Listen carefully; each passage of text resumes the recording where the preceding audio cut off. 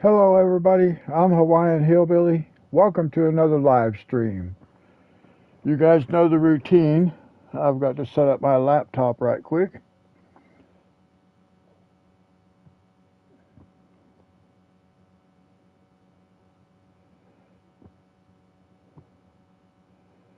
Sometimes it takes a minute for it to... Yeah, see, I'm back at where it's taking a minute to show up the live broadcast because it just says upcoming on YouTube. So I gotta wait. There it is. Sometimes it takes a second for it to catch up. I got to put in a little message for the chat, guys, because I want to monitor chat.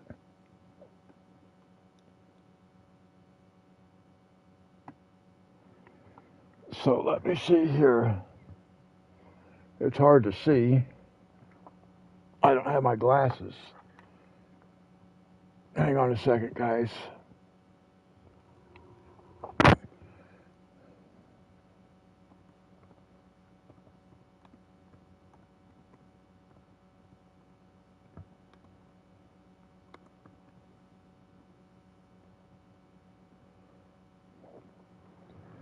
Okay.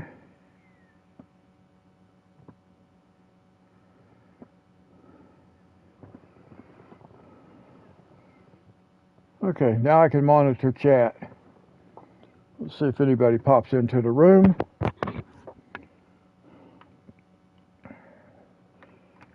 There we go. Now let's see what we're going to do here. Let's go inside. We're going to play on Elm Creek today. Don't worry. Of course I have to yawn, guys. It's just always that way. It is 6, let's see, what time is it? It's hard for me to see. I can't really read. 6:30. 6:30 in the morning where I live. I was going to try to get on like last night and do a live stream, but I was a little too tired. I didn't think I'd be able to. I'd want to stay up long enough to complete one, so I slept for a while. 6:30 in the morning. We will get back on Calm Lands, guys. We're going to go on Elm Creek today.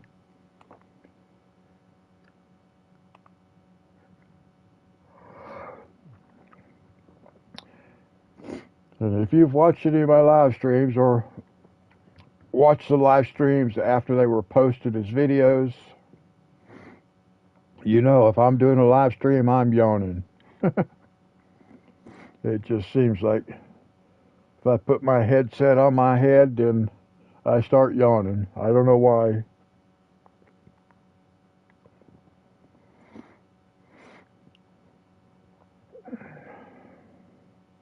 No, we're not going to be able to do much, guys, other than like a repeat of the last episode.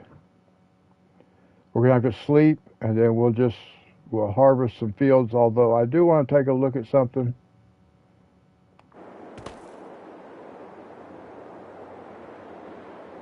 The first thing I want to do is I want to check the price on something. I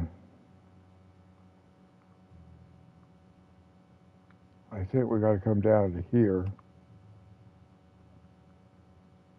I'm just wanting to see how much something costs here. Because I need one of these.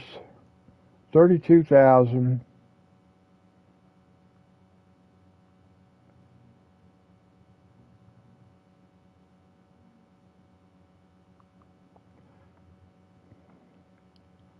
It's 32,000 for that one. And then of course we can buy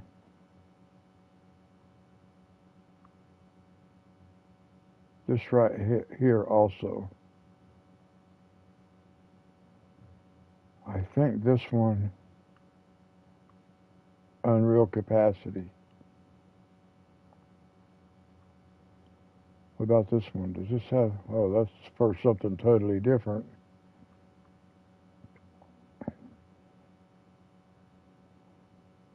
I don't know what that one does. But yeah, we want this one. 16,000. Okay, so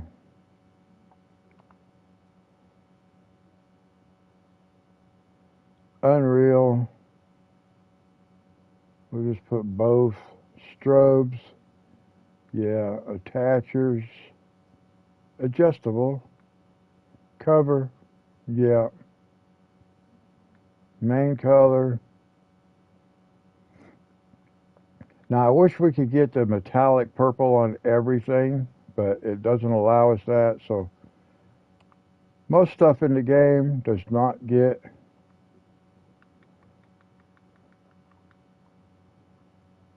My stomach is really upset for some reason. I don't know why. Okay, so we're gonna have this. We'll buy this. Okay, and then we want to go back to the truck. Single cab. We could get a double cab, but the double cab is actually a crew cab. It's cheaper.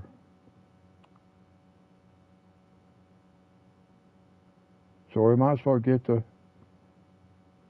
full extras. Yeah, why not?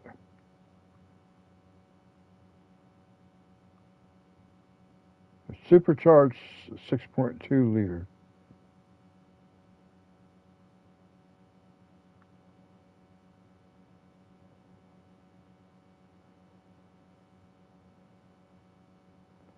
Those are kind of nice.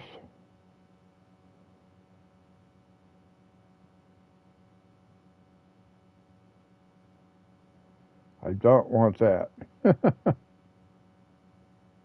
kind of like that.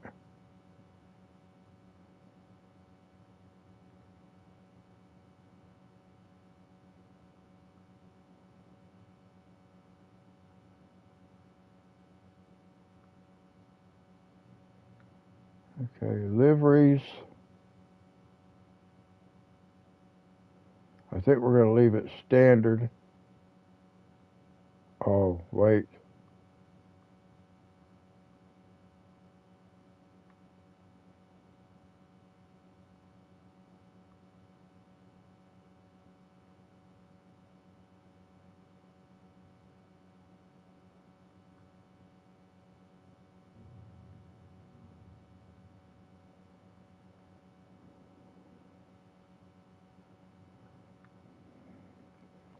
Main color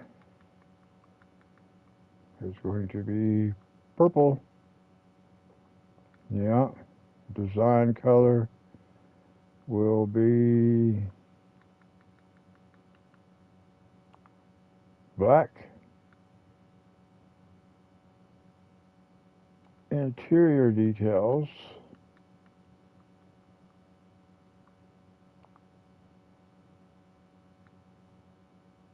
Metal parts.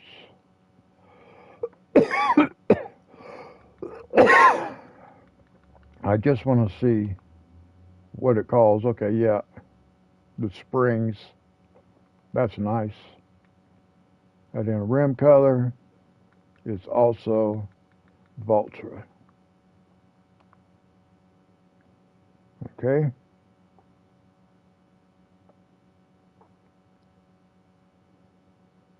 And that's $48,000.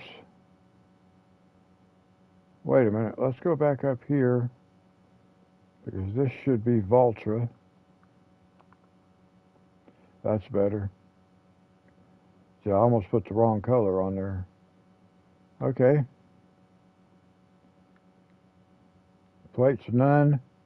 All right.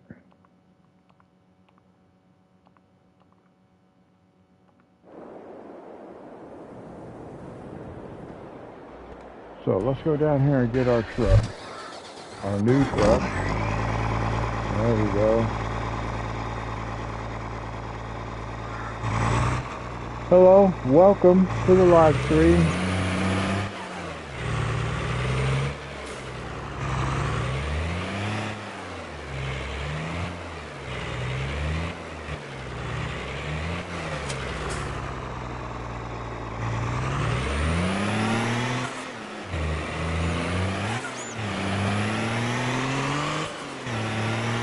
Now we have a vehicle big enough to hold our crop, although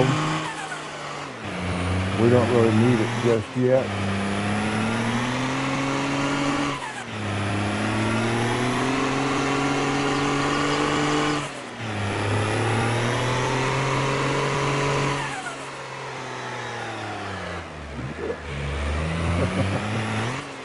Easy. Easy. Alright, we're going to just leave this one parked right here. Now all we can do is just go sleep until we can harvest.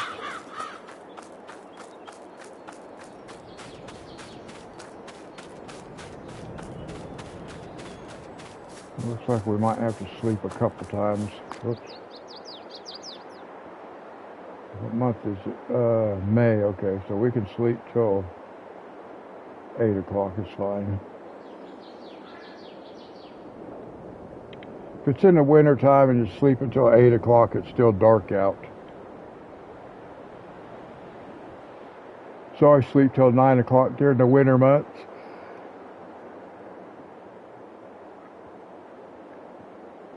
And then we just got to sleep again. That's all we can do, which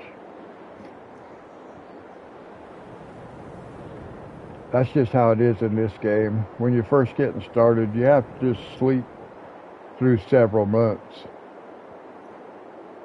in order to get your crops to grow. So if we were playing on, like, I've got it set to 1 day months. See, I've slept through 2 whole months already. 2 days, but they're entire months as far as the game is concerned. So we've had to sleep twice already. If I had this thing set up at 2 day months, I'd had to sleep 4 times. And the first time I played this game, I had it set up for 30-day months. And I kept wondering, how come my crop is not growing? So I totally had to change it back to 1 day months.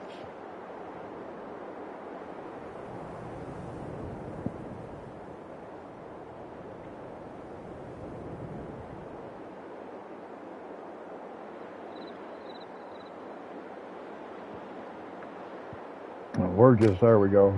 That's what we're looking for right there.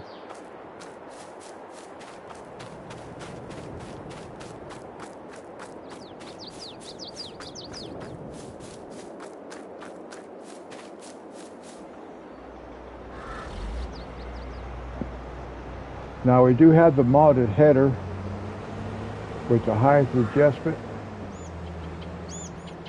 so we can harvest at the full speed of our harvester, which is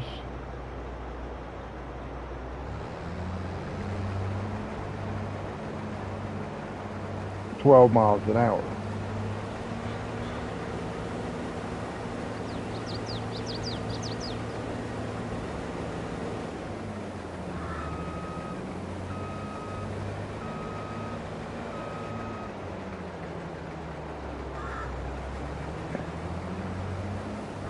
Now once we get these fields done, we'll have to sleep again for a couple more months. So our big field will be ready to go. But then we should be able to sell,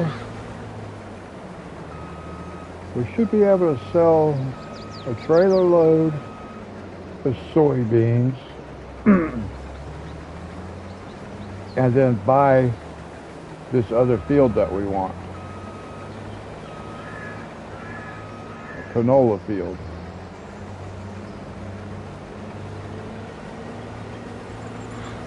And I might just do soybeans in it one time, the first time, just because soybeans is a cash crop.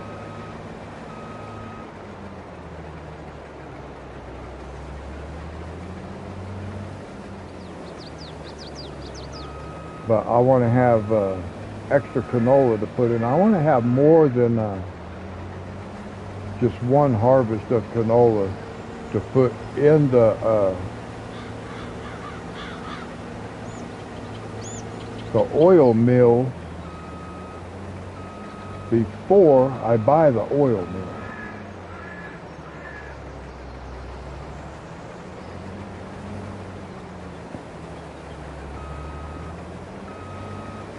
It'd be nice if I could actually completely fill the oil mill with grain before I purchased it. You actually get paid for your grain twice if you do it the right way.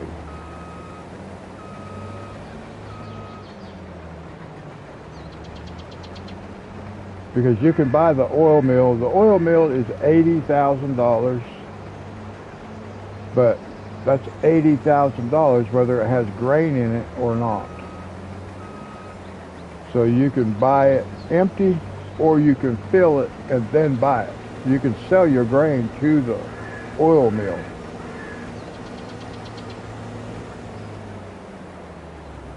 And then once you do that, you can buy it and you get the oil mill and you get the grain that's in it.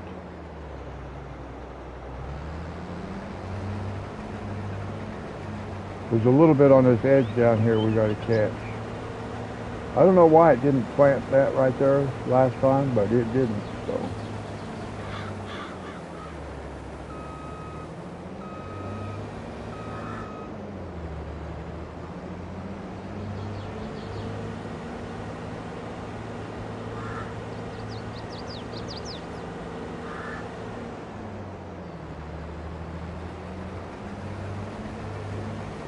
Now we're just going to come across here like this.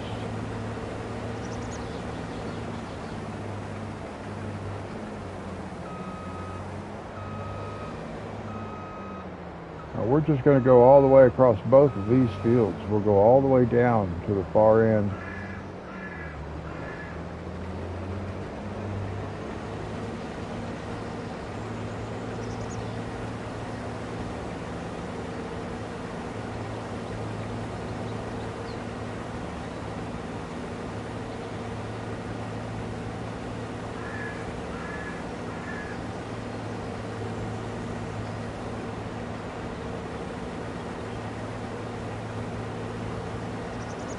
We need to keep it off this fence down here. Once we get the helper going by himself. And this headland row will help with that right there.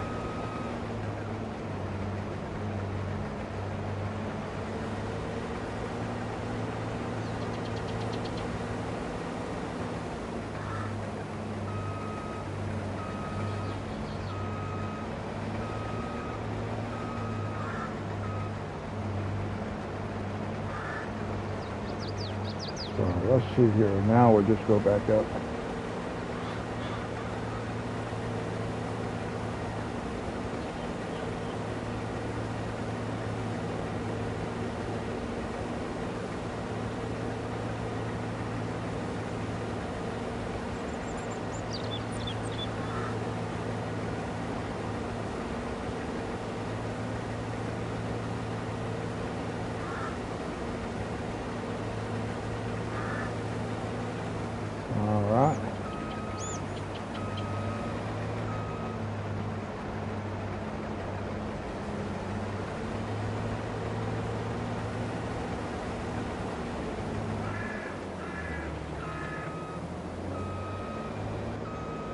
Now it won't really take that much longer for this guy to, we'll put a helper in there, and now we'll just let the helper go.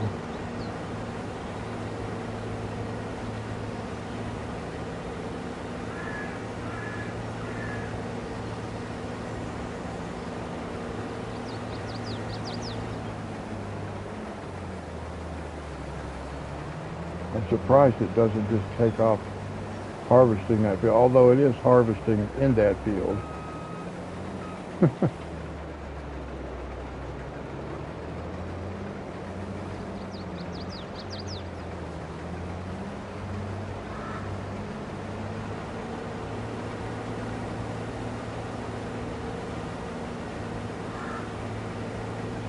So hopefully we'll get that lined out here pretty quick. Well, this only takes a few minutes to harvest this because Like I said, we got that modded header, which allows us to work at the maximum operating speed of the equipment.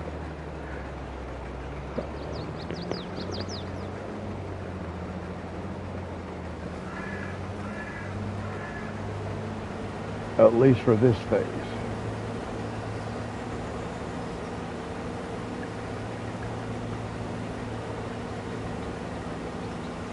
I'm not in a real talkative mood this morning, guys.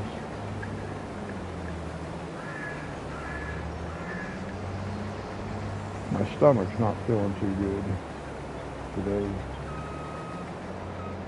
Feeling a little queasy.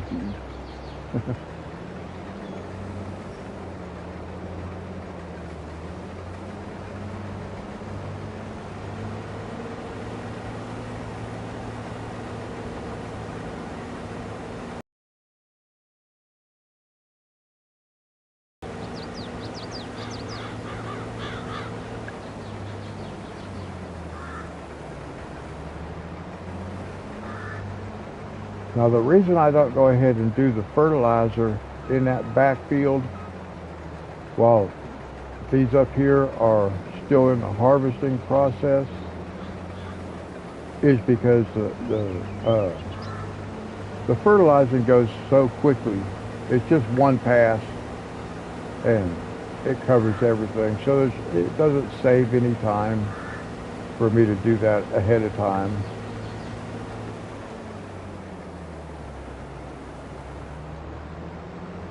We'll just get this guy started right back here again.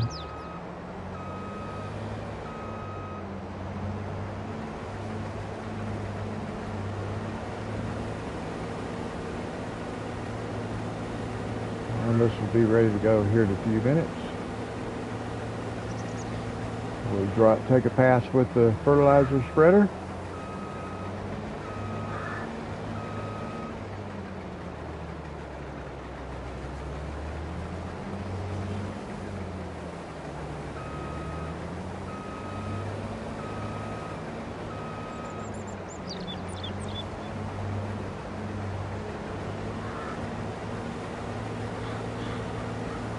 We've got to get to where we can buy another piece of property, and the one I want is $377,000.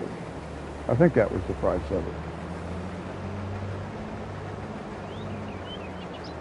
And like when you're used to playing, well, even on Calm Lands, like the most expensive plot of land is like 189,000, something like that. So 377,000 is quite a bit to come up with.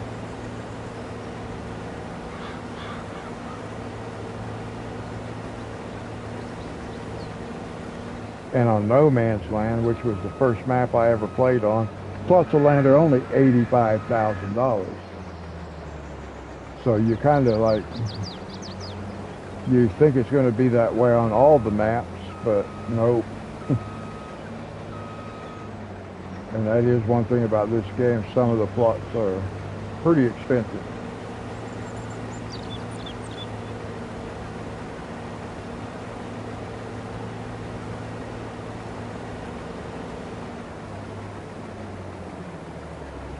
Now I also want to be able to get in some beehives.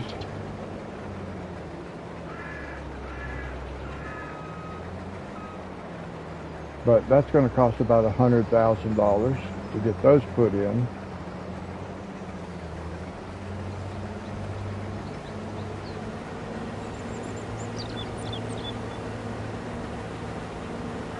Now we were able to finish all these fields with our harvester.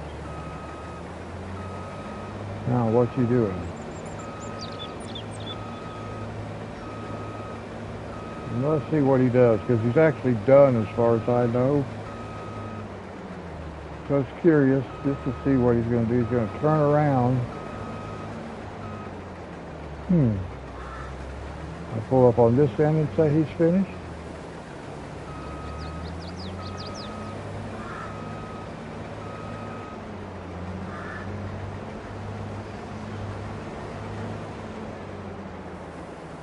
Yeah. Well, it looks like he hit a little bit of something over there. That was interesting. Quite interesting. There should not have been anything over there for him to harvest, but he did find something apparently. So here's what we want to do. Let's stop right here.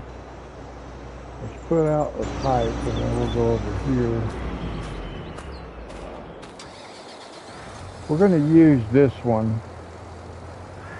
Even though we just bought this new truck, we don't need that yet. Because I want to sell one trailer load in this trailer for now. So that's going to get us roughly $140,000.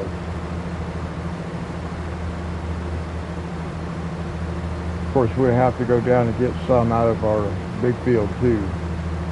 We cannot fill this trailer with just these 3 fields. So yeah, this map is a little bit harder to get started on than maybe some of the others, simply because properties are expensive and what you start out with is so small. We're not going to dump that in there. I'm just going to park over here for now. We'll have extra to put in here. We do have, you see, we got 10,000 liters of soybeans in there already. That's the extra that we've been getting off our fields. So we've just been selling the 1 trailer load at a time now. What do we need here? What tractor do I want to use? Where's my fertilizer spreader? I thought it was over there by the house. That's where it's supposed to be. Where did I put it? I don't even know where I put it, to be honest.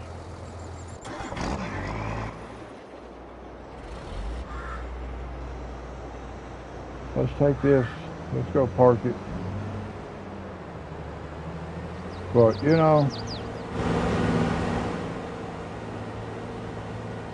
we're going to take it down here to the other end. I don't even know where my fertilizer spreader is. I need another tractor, actually. I need another tractor. I normally like to play with a permanent tractor for the fertilizer spreader, so I don't end up just sitting it down someplace, because I didn't put it back where I kind of wanted to keep it, and now I don't know where I put it. That's okay, we'll find it.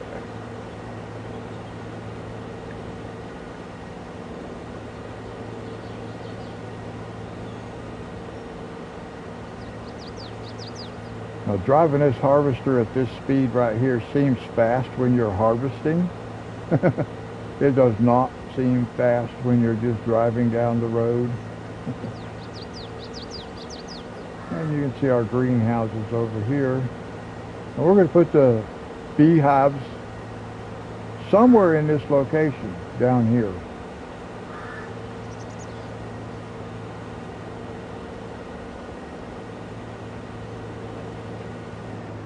But I haven't decided exactly where yet. I have an idea.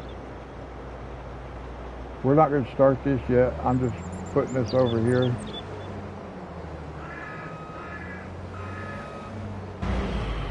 I think we're going to put our beehives.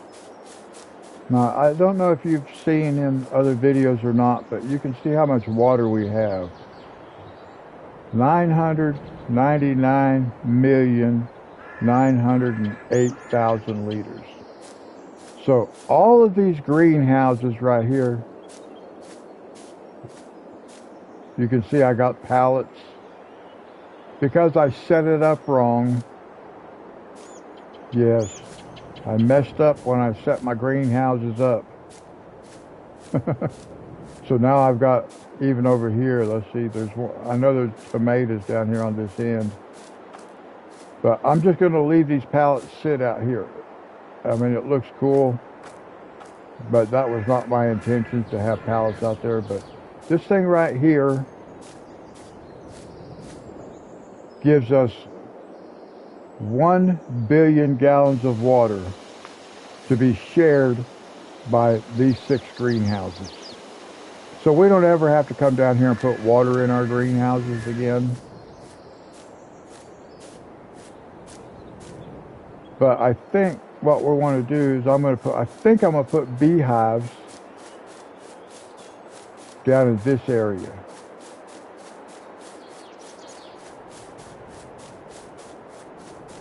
I think that's what I want to do. I want to put some beehives down here.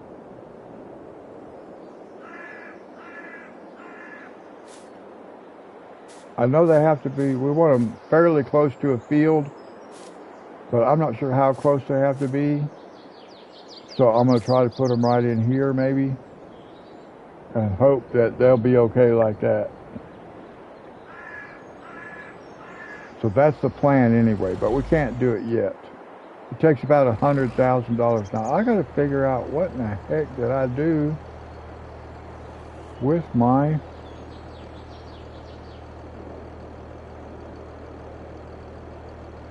where is my fertilizer spreader?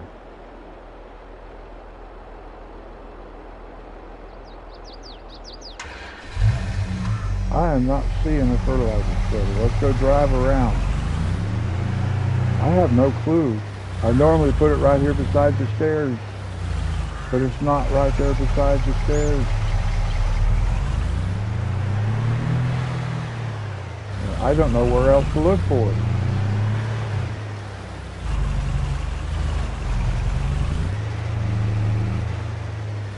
Not back here.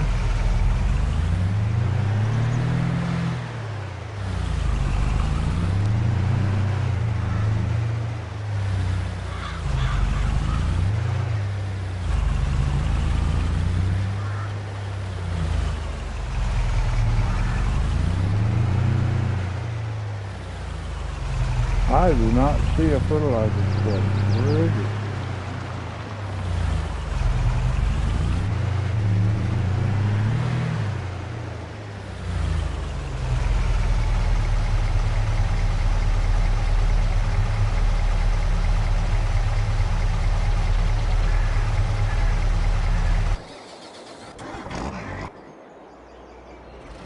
Is it down here somewhere? I don't see it.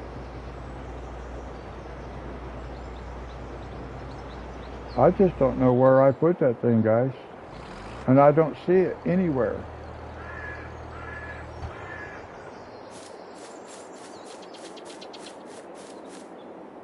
I do not see this thing anywhere. Now that's not funny. There's my tree be gone. I didn't put nothing inside any of these buildings. I mean, that's what they're for, but they're not. I didn't put anything in these buildings. Where in the world is my fertilizer spreader?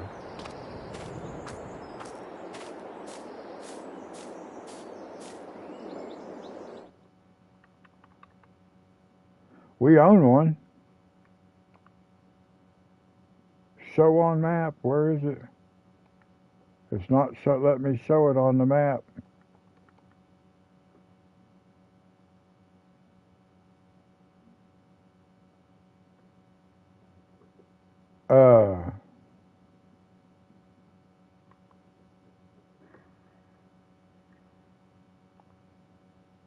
I do not know where this thing's at. It says to show on map. Hit triangle.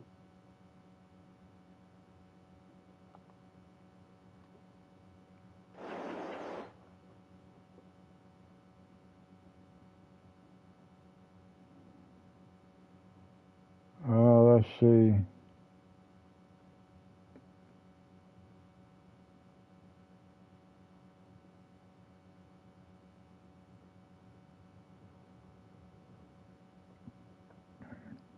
Something is just weird, you know?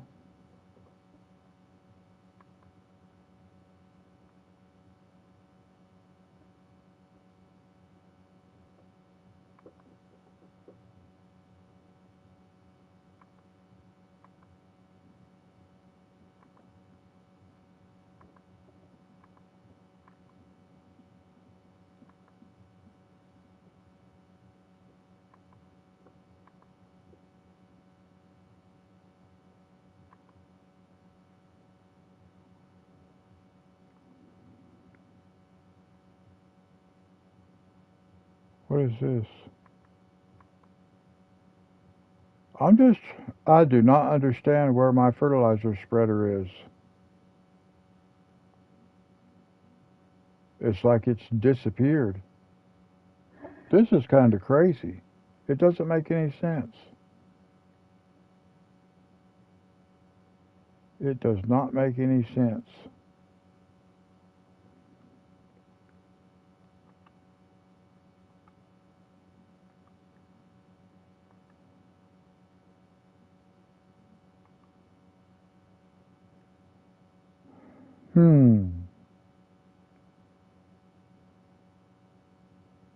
I wouldn't have had it anyplace else. There would have been no reason for me to have it anyplace else.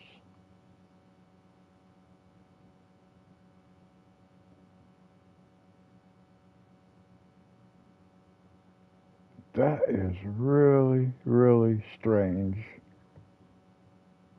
Very strange.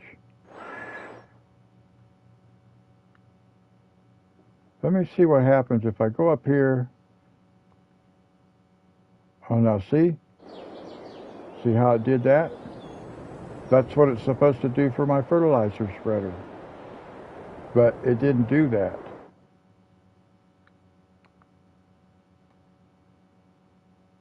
It took that thing off of there, but do we have a green? There it is. Where is that?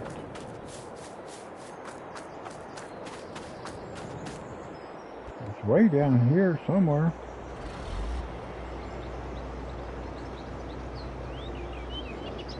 Why is my fertilizer spreader over here?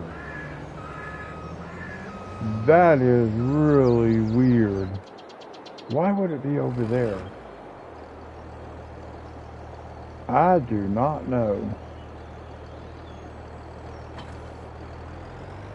I do not know why that thing would be all the way over there.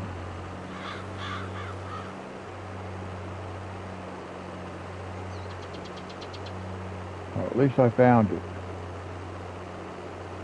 I do not have an explanation as to why it is at the dealership.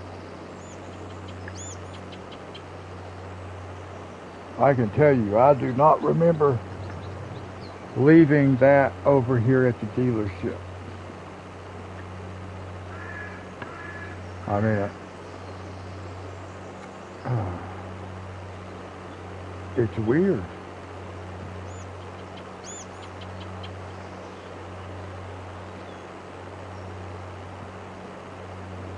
It's weird because I don't remember having this thing over here.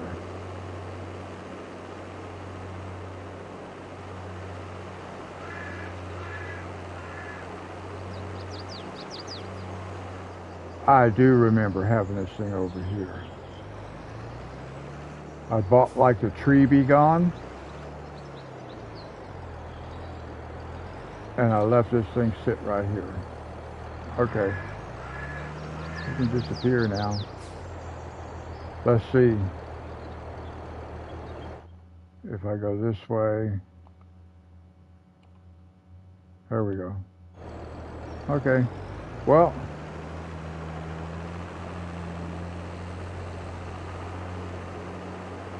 I did not remember leaving that sit down there. But I did. Once I saw it sitting there, then I remembered when I bought that tree be gone, because there were two trees. There was a tree right here on this corner of the field, and then there was one at the other end of the fence down there. Yep, I remember that. I remember dropping this thing off down there now. Wow. Well, at least I learned how to use a marker to find my equipment. I've never done that before. And I've had a lot more equipment than what I have now to have to sort out and keep track of.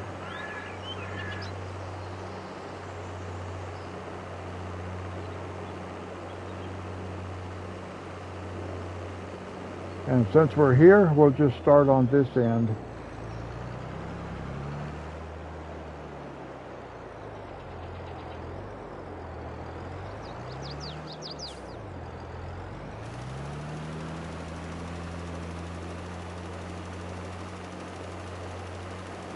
And this is why I don't get in a hurry to do this part. Like, I don't need to catch a small field back there in the back. Why is it?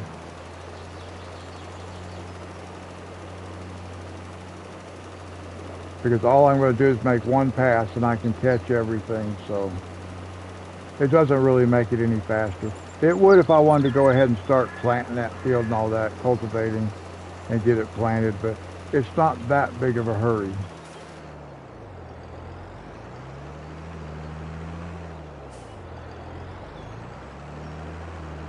Now this time, well, see, this fertilizer spreader's got to go down to the other end of the farm. I need to buy another one of these, but I don't want to do it yet. But I want to buy one just to keep down on the other end, because I don't want to have to keep driving this one back and forth. We can have multiple of these. We'll just have them in different spots on the map as we expand. Let's fill this back up.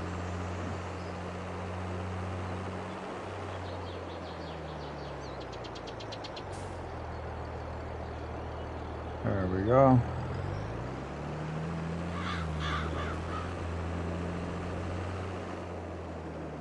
Now, for now, I'm going to park this right here.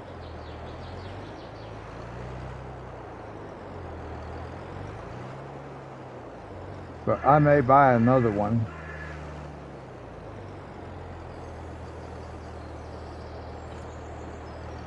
But for now, we're going to just leave it parked right there. And then we will go reattach to our planter. Actually a seeder. It's not a planter, it's a seeder, but it plants seeds. And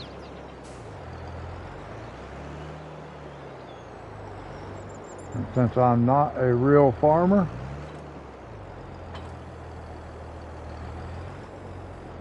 I think I got too close. Yeah, there we go. All right. Now, actually, let's go put this truck away.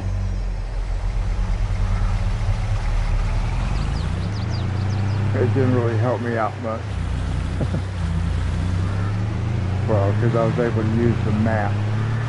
I was able to find what I was looking for just by using the map.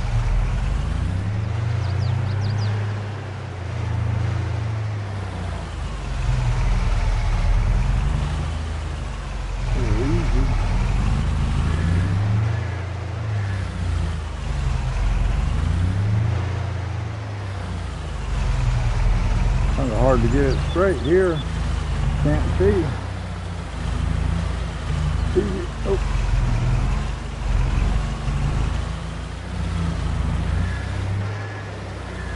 Now normally I would not go through all that for parking something, but because there's a bay in there, I don't want that thing to fall down inside that bay. Because we might not get it back out. Okay, now we need a cultivator.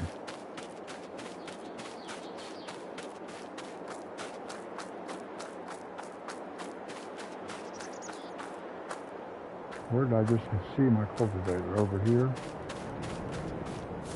What?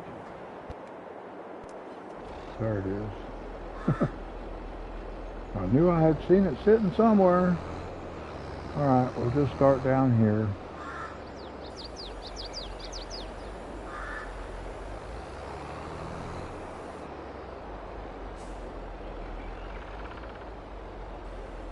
And I'm not going to do a headland row on this one. I'll just let this guy work by himself. I will do a row, I think, around the other fields. I may or may not. My hands are hurting a little bit. So I used the helper so I could put my controller down. Sorry guys, you know how it is. It's about 7:10 in the morning where I live, so I got a yawn. Bunch of deer. If I remember correctly, this map had deer all over the place.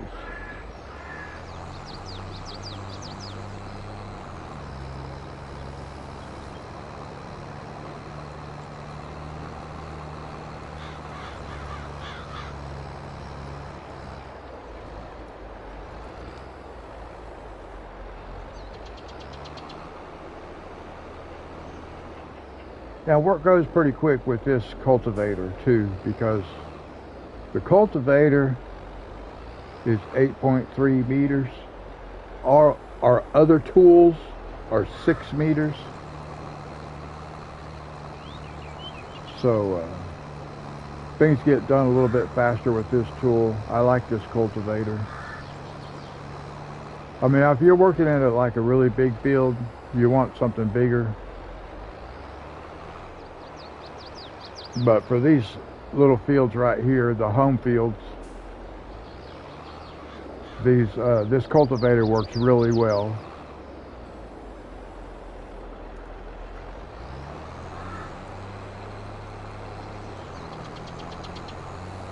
Now I will have to, I guess I'm going to run the seeder the first pass on this field, because for some reason it did not plant this section down here. And I have no clue why, because I wasn't watching it. That's why. I have found if you don't watch the helper does not do a good job. Now see, look at what this guy's doing. Why is it doing all this? Makes no sense to me why it didn't just turn around and come back down. I mean, that would have been the easy thing to do. But for some reason, it's like, no, I can't do that section over there.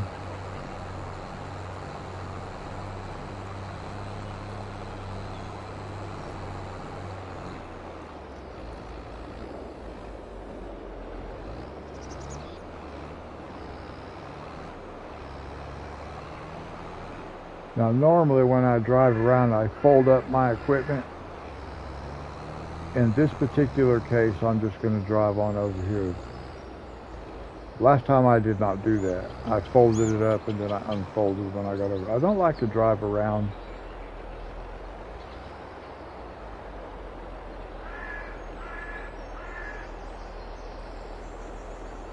Let's see, I think I'll just drive this one myself.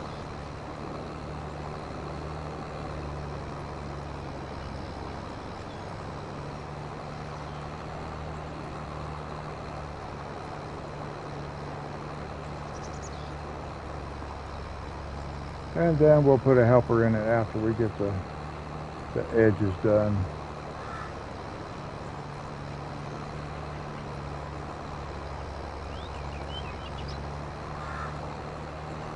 And I could have raised that.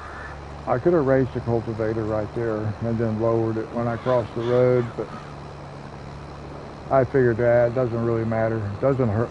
It doesn't do anything to the road if you drive across it.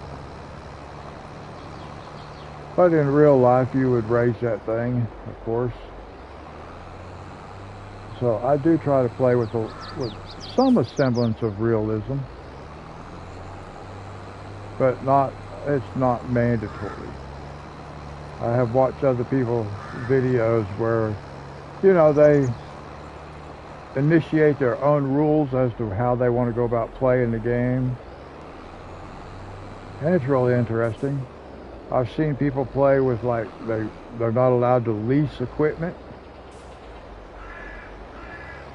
and stuff like that. There's just all different kinds of self-imposed rules that people have, that they come up with for themselves for the game, which is interesting.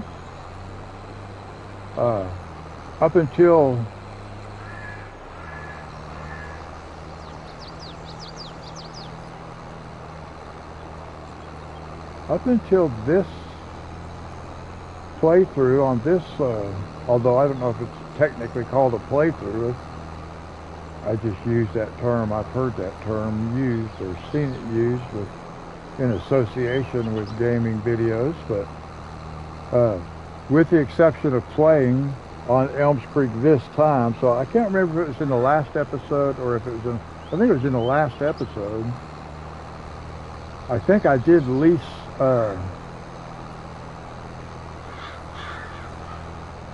yeah, I was going to lease a tree be gone, actually. I wasn't going to buy it. I was just going to lease it for the time being, but the one I leased, I could not get it to attach to my tractor. I couldn't pick it up. I don't know why. I was going to get the smaller version of the one we have now, and it just would not work. So I leased it, and then if you saw that episode, I literally just used my tractor and pushed it back over into the zone where I could sell it. It was weird. I never seen it do anything like that before. But we ended up buying the other one, because there may be some other trees somewhere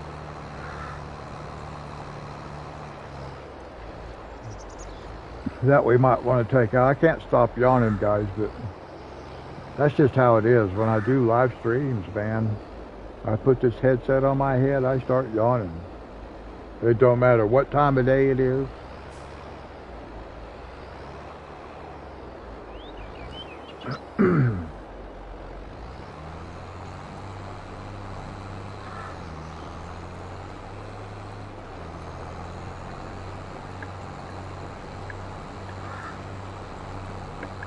And for those of you who do watch, come hang out for a while. I appreciate it. It's always nice to have somebody, like, even if you're not in chat and we can't talk back and forth, it's always nice to have somebody watching that I can actually talk to. Of course, I probably end up repeating myself a bunch of times. You hear the same thing over and over and over again, because I don't know if it's the same person watching all the time. I don't have anything that gives me a username or anything like that that tells me who's watching. I just know somebody's watching. Unless it's somebody in chat, then it posts their username.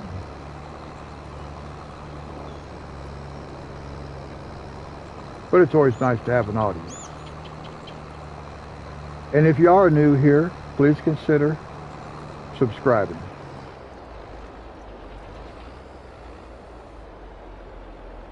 I really don't see this channel getting very big.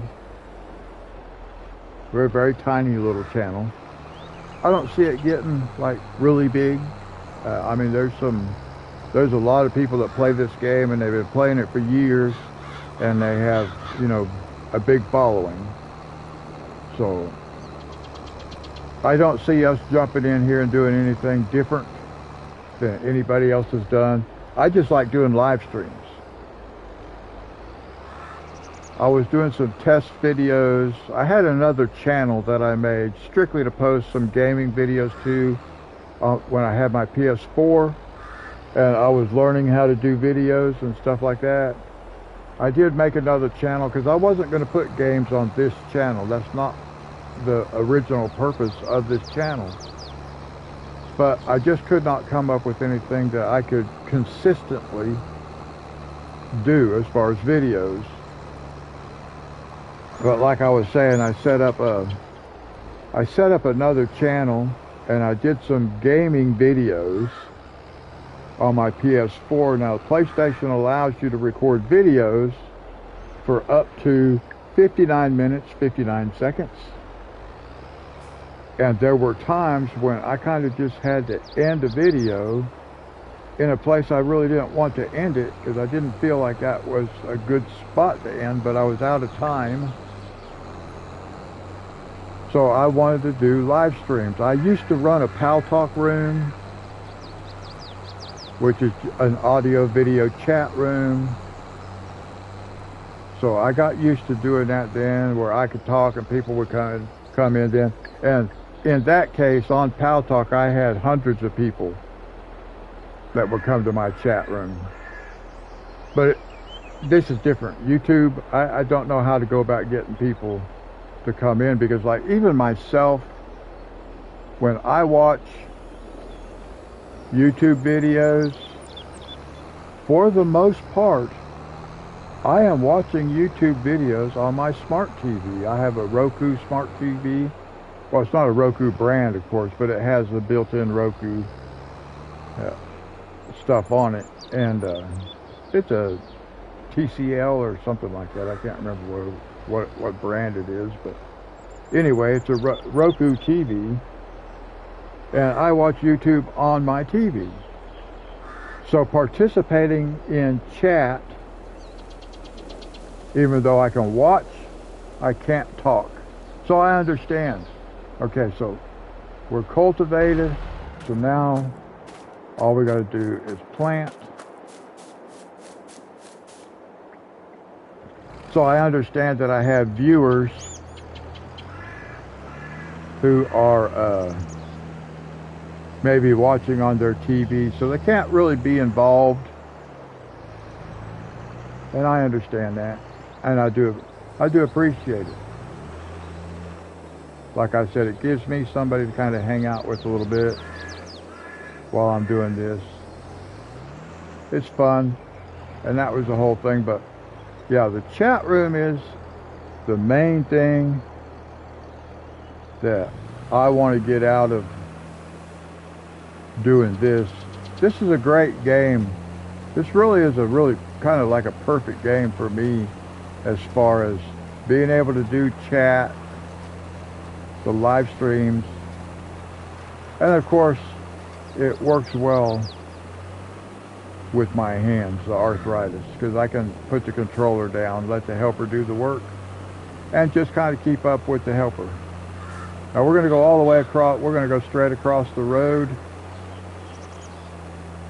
With this one, we'll cover this edge on both fields.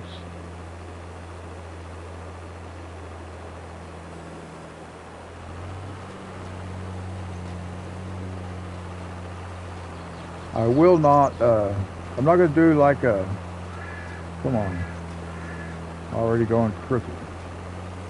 I'm not going to do like a headland row on these two ends of these fields where they come together right here. That's not necessary. I don't really have to do that. We're going to stop here, lift up the tool. This tool we don't want to drag across both sides. I don't want to drag it across the road.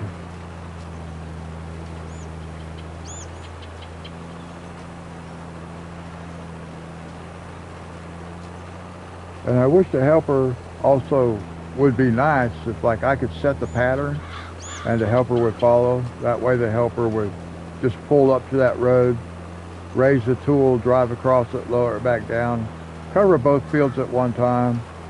It doesn't work that way, and I mean, you know, I'm okay with that. I'm used to it, but it would be cool if it did.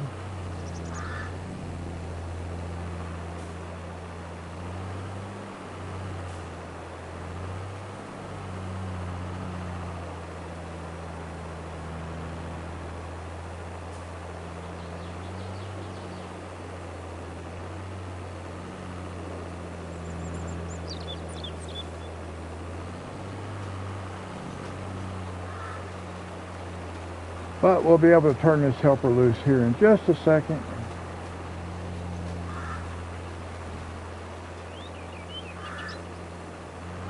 Sometimes I almost forget what button to push to do things.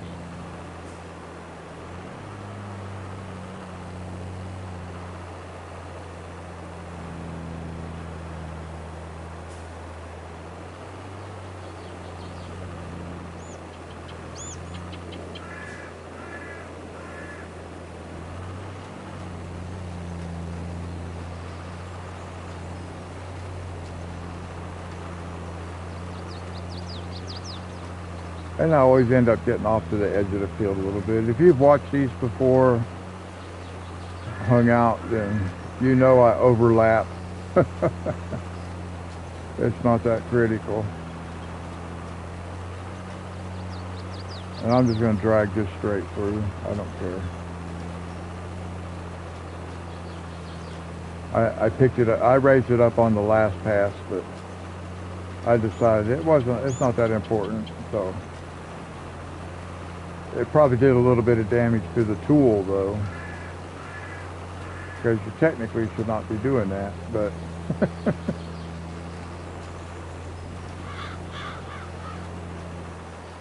Okay, now we can put a helper in here. We'll get it lined out, and we'll send a helper.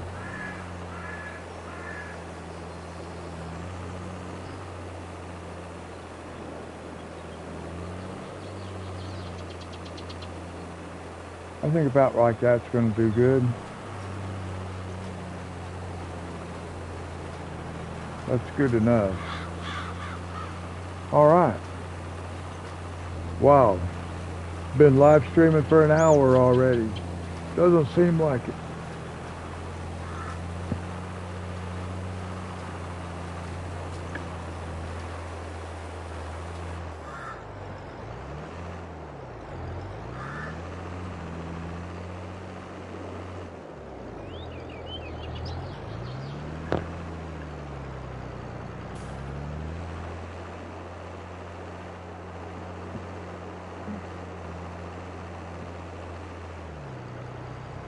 We'll get these fields done over here,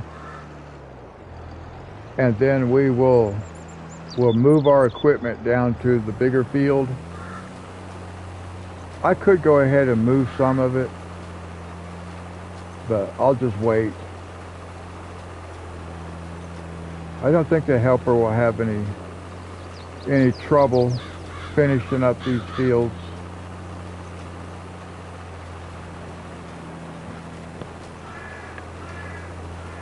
But I'll just wait.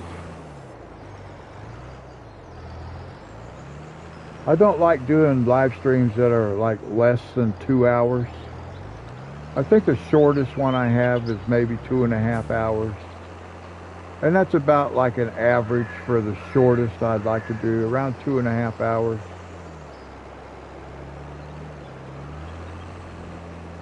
But it doesn't make sense to do a live stream that's going to be less than an hour, because I can actually do a video. I can record, PlayStation allows me to record videos up to 59 minutes, 59 seconds. So, but what I was going to say earlier about doing the practice videos, it's funny because I got used to talking while I was making those videos just to get a feel for it and stuff like that.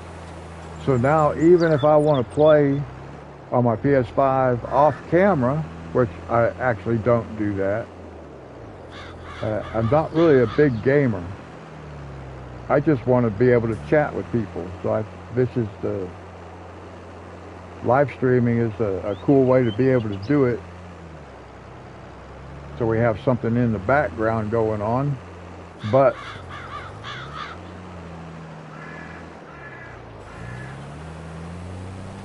I've only had actually a couple people show up in the chat room.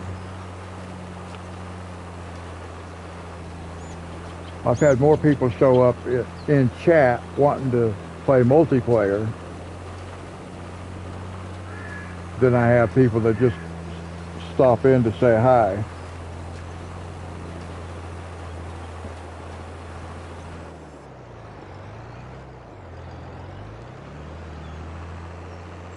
Now see, I don't understand, okay, is this guy going to get turned around and just do his job the right way? Or am I going to have to help it? Don't hit that person.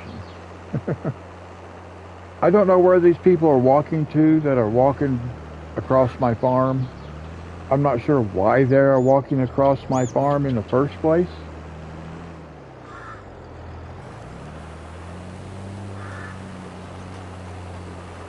But for some reason, we have people walking across our farm. So just like traffic signs, I think the pedestrians on this map should be toggled on and off with traffic. If you don't have traffic, you shouldn't have people walking around. And we don't need street signs. We don't have traffic. We do not need street signs. Let's just pull across here and send him on his way again.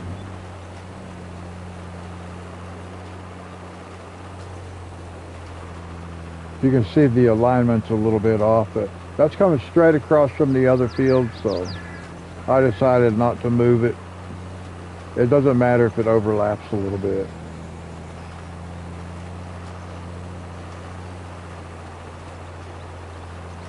I do try to play somewhat realistically, but not totally.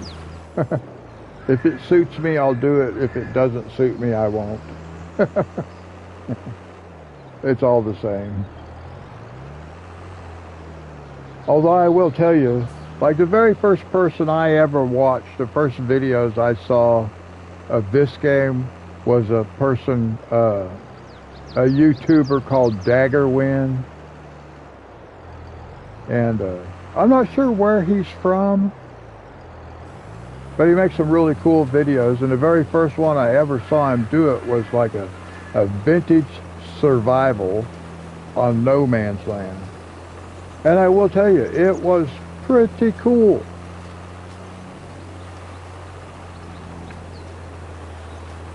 And that's really, that's what made me most interested in this game. I watched his videos. So a big shout out to Daggerwin. He is the one that kind of inspired me to get this game. Well, not kinda, he is the one that inspired me to get this game. But then once I got it, and I realized I knew you could hire helpers and stuff like that, but I found out that this is one of the easiest games for me because I can put the controller down. I don't have to have that thing in my hand the whole time, and I'm still accomplishing stuff. So yeah, a big shout out to Daggerwin. But there's a lot of guys that play this. Some of these guys, they give great tutorials on how the equipment works and, you know, all that stuff. I don't really do that. I do try to explain stuff though, so if anybody that might watch the videos after they're posted,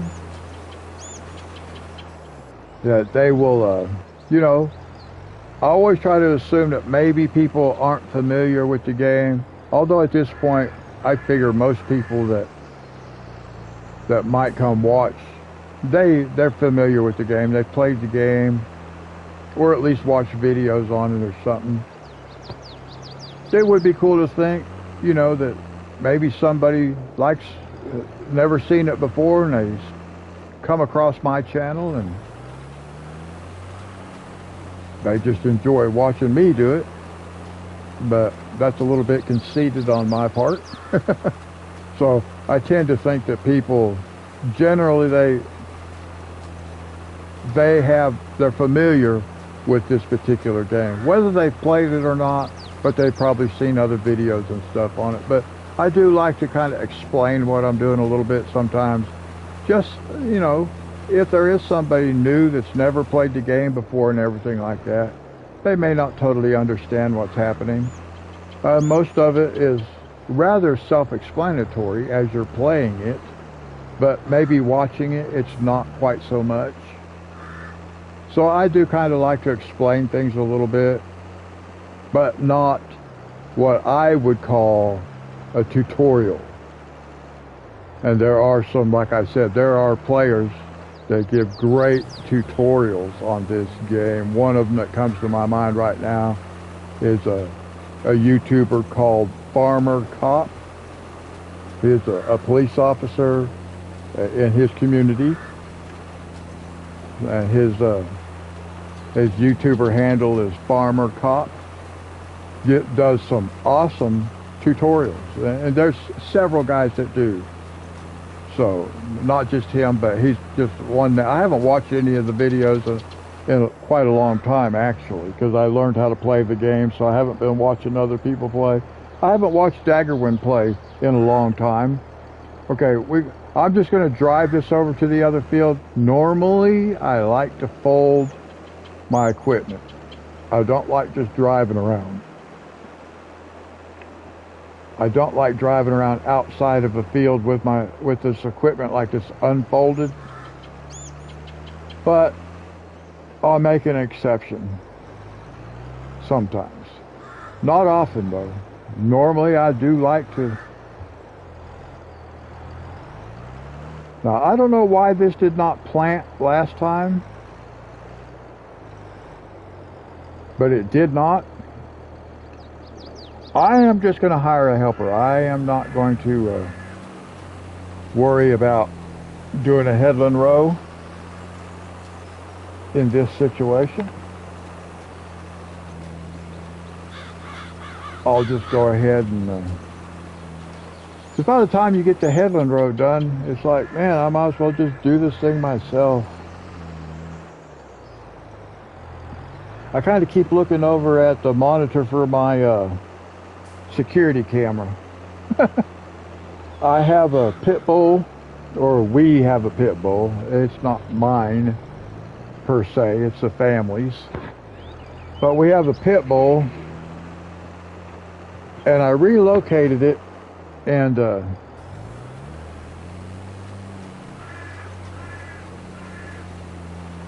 after I relocated it, I did this a few days ago, it has escaped like 3 times.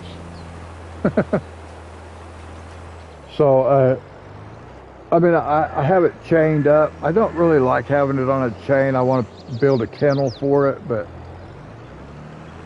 we haven't been able to get that done yet. I have a heart condition. I can't do much, which is a bummer because I'm a very... Sorry, guys. I have to yawn. I'm a very active kind of person, always have been. But I have a heart condition that's just basically brought me to a complete stop. I can do very little anymore. So being able to get things done that need to be done is difficult. Because there's nobody to do them.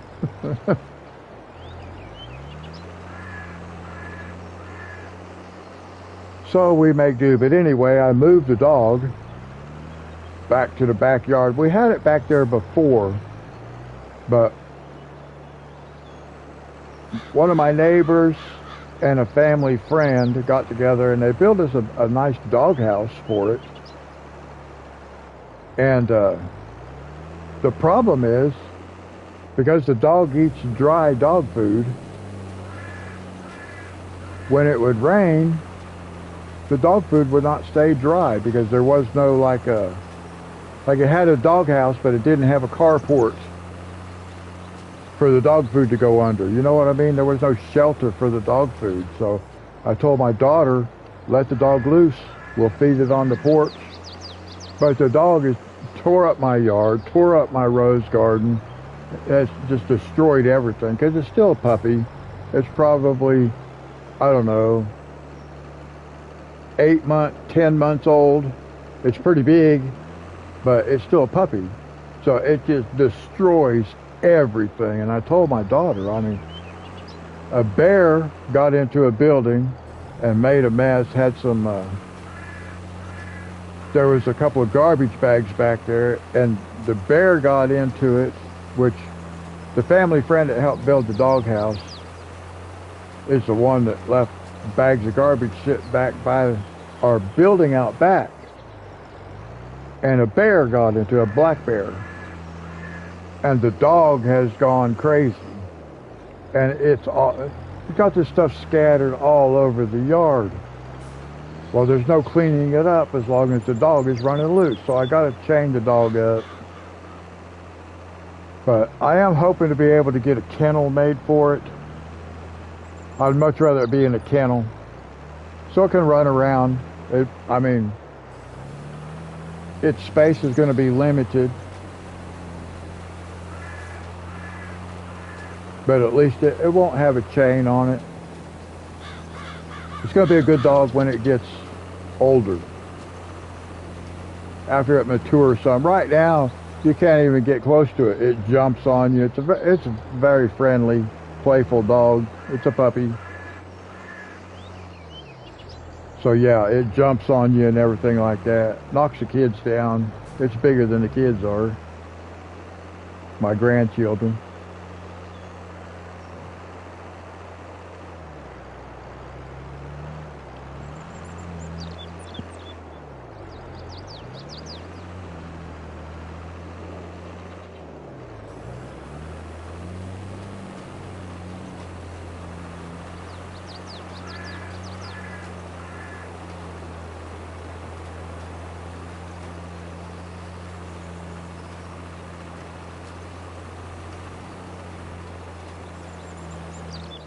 All right.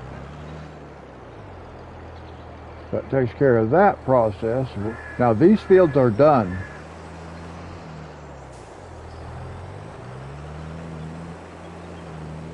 We'll get that thing folded up. We'll just go ahead and take this on down to the other end now. We'll get all our equipment moved down there.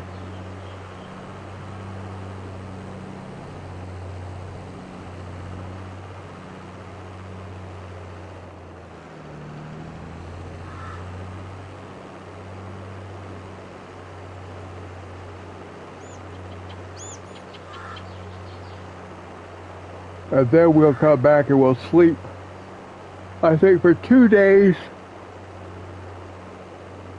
which really equals 2 months as far as the game is concerned, because we are playing on 1 day months. But we'll get everything moved down here. We'll go sleep. Like I said, I think we got to sleep 2 days, 2 months, and this field will be ready up here. I think it was 2.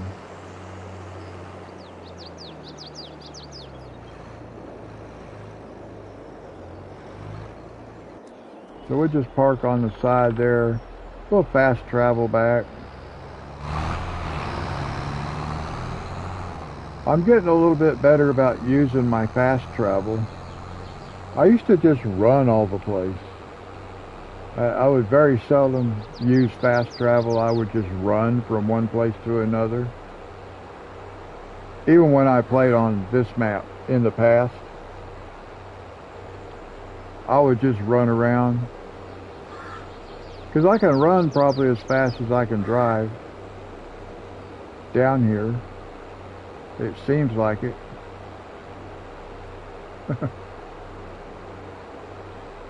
It may not be accurate. Well, I mean, it's accurate that it seems like it, but it might not really be as fast. We're just going to park on the edge of the road. Let's see what it feels like if we just start running. See? It looks like we're running pretty quickly. It seems like I'm running as fast as I drove. I wish it had a speedometer to tell me how fast I'm running.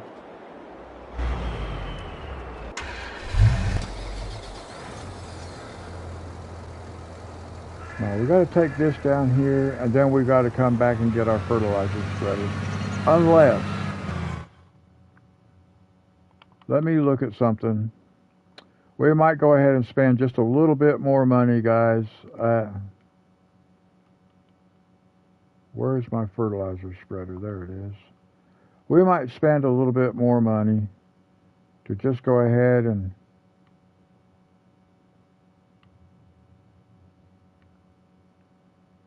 we just get the best of everything. Yeah, so $21,000. We'll buy it. But we're still going to get this one. We're going to take this trailer down there, drop it off. We'll pick up the new fertilizer spreader, come fill it up and take it back down there. Either way, it's the same number of trips back and forth. Unless we were to buy fertilizer at the dealership.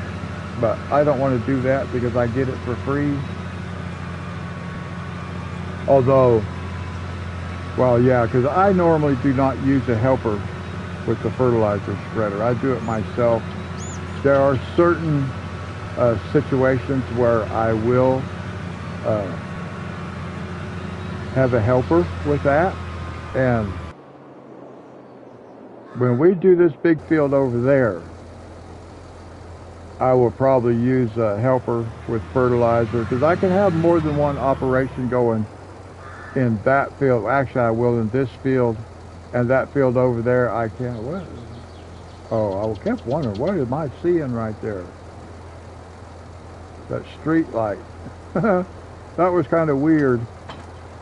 Okay, we're going to leave that trailer sit right there. We'll go grab this fertilizer spreader. And we're gonna fill it up and then bring it back on this end.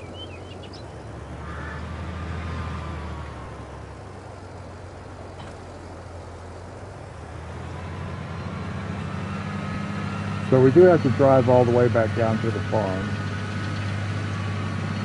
Now let's see, we have a trailer, we have a cultivator, we have a seeder, we have a harvester, and we will have our fertilizer. So we'll have everything we need. So what I'm going to do, I am going to fill this up, and then I'm going to sleep for 2 days. I may as well do that while we're here.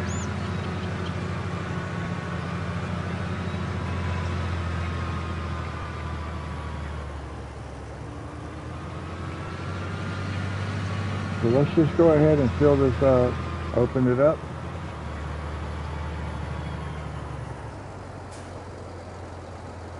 And we want solid fertilizer.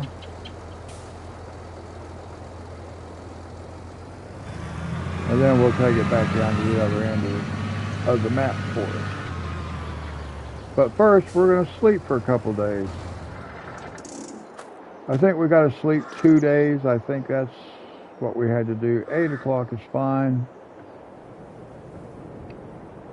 We will jump down, we'll fast travel down to one of our other vehicles just to make sure. I'm pretty sure it's 2 days that we have to sleep. So we'll find out. Yeah, I'm pretty sure we're going to sleep for one. We're going to sleep for one more day.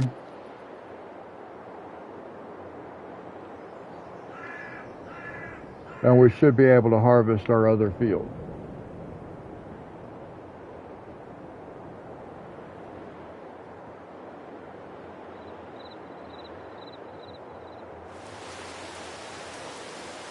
Oh, I saw a little bit of rain. Okay, good, it stopped. Now let's fast travel. Yeah.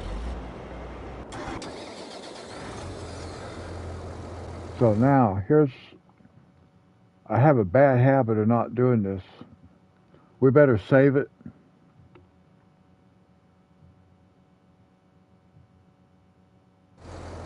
There we go. Yeah, I have a real bad habit of not saving the game until I'm done with the live stream. I did have the electricity go out one time in the middle of a live stream. I was doing Planet Coaster. My final episode of Papa Cow Park. And the electricity went out. A breaker trip. I'm not sure what caused it. But sure enough, right in the middle of the live stream. So my final episode of Papa Cow Park on Planet Coaster is actually 2 separate videos. Ooh, almost hit that sign right there.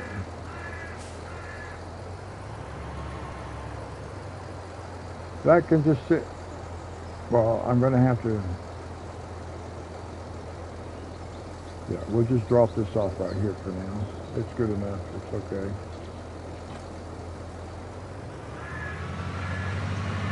Because we actually need the trailer. It's going to be the next thing we got to use.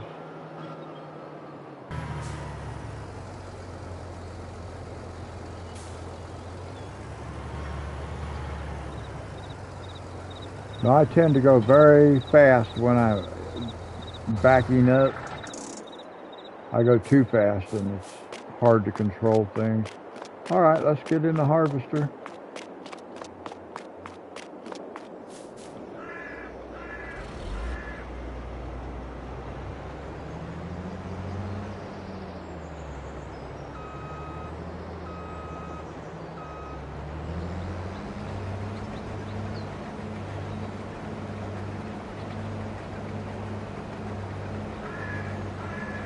There we go.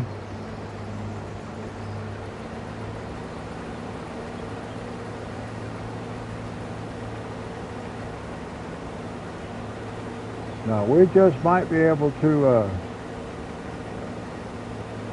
buy this other field after we finish harvesting, guys.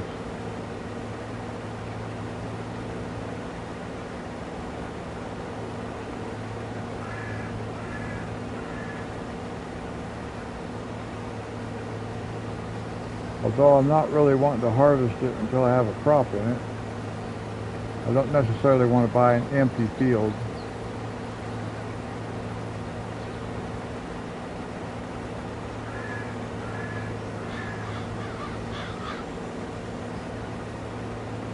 And then I'll have to decide for sure what I want to put in that field.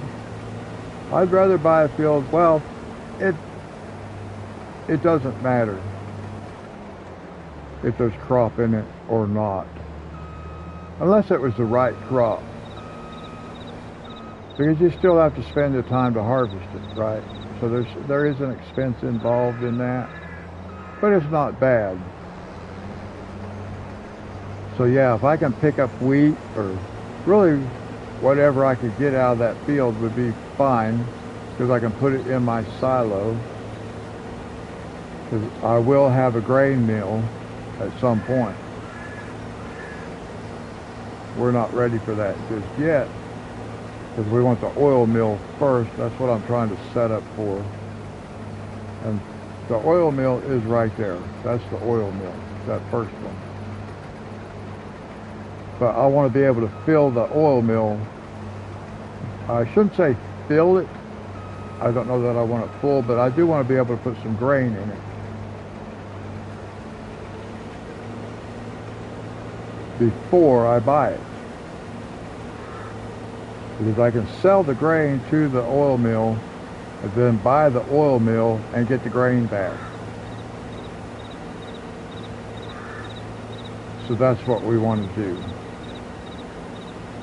We could buy it empty, but then we can't sell our grain, because once we own the grain mill or the oil mill, we can't sell, I mean, whatever grain we put in it, like canola or sunflowers, we're not actually selling it to ourselves.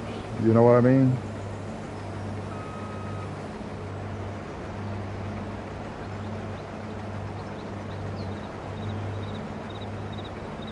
So now let's turn the helper loose.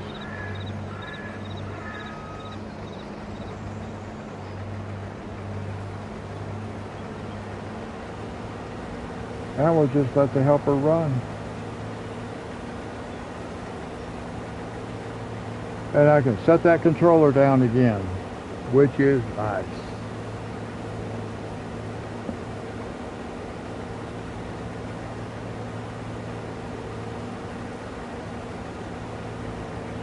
We just let the helper run.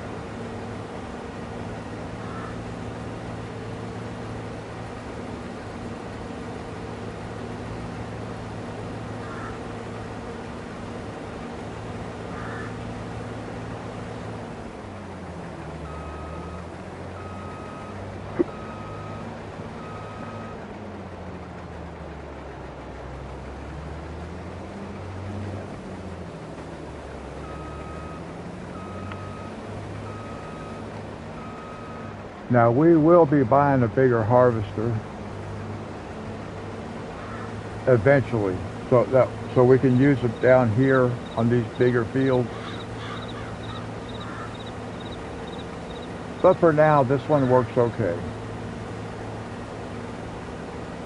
You know, I don't have $500,000 to buy a harvester and a header and a trailer. Now we'd need 500,000 or more. So I mean, it is what it is. We'll use what we can use. We've got a big loan that we need to pay off. We're still at $450,000 loan. So we want to be able to get that paid off as quickly as we can. That way all the money we see in our bank account is actually ours. Right now it is not ours. It all belongs to the bank.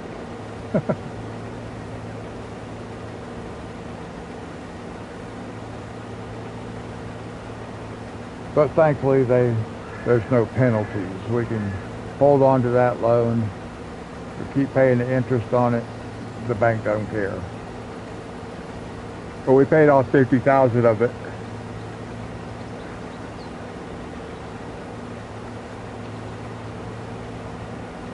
I took out 500,000. I paid 50,000 back already. And I was going to pay 50,000 back last episode, but then I decided not to. I want to buy this other field. I really need to get this other field. And we'll do soybeans. And that's going to help us get some money quickly. And that's what we want. We want to start amassing some money.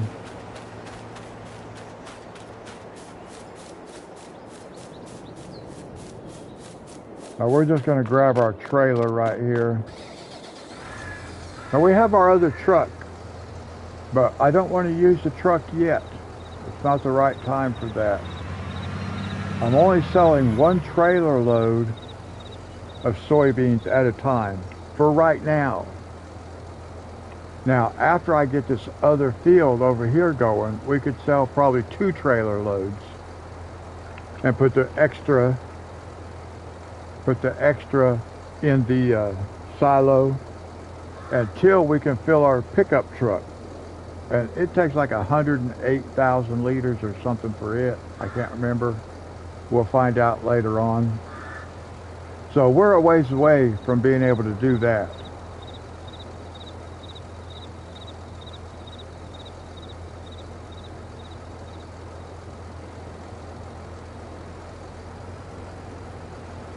This guy should be close to getting full. Yeah, he's starting to slow down. So we know we can pull out here. When they start to slow down, it's because they're full. Let's try not to get up there in that chaff. We'll clog our engine up. There we go.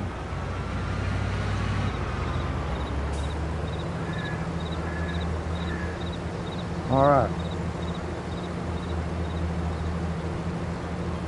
Now we'll have most of this field done before we actually fill this trailer.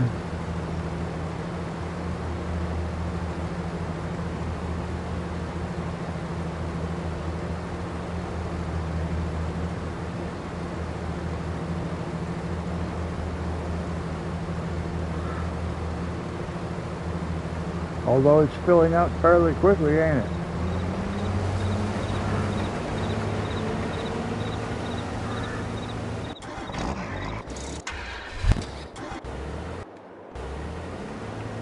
We can just leave it sit where it was, just not in the way.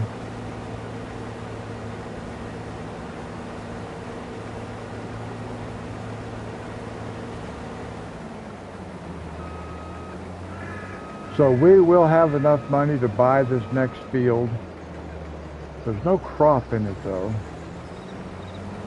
And I kind of want to buy it with a crop in it.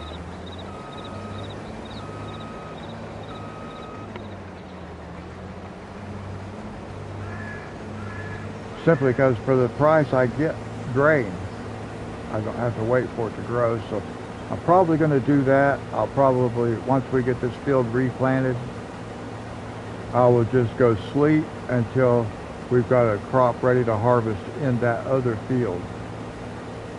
We'll see how it works out.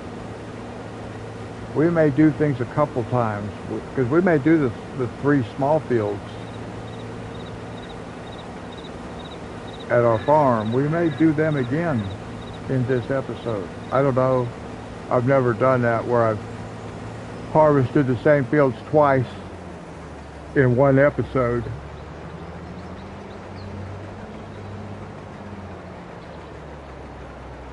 But as you can see, there's nothing in that field. I'm not sure why it's harvested, but it is. So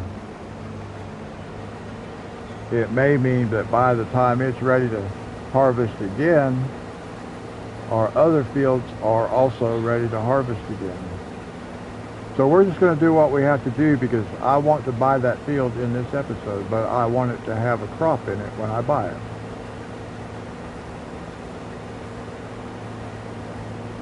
So we'll just do whatever we have to do to make sure that happens.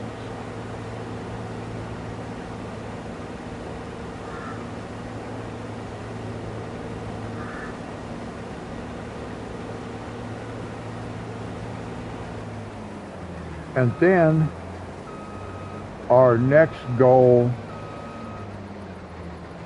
after we get this new field, our next goal will be beehives. I kind of normally would have beehives by now. I would do them. Actually, I would do them probably before greenhouses. I didn't know where I wanted to put them.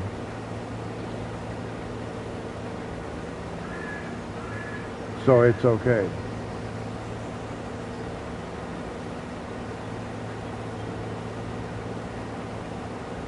I'm hoping they work where I want to put them.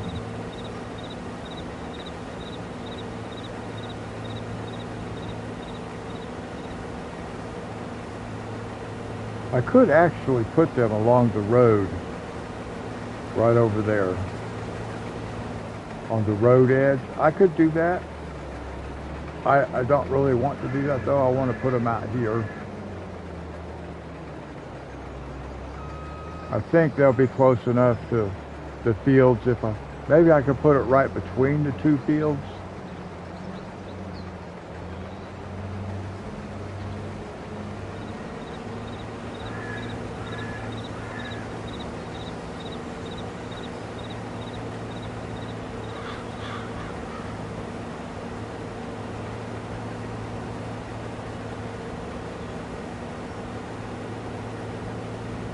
I want to check on something, guys. I just got this idea, but I want to look at something. Let's go to animals. Let's go bees. We want to go over here. I don't know what the difference is between this one and this one, other than one cost $1,000 more than the other one. I don't know why, but this is what I want to look at.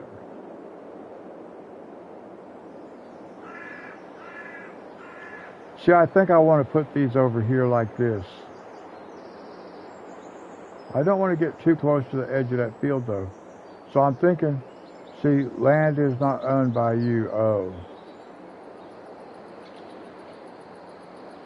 Well, this is. So I think I can put them over here like this.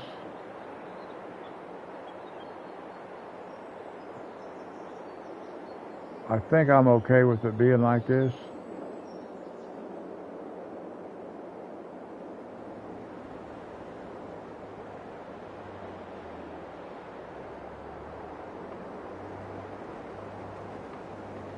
Something similar to that. I'm not going to put these down yet.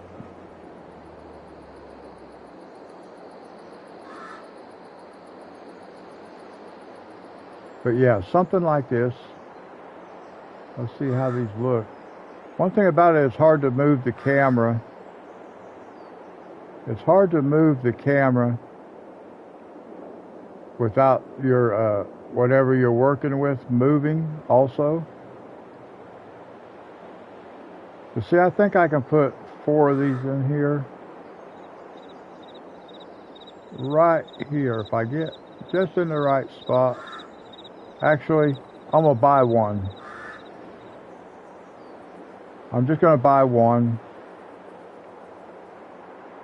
for now. I'm not even gonna set it up yet. I'm just buying that first one. It kind of lets me know where I want to put it.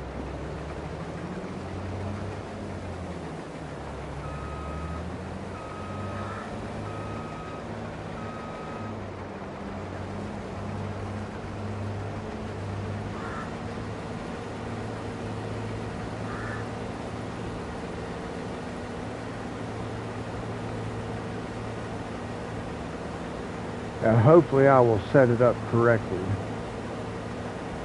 Off camera, I may go look at one of my other maps.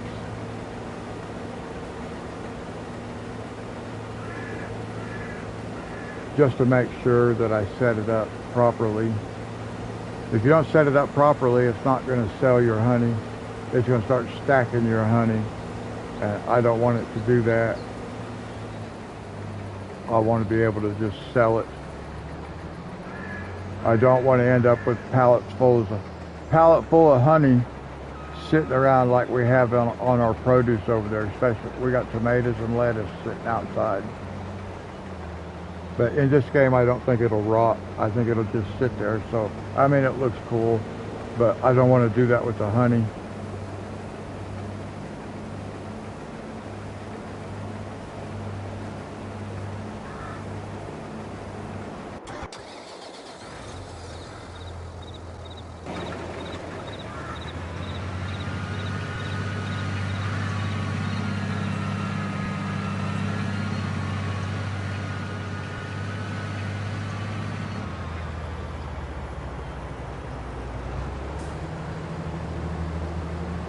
Now, is this going to fill us up?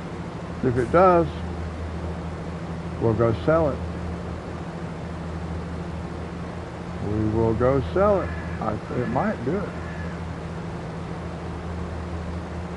I think it will.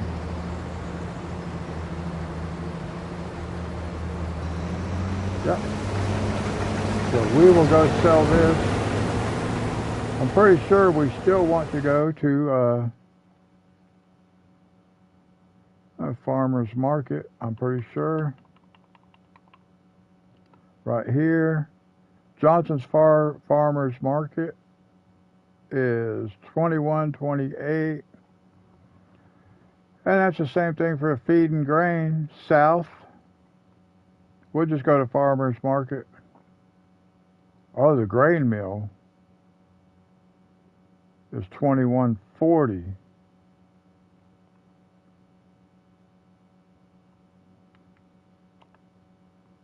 It's been a while since I've been there, so I put me a marker. I think I remember how to get there. It's been a long time since I played on this map, though. But I think I remember how to get there. We're going to buy this too. We're not going to buy it yet, though.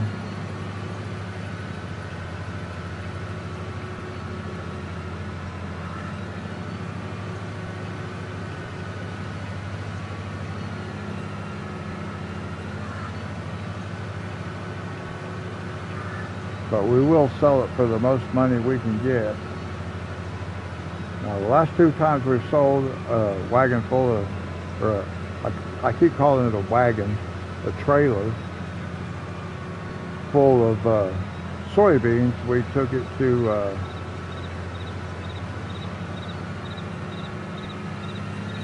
the farmer's market, Johnson's Farmer's Market.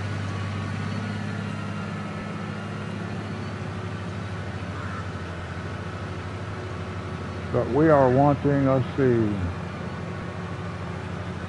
I think we have to go up here.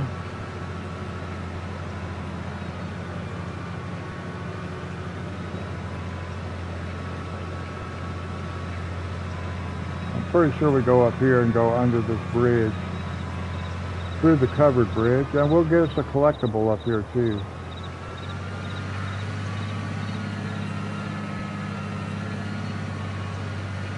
We will get us a collectible.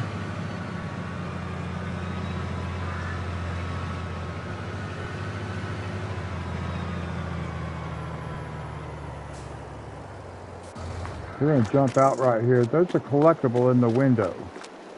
There it is. I remembered that from before.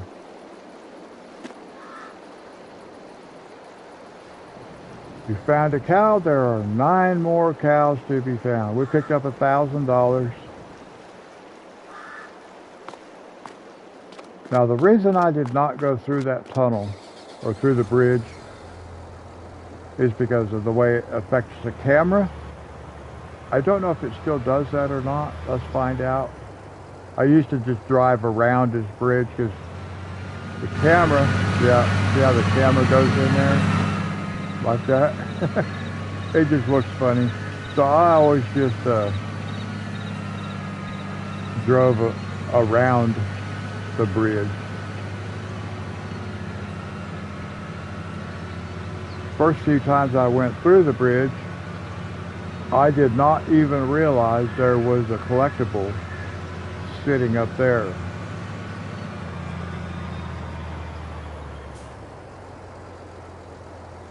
And then it makes you wonder, well, is there a collectible sitting around somewhere else that would be easy for me to get to? But we got to go over this way.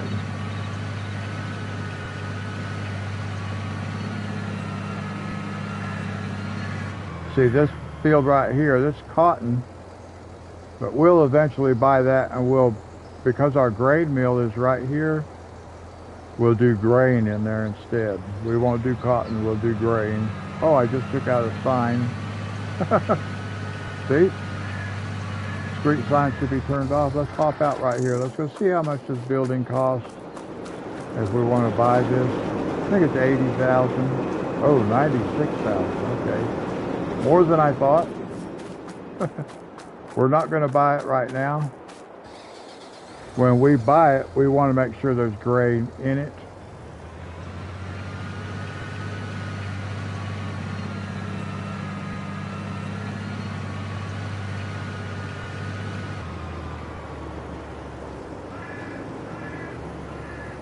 Whoa, I just went right.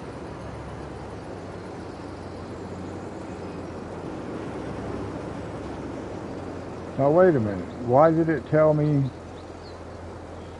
Oh man, you know what I did? Gosh. I was looking at wheat. A grain mill's not going to take soybeans. What am I doing? Yeah, Johnson's Farmers Market.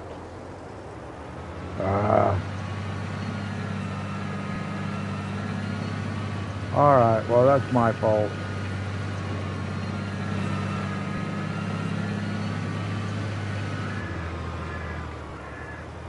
I should have realized I was looking at stuff the wrong way. And I don't know if I can get over to Johnson's Market from there, going that way. So we'll go back this way. It is what it is. Yeah, grain mill is not going to take soybeans. I don't know why I didn't think of that.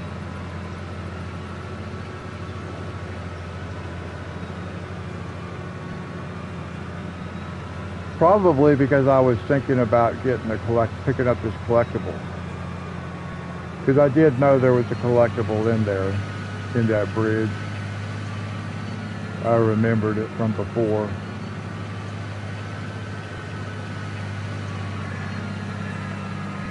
That's alright.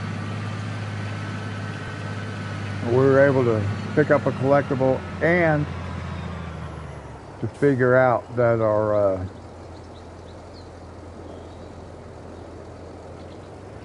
well, it seems like last time I had that big field over there too. But I was able to pick up a collectible and to get a price on the grain mill.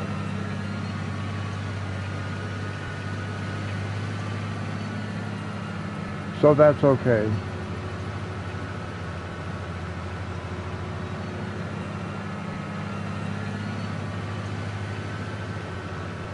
We'll go over here to Farmers Market. We should get about $140,000. I'm going to have a harvester with a full tank by the time I get back. Since I made that little detour. Yeah, walk out in front of me, buddy. That'll work out real well for you, won't it? Now, as we pointed out before, can we see it from here? Barely. You can barely see that yellow dot on top of that weather vane in the center right there. There's a collectible up there. spoiler alert. This game's been out long enough. I'm not worried about giving out spoiler alerts. But there is a collectible up on that weather vane right there. You can see it. We're gonna bring a ladder, telehandler, or something down here to get up there. All right, what are we going to get off this one? We should get around 140,000.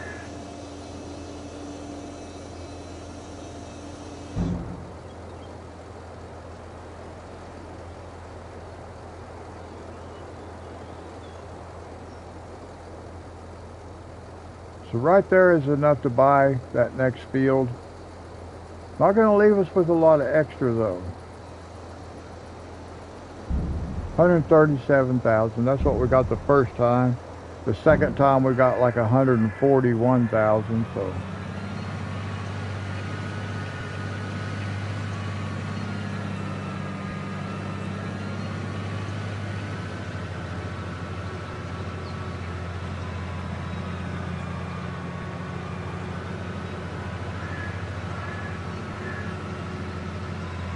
We might have been able to take that road over there, and it might actually go back over towards where we were at the grain mill. I don't remember. I don't know my way around this map very good.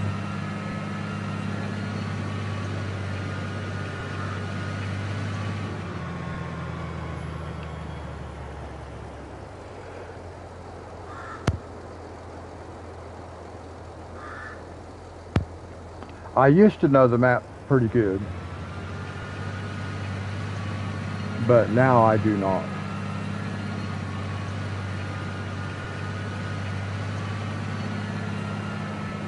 All right, let's go empty our harvester. I know it's sitting down here waiting for us because it was not empty before.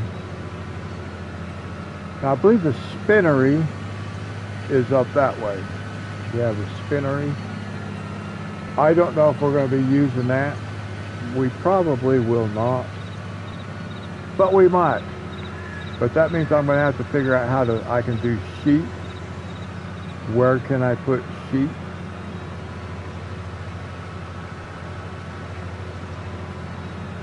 So that we can collect wool.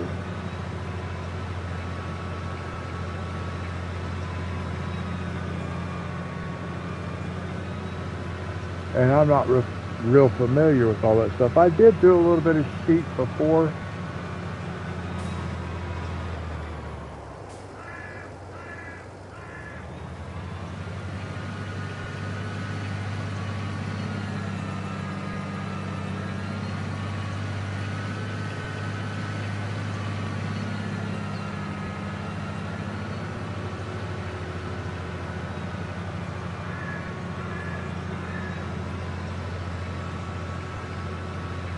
So now, let's see.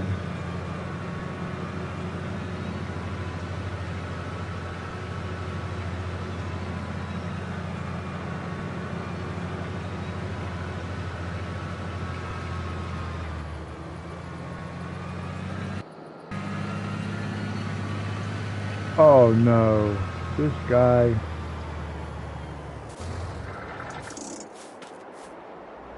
You are not done. Why did you not complete your job?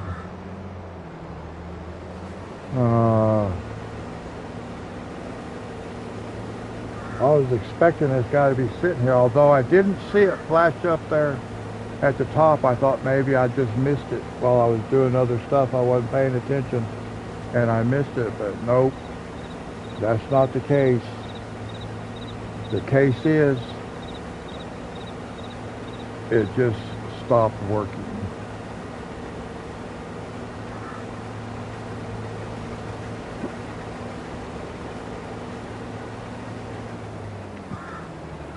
Now I wish I could put those beehives right down here,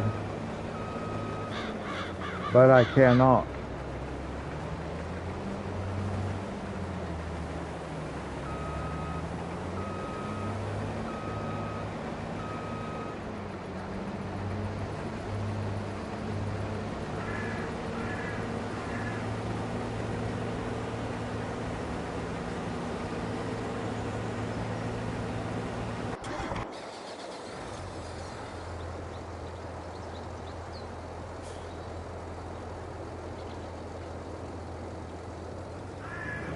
think I'm going to have to go pick this up before he gets to the end.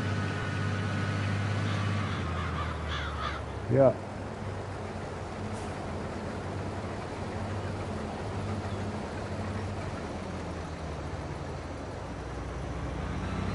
Now we'll end up with like an extra 10,000 liters.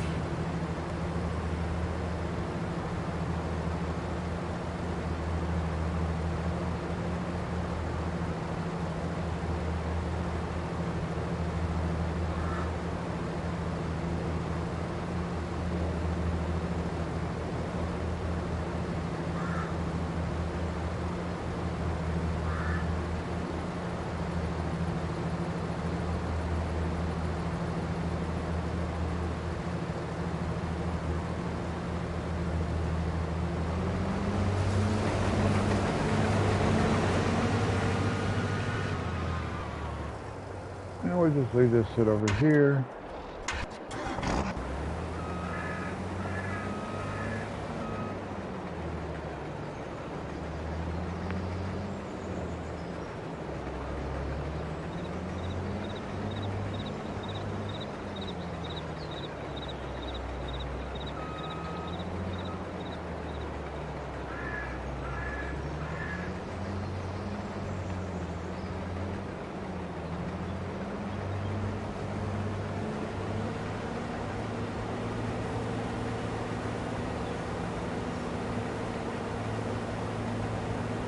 Now, I do not think that we'll have enough to be able to have... We got 10,000 liters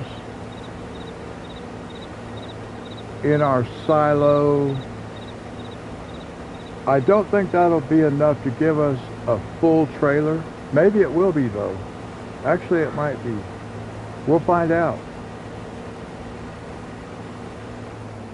If we get another full trailer, then we will go sell it. Definitely.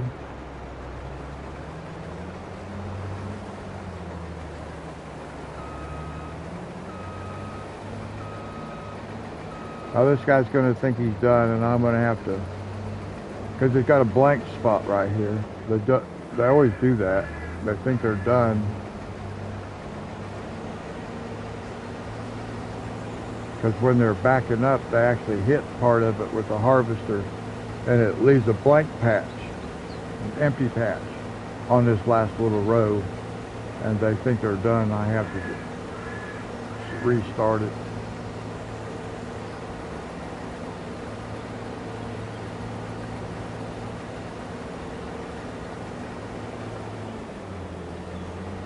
Now, if we get the rest of this, and then the 10,000 liters that are in the silo,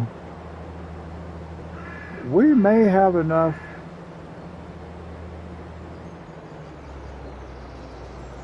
to make a trailer full. I do not know. We'll look at that in a minute. We're just going to take this back.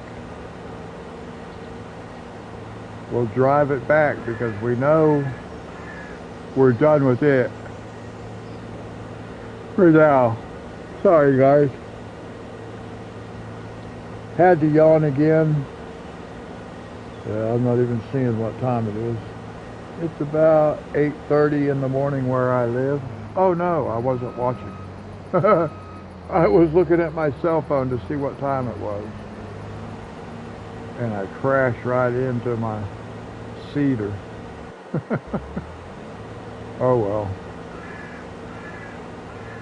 well. We can do repairs up here. We don't really need to yet. We're good to go.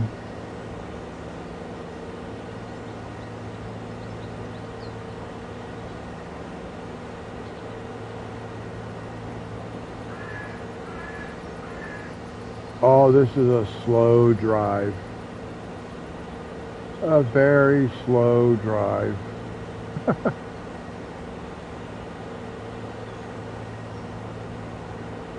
And we have been live streaming for 2 hours now, guys.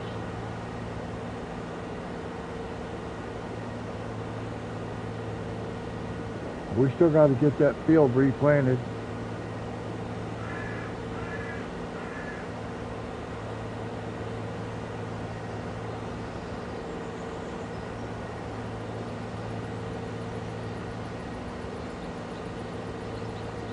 Is he going to go in the house?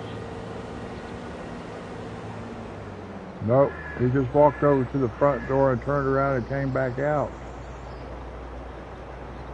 Interesting. See, I don't know why they have people walking around on this map. It doesn't make sense to me. But there they are. They're out there walking around.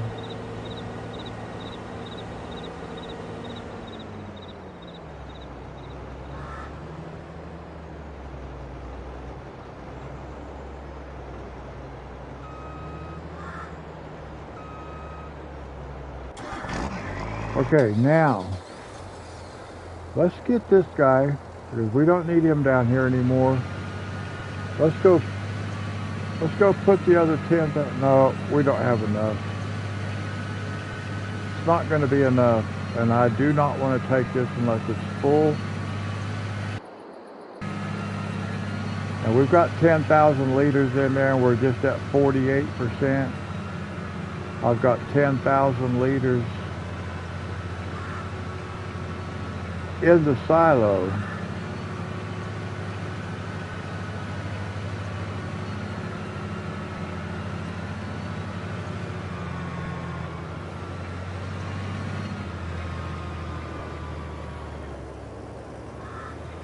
So I think it's only going to take us up to like 96% or something like that. We'll find out. We'll go ahead and fill this thing up with our soybeans that are in here.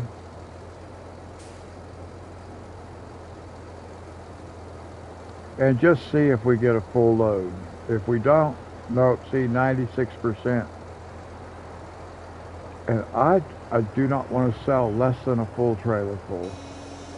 So we'll know on the next time we harvest that big field, we'll be able to get actually 2 trailerfuls, because we'll be able to use this here and it'll still leave us some extra. So that's good. So next time we'll make, you know, $260,000 off of soybeans, because we'll sell 2 trailer loads. But we're not going to do it yet. Okay, so this can just park down here.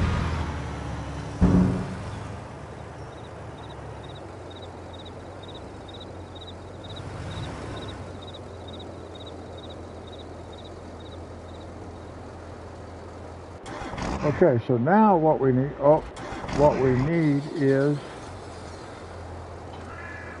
to drop that trailer off.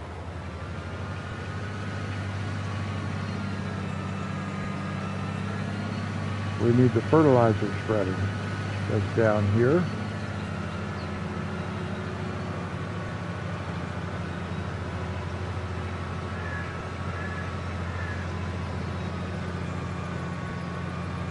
So what we'll do, guys, is we'll get this field finished, and then we're going to wrap up this episode.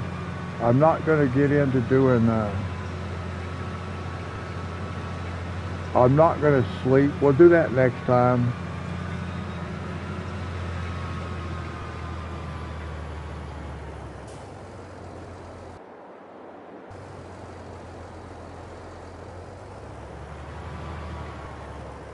We are preparing ourselves to buy that big field right there, guys. That's what we're doing.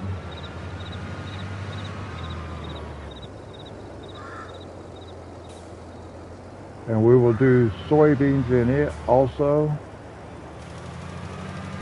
But it won't be long and we'll be doing a canola in that field. I don't know what that is. I don't know why that is like that, but it is like that.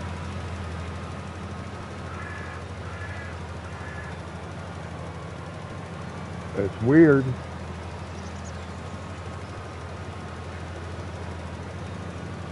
I don't know why.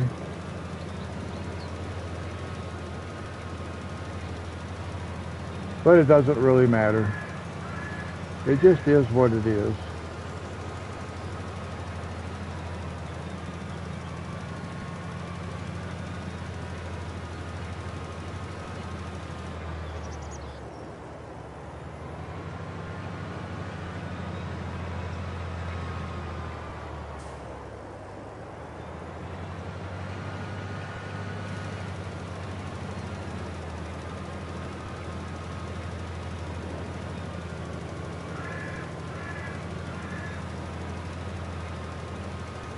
We'll get this fertilized.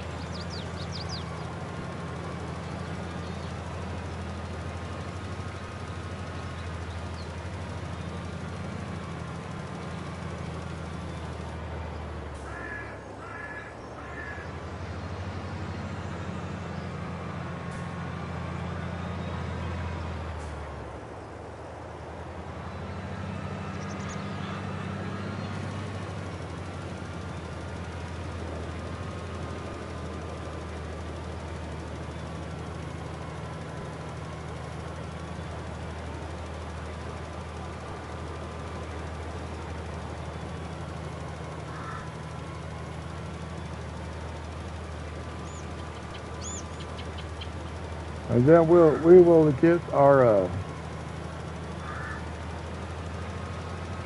cultivator working, and then we will throw the seeder right behind it. But I've got to do something a little bit different this time.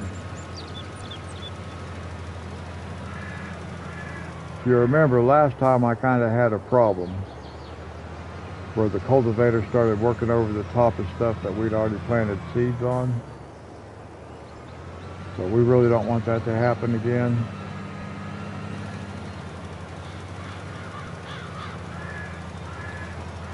So I need to do 2 rows with the cultivator.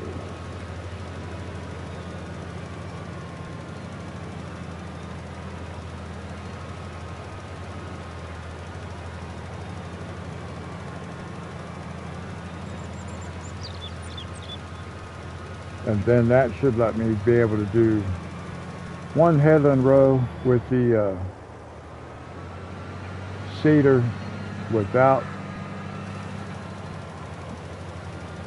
the cultivator messing up what I've already done. We'll find out.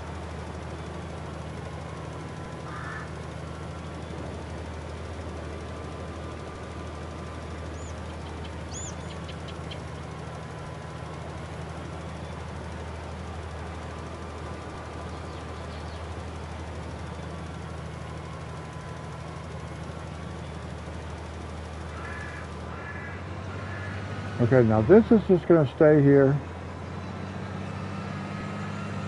The fertilizer spreader, we're just going to leave it here.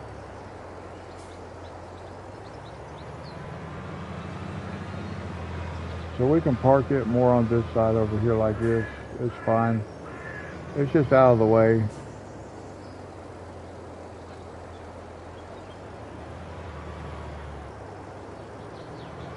The tractor won't stay up here, of course. Later on, I'll buy a permanent tractor to stay with this fertilizer spreader up here. It'll be fine. We'll do that. We can just park this over here for now. So we need the cultivator.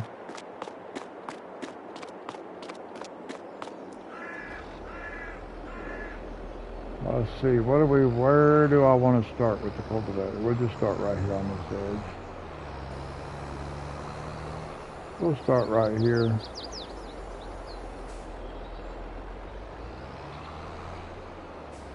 I actually want to do 2 trips around the field.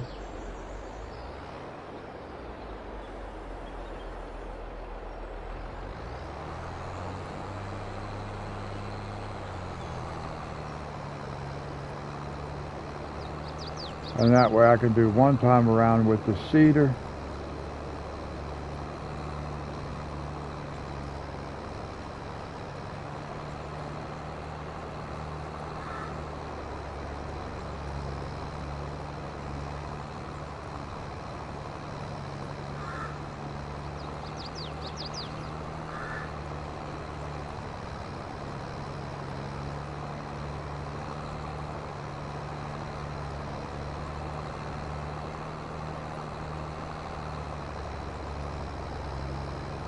Let me see.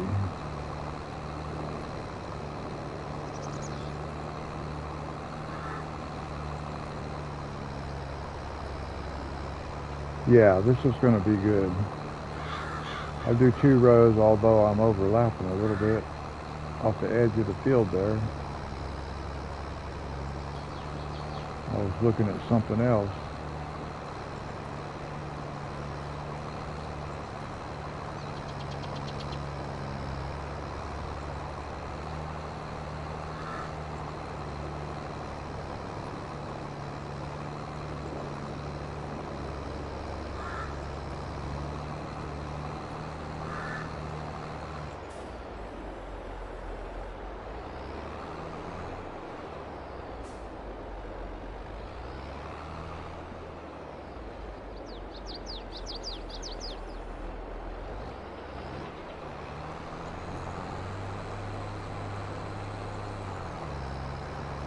I need to kind of do like 2 rows across here. That way when I do my my cedar, I'll be far enough away from the cultivator that it won't come back and mess me up.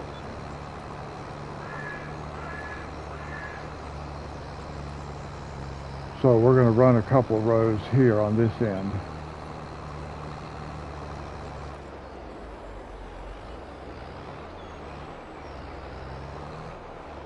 Get turned around.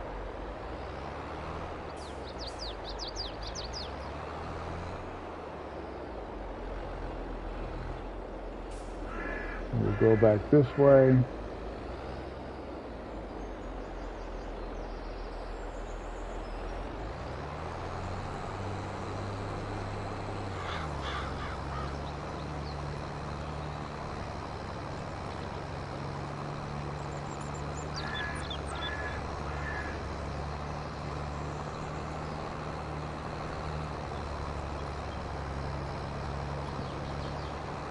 I think this will work out pretty good.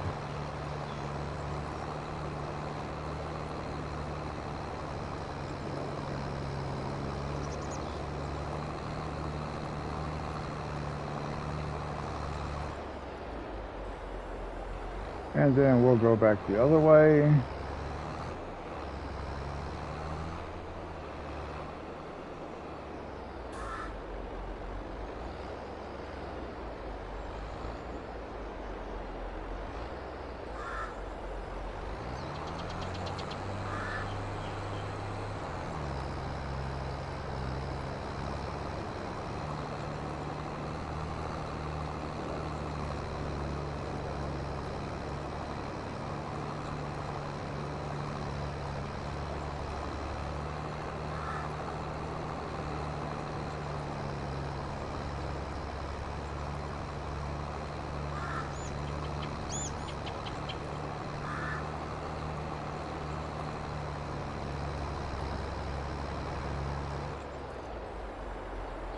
Okay, now we can finish this out.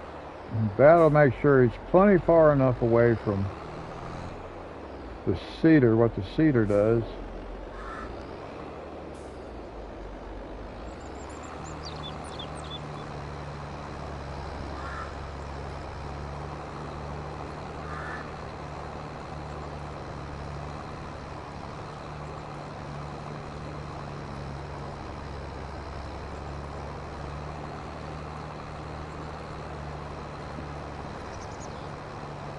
And I may do the same kind of thing down here on this other end. Try to get at least a couple rows.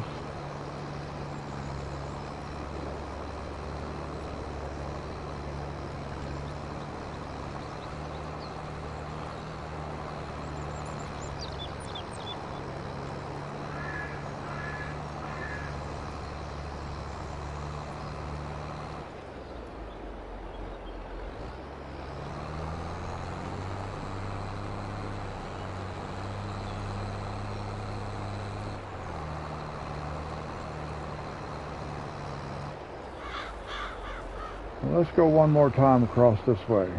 Just because I want to be able to have enough room where I can take my cedar and it actually be able to do a headland row around the edge.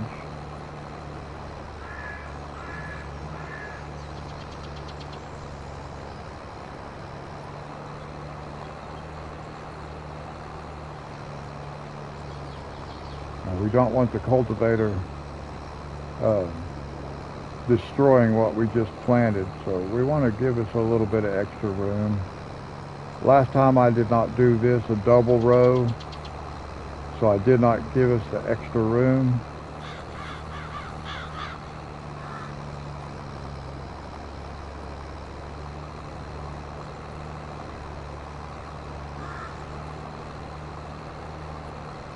And we ended up having to go back and fix things.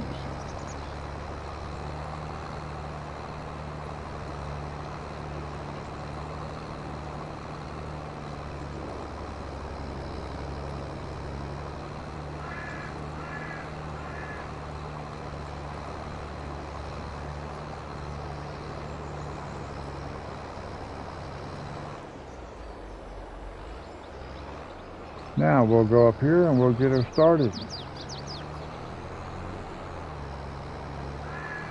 Turn the helper loose.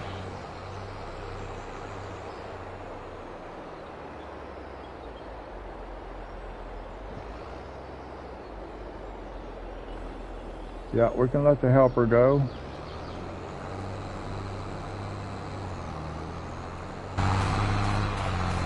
And then we can go grab our cedar.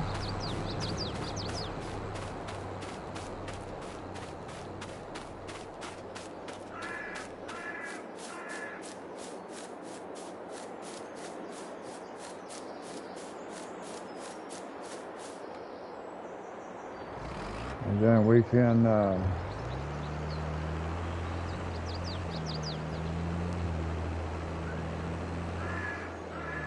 we'll get this one started down here.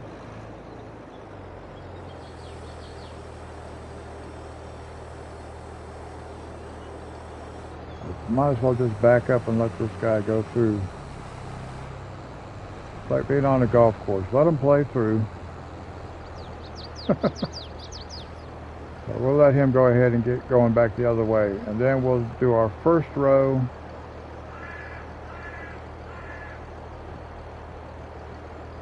And I hope it's enough.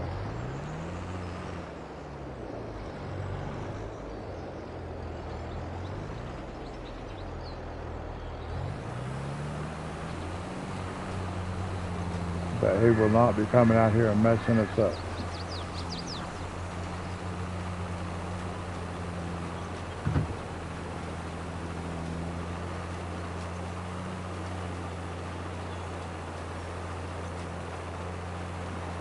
I think we'll be okay.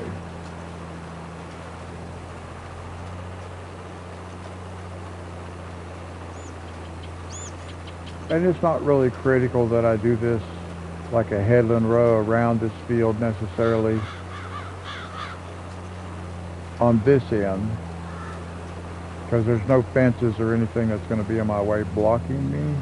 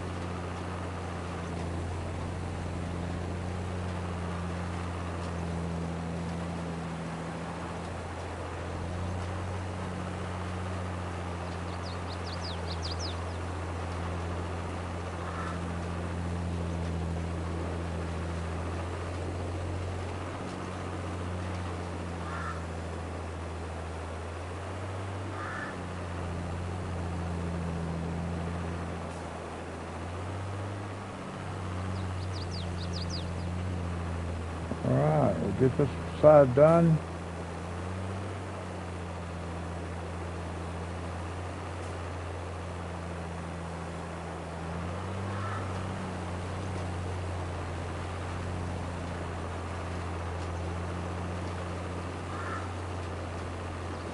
And that'll just help keep it off this fence down here.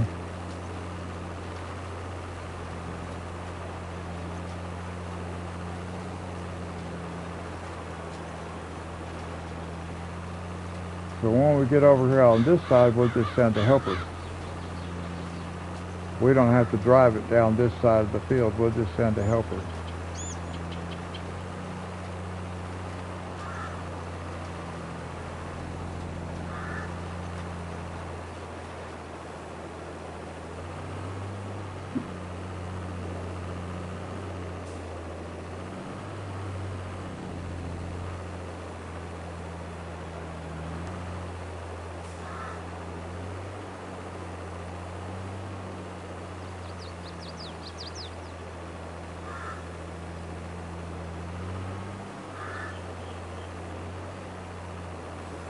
And there we go.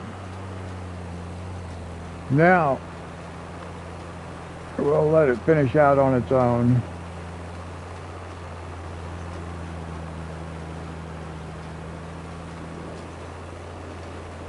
And we can just ride along. Oh good, we can easily switch back and forth. Now hopefully when the cultivator came down on this far end, it did not go mess up what I just got through planting.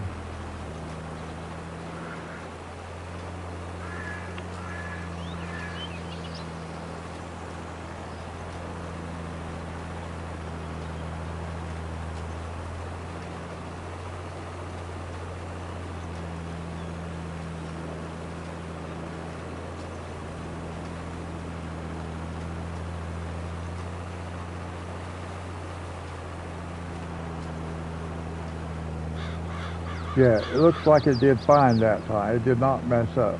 So I know that's what I got to do. I got to do a double headland row with the cultivator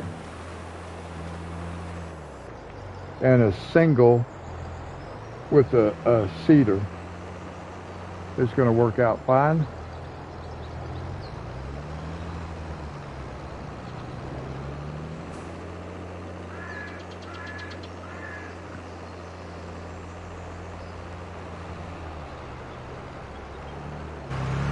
So really, I should just be able to go take this guy back now. Hopefully. So we'll take it back and go see. Hopefully there's no mistakes made.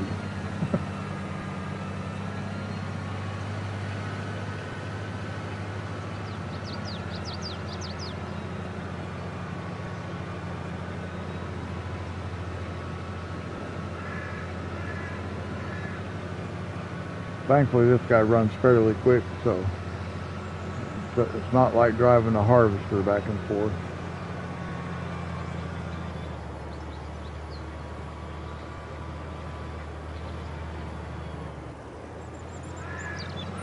And I think the next thing we need this tractor for is going to be the trailer. I always want to call this a wagon.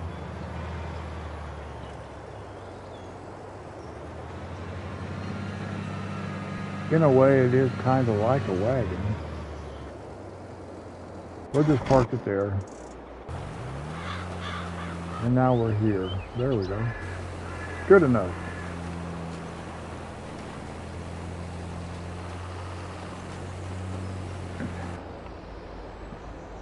Now we can just ride along with the helpers. Until we get finished.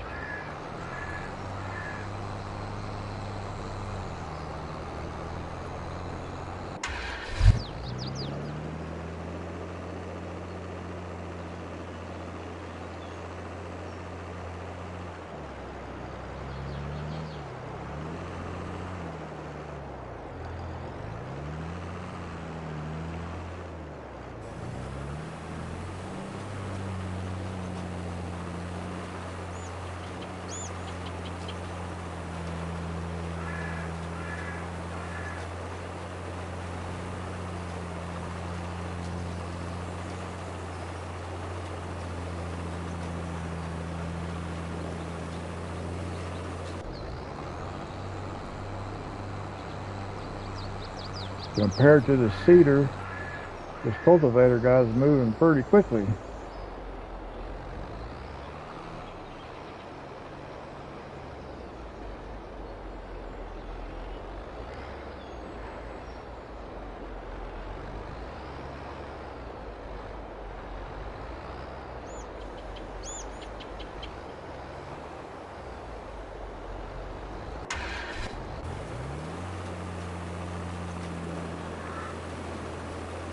I don't know why all the time I've ended up with like this weird colored, like that stripe running through there. I don't know what does that stuff. What causes it to do that? It's really weird. It's like it totally missed. So I gotta check something out right here, guys. I just want to see what happens.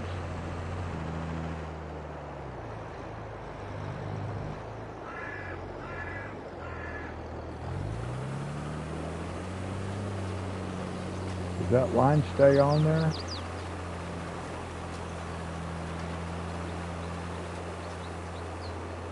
It does, don't it?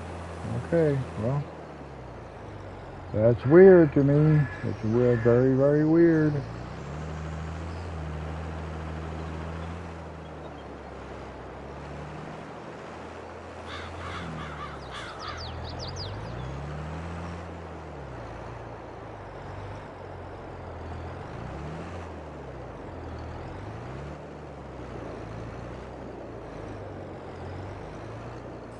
Okay, there we go.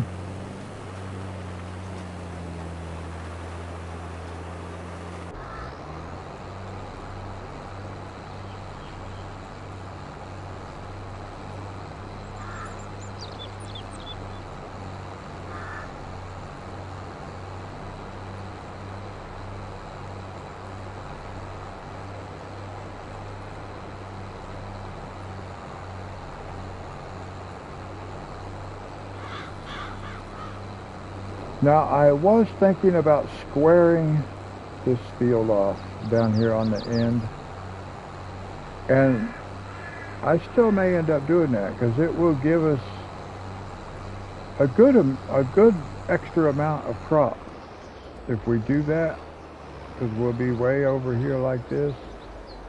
Well, it won't give us a whole lot more. It is certainly made. Now see what it just did? It pulled right out here and ruined. I don't know why it does that. It's not supposed to do that. It's supposed to stop. See, now it wants to start right there again. It's supposed to be starting up here. I don't know why it started way back there. Gosh, now I gotta see. I gotta go replant that.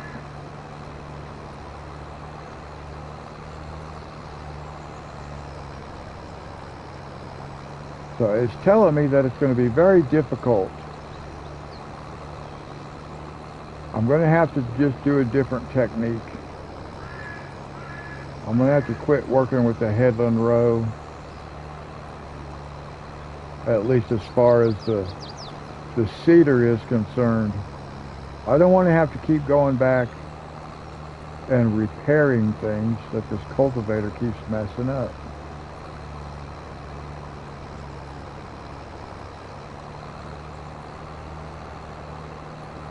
It won't be hard to fix, but it's aggravating that the helper will not do it properly.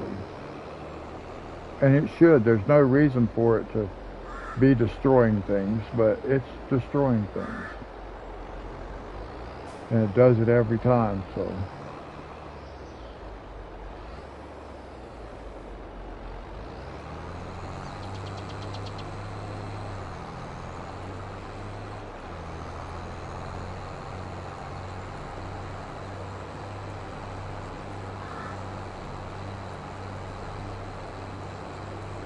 So now I'm going to have to watch it down here on this end.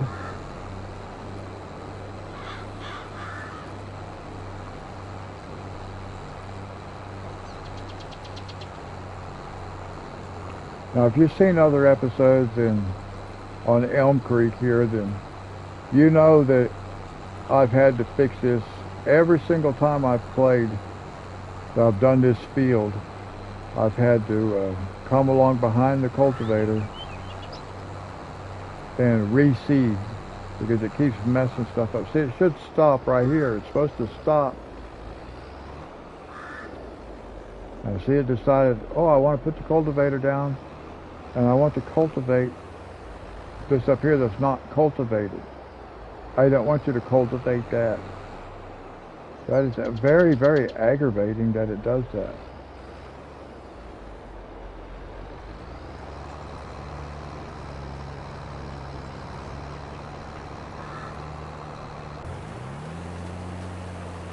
I guess if it was a situation where I needed it to do that, it probably wouldn't do that. Because it wouldn't recognize that that's what I wanted it to do.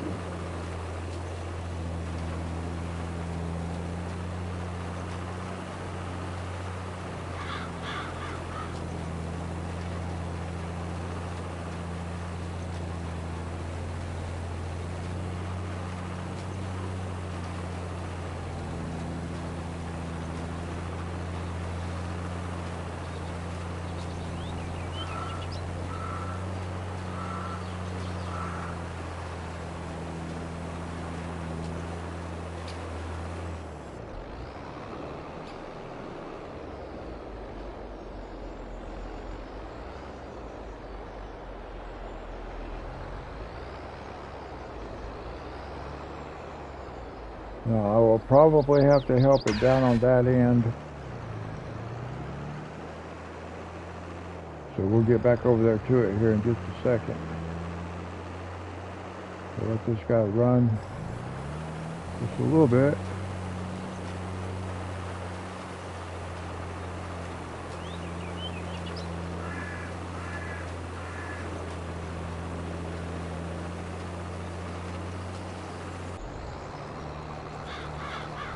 Make sure it don't mess up down here on this end. It's probably going to want to.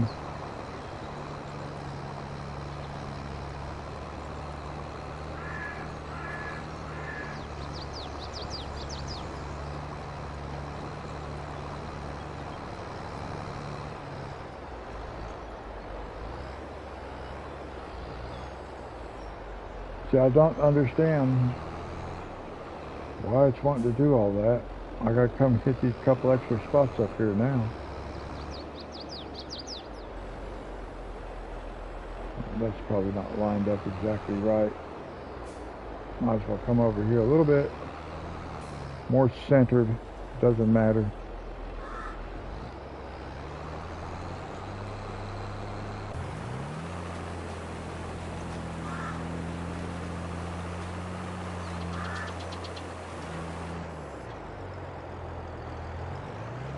Now, I am going to fix this up here.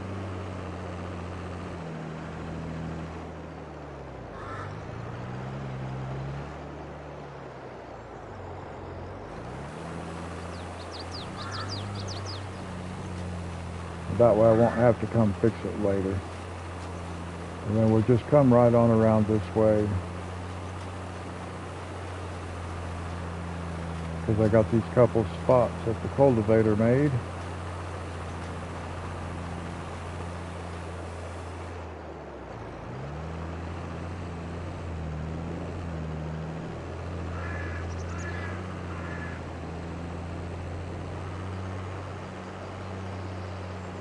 And now we'll go back on this side.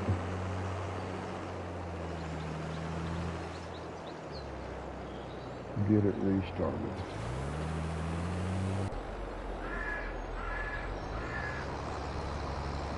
What are you doing? Unbelievable. You were finished. The helpers on this game are horrible. They're just plain horrible.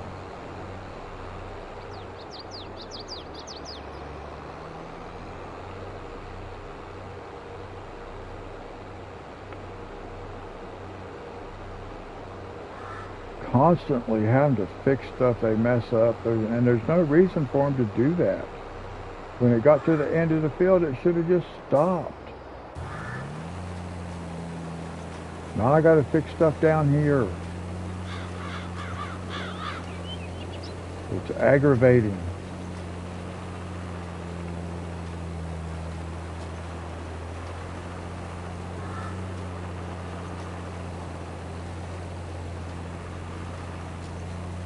It's like the only way to keep it from messing up is to literally just do one stage at a time.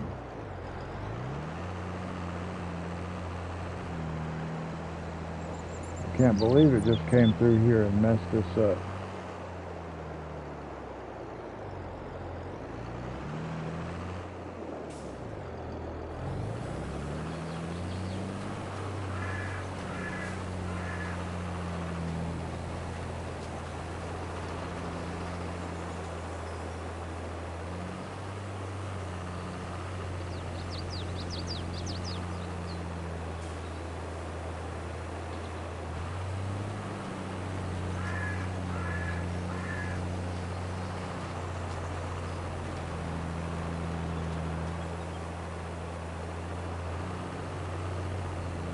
Alright, I got it replanted. Well, I shouldn't have to be doing that. It should not be messing me up like that, but it just does. The helpers just...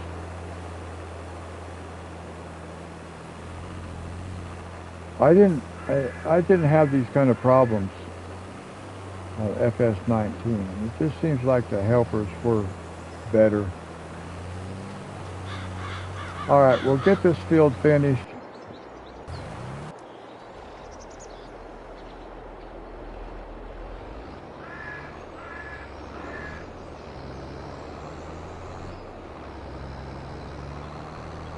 And then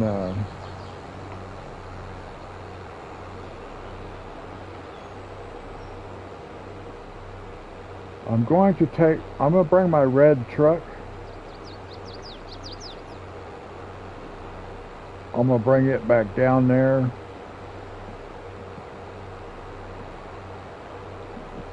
I will park it somewhere, like by the beehives or something.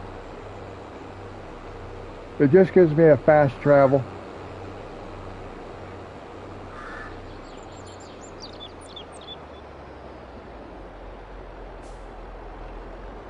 Yeah, this thing can park over here like this. We're going to grab our red truck. We'll take it. And we'll just park it down there. I kind of want a fast travel point. Because we're going to have to be keeping an eye on that other field. We don't want to buy it until it's ready to harvest. And then we'll buy it and harvest it and all that kind of stuff. We're going to do that in the next episode. But I want this truck down here just as a fast travel point.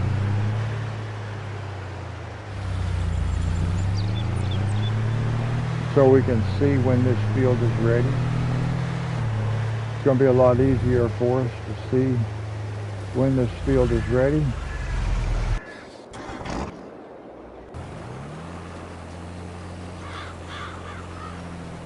Now what else do we have down here on this end?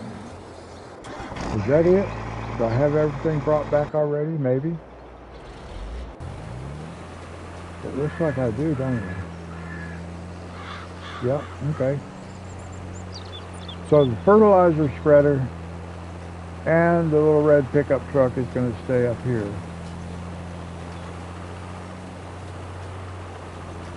Now we'll let this finish out.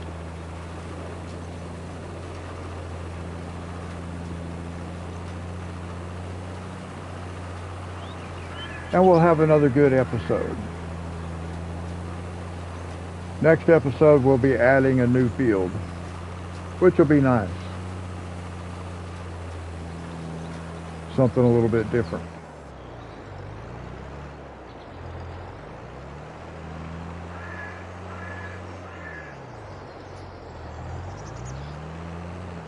And I am going to do soybeans in that field the first time. And then we're going to start doing canola. I want a pretty good amount of canola before we buy the oil mill. Because I want to be able to get a lot of crop in the oil mill. That way when I buy the oil mill, not only was I able to sell all the crop to the oil mill, I get that crop back. And now I get to resell it in the form of canola oil. And then this field here will be sunflowers.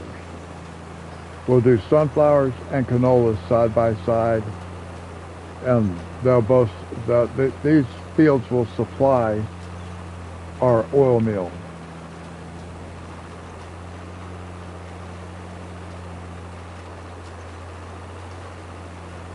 But for the first few times, especially this one, it's going to be soybeans. Because I don't have a corn header and you use the corn header for harvesting sunflowers. So I'm not ready to do that yet. I just want to keep using the soybeans as cash so we can keep generating ourselves cash so we can buy some of these other things. There are easy ways to make cash. One of the simplest ways to make cash, let me show you this, guys.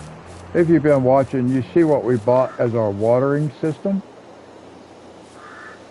We bought this water distributor. But if we sell this thing, it costs $5,000 to buy it. But if we sell it, we get 120 million. So, quick way to make money. If you want to make quick money, you could make $120 million just by selling this. You spend $5,000 to buy it, and you can sell it for 120 million. That's not what I'm wanting to do.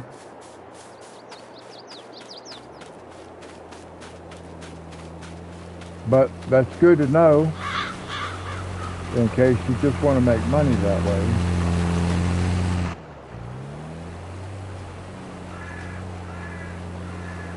But I think we're okay financially. We're in a good spot right now. Of course, when we buy that other field, we'll be broke. But we'll do some harvesting. We'll get our money back fairly quickly. We want to get that loan paid off.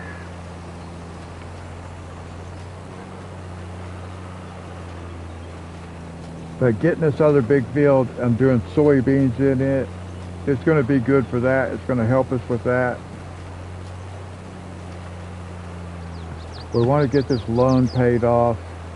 $450,000 loan. So technically speaking, none of that money that's in the bank is ours. It all belongs to the bank.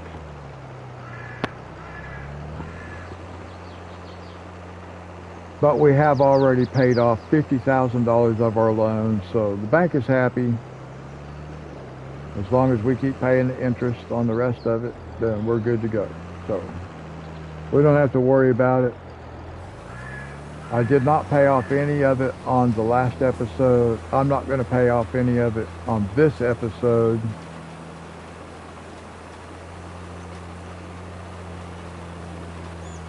We'll get it paid off soon enough. In fact, I might do soybeans in all our fields, including that one after we buy it, until I get the loan paid off. And then I might, in fact, that might be my plan. Just stick with soybeans until we can get the loan paid off. I'll probably do one soybeans, and then I'll do one canola, and then I'll go back to soybeans again. So I at least have, that way when I do the canola again, at least I have two harvests of canola that I can put in the oil mill before I buy it. So at least I'll have some amount I can get in there. Because when I buy it, I want it to be, you know, pretty full. Well, not necessarily full, but I want it to have product in it.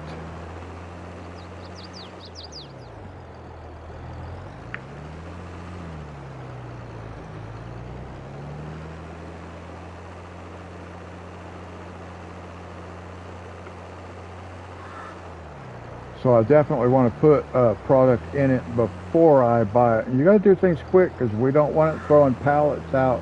And it might do that. It might throw some pallets out when we first buy it, with it already having grain in it.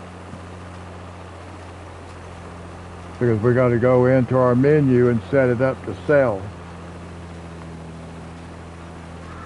This one, the oil mill, we will not set up to distribute. When we buy the grain mill, we will set it up to distribute because we're going to buy the bakery. And the grain mill is going to produce flour for us, and we want the flour to automatically go to the bakery. And then the bakery will make bread, and we'll sell the bread.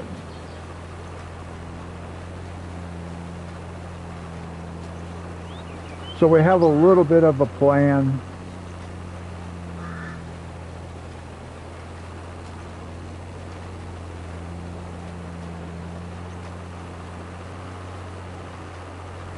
I need to go look and see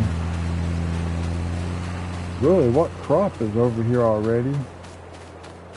I don't remember what crop is in this field or is supposed to be in this field.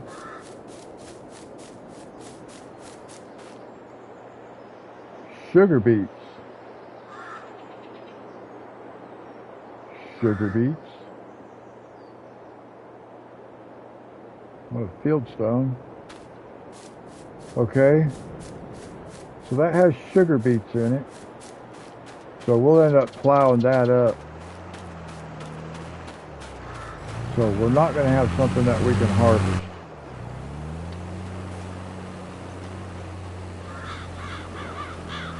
I was hoping it would have something that was able to be harvested. So we'll just plow that up. I may have to buy a plow. But I'm not going to worry about it yet.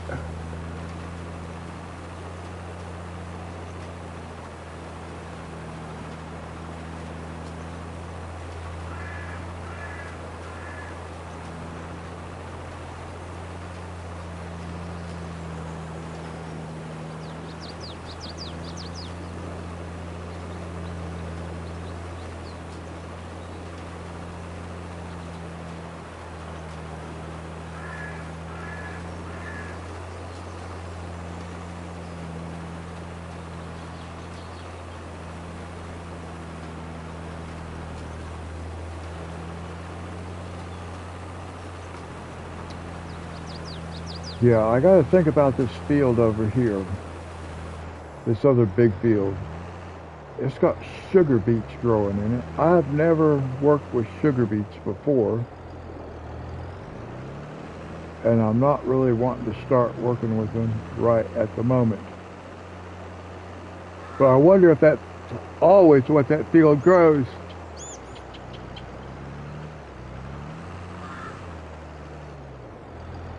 I just can't afford to buy it right now. I mean, I could take out another $50,000 loan and I could buy that field. We'd have a little bit of money left over and I could plow it up and put soybeans in it. Maybe I should do that. Maybe I should go ahead and do that.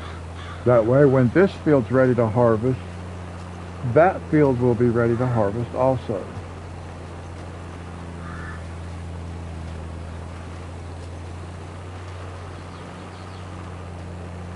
So I would need my fertilizer spreader,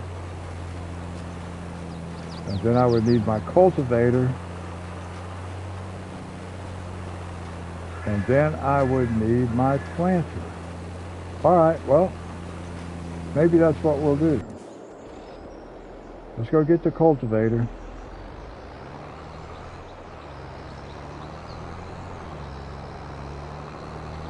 Bring it down here.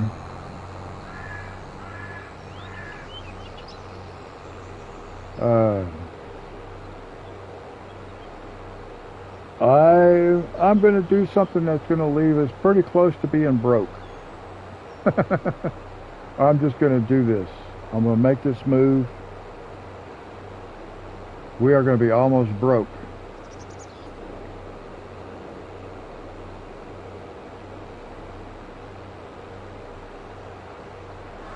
But it's going to make a change. I still want to get my honey, my beehives. I don't have them yet.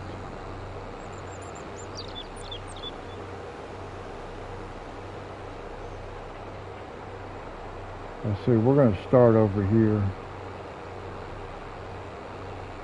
We will start down here on this end. But before we do any of this, we got to have our fertilizer. We can leave that sit there. We'll come down here and get this. Go grab our fertilizer spreader from down here.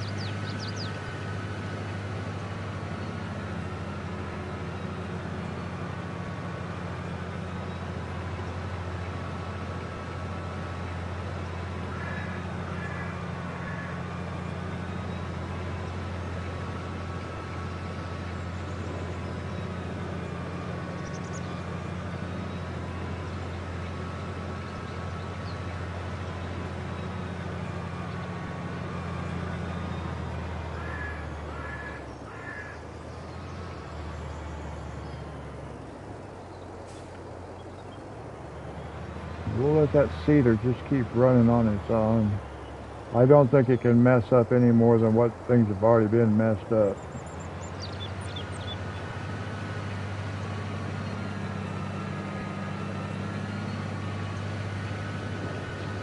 So we'll just let it keep running. Now hopefully this is going to throw some fertilizer down. Hopefully it'll recognize it as fertilizer. Oh, I didn't buy this field yet.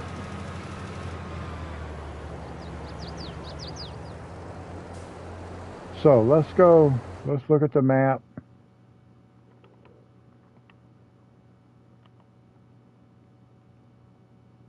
Farmland, we want to come by this one. $372,000. Buy it. Okay, now we're almost broke.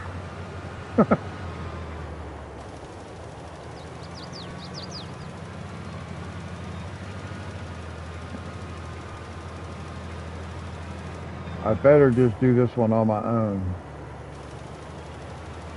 because that's using money fast.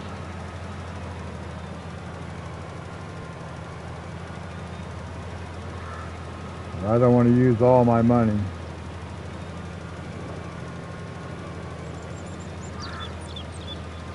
Oh, you know what?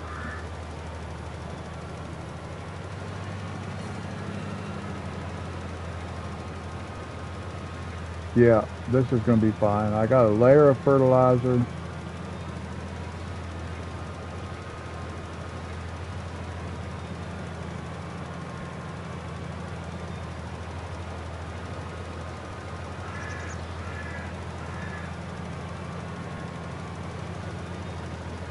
Let's do it like this.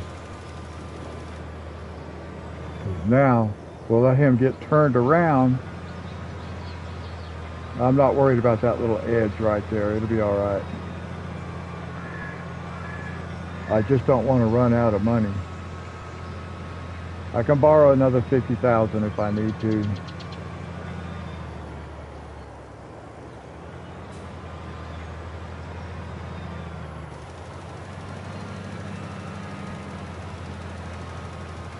Yeah, I can borrow another $50,000.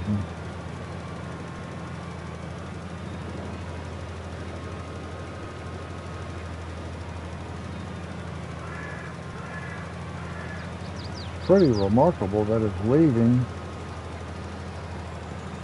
all this stuff undone.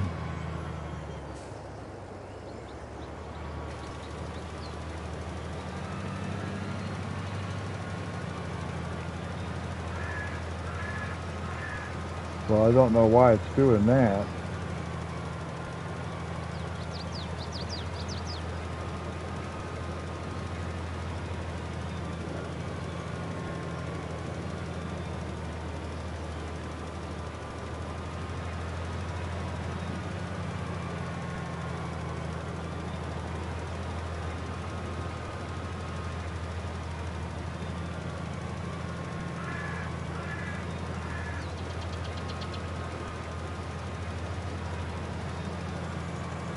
Let's see how this works out. I may have totally messed up. I don't know. One thing I should have done is I should have saved the game right before I bought this.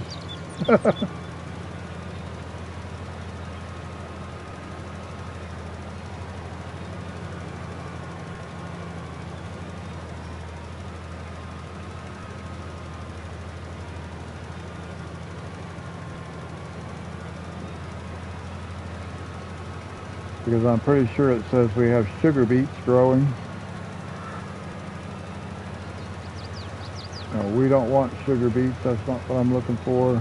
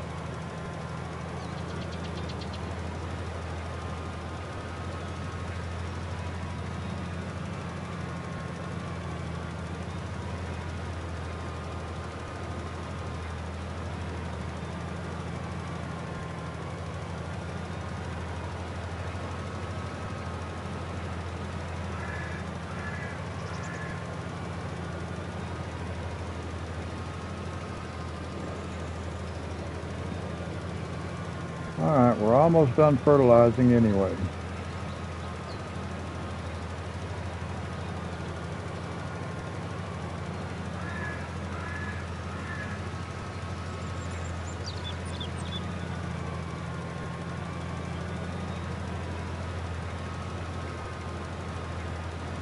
Well, we're going to find out if that worker actually finished his job or not. Says he did.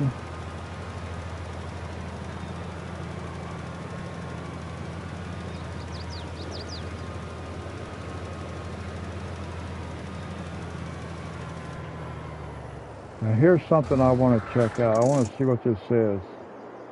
Fertilize 50%. But it's sugar beets, and I don't want sugar beets.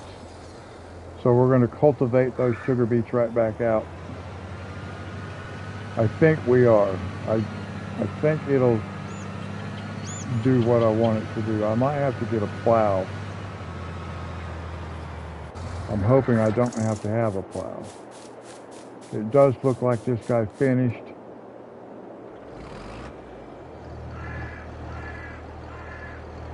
So we'll just move this out of the way for now, because we're not ready to start, but we'll bring it over this way. This is where we're going to be working at. There are some spots that missed with the fertilizer, but it's okay for the first time. I'm not really going to worry about going back, and this is what I want to see. I want to see is if I cultivate this, is it going to take the soybeans out?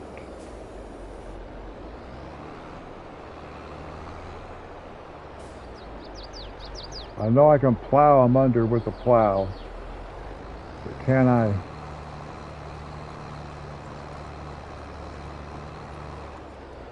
Now what I want to do is I want to come see what it says back here, growing. Now, see,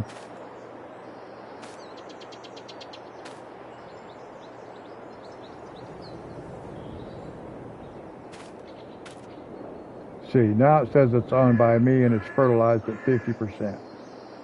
And that's what we want. We're just plowing this up.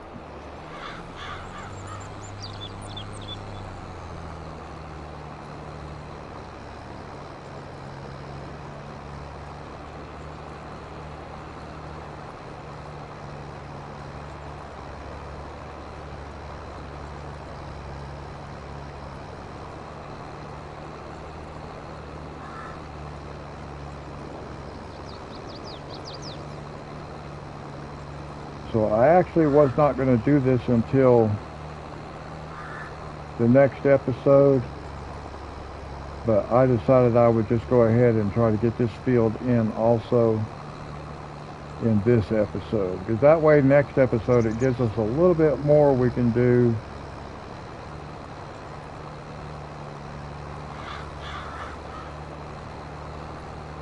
And we'll start making, we'll get into where we'll start making some serious money and kind of get some things turned around. Right now we are not really a profitable farm. We are on our way. This field is going to put us over, I think this is going to tip the scales for us. And then we will actually be a profitable working farm. I think within another 1 or 2 episodes, you kind of get to a spot to where you feel comfortable. And I mean, I feel comfortable, but we're not over it's like we haven't like tipped over the edge yet. And that's what we want. We want that sigh of relief where we can breathe easy. We may not be rich, but we are. Come on. Wow. There's a little bit of a hill right here. You can see where it goes up on that bank right there. It made it a little bit difficult. Even this is a little bit banked. A little bit of an embankment going up to the railroad track there. Makes it a little bit harder to work.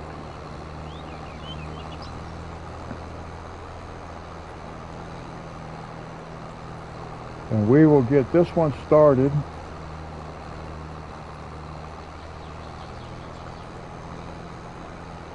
And then we are going to, as soon as we get one row completed with this one, we're going to take our other, we're going to take our cedar and just start following right behind it. We're going to get one headland row in. Right here, we're going to send the helper.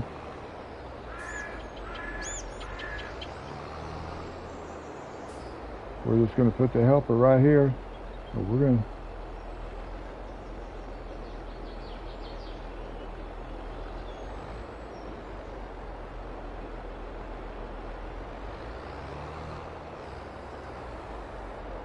we'll send the helper on his way. And we will, once he gets up here and gets turned around, we will actually, let me get out of the way.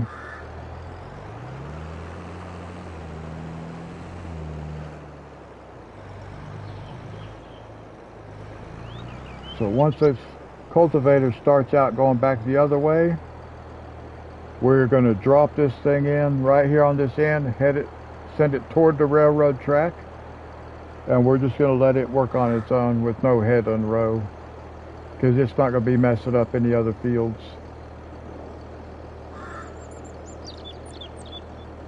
So we're just going to let this cultivator get turned around going back the other way, and we'll start putting soybeans in this field. Even though it's basically going to be a canola field. But we will put soybeans in it. Like every 4th time we plant, we're going to plant soybeans.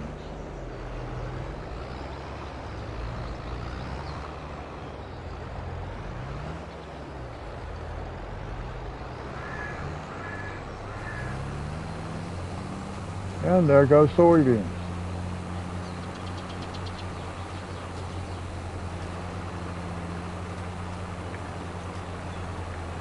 So we'll let that run just like that for a second, guys. I'll be right back.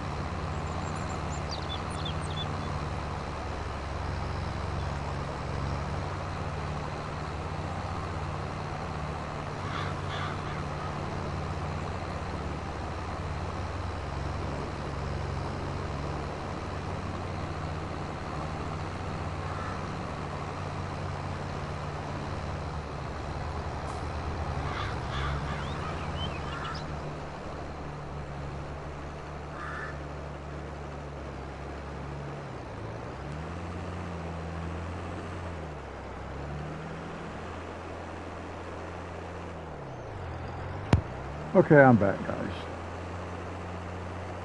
Had to go take care of something. Looks like it started raining outside. That doesn't surprise me. I mean, I wish that wasn't the case, but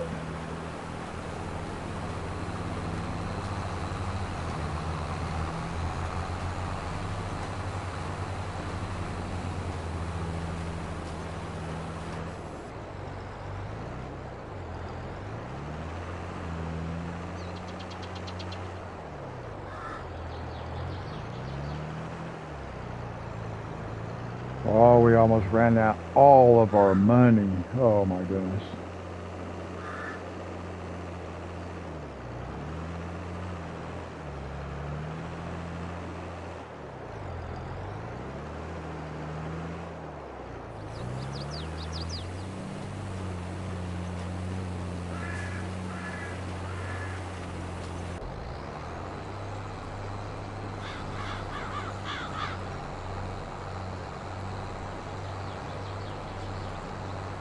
So it's going to take a while to finish this field. That's all I can say about it. I know it's going to take a while for that seeder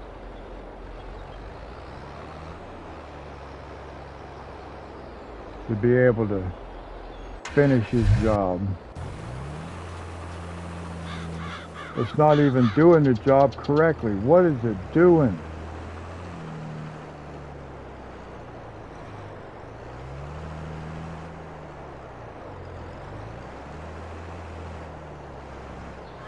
Why is it messing up like this? Unbelievable. Look, it did part of it and it turned around. For whatever reason, it decided it needed to turn around and go do something totally wrong.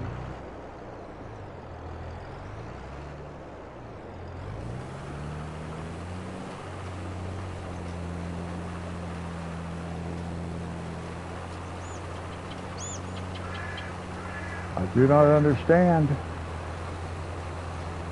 how these helpers can just do this random stuff. I should have plowed this field up, is what I should have done. I should have just came in and totally just plowed it up instead of cultivating it. But it's supposed to show me, yeah, see, I have soybeans growing, which is what I want.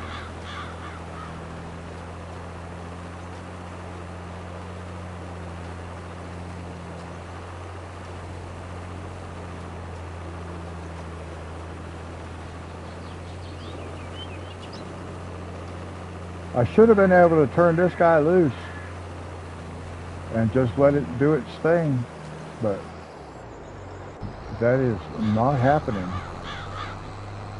Cultivator is doing okay. Running a little bit of a thin row, right? He's overlapped quite a bit, more than usual, but at least he's working.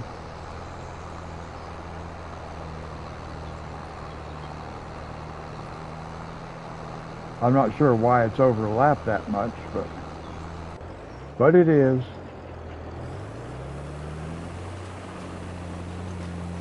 Oh, I see. I see why, because when it gets down here, now it will catch back up where it needs to be. Yeah, there we go. All right. I couldn't see that from back there, so it wasn't really making sense to me why it was overlapping that much.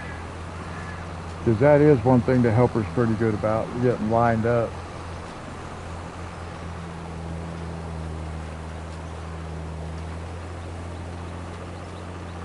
I don't really like all these stones laying out here in this field. Maybe after I harvest it.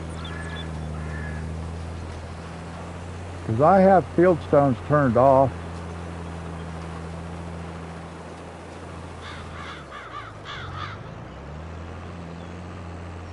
Now let's see where this guy goes to. Hopefully it can come down to the end and turn around and start like it's supposed to be starting.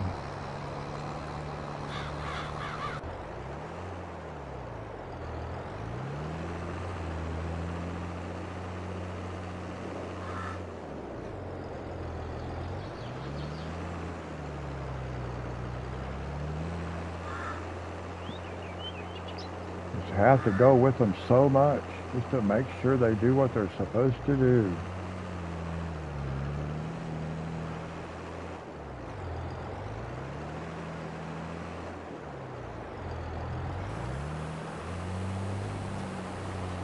Let's see if I'm looking at it. It does the right thing. You'd think, man, these things are great. They really know what they're doing. No, as soon as you turn your back, they start messing up and you don't know it. And then all of a sudden you got this mess you got to try to figure out.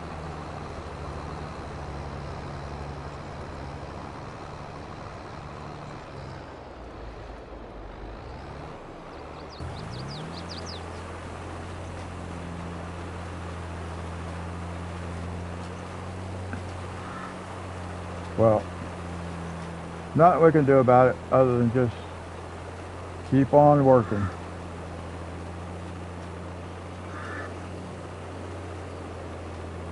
It is going to be nice though the next time, because we got this extra field now, so we're going to make quite a bit more money.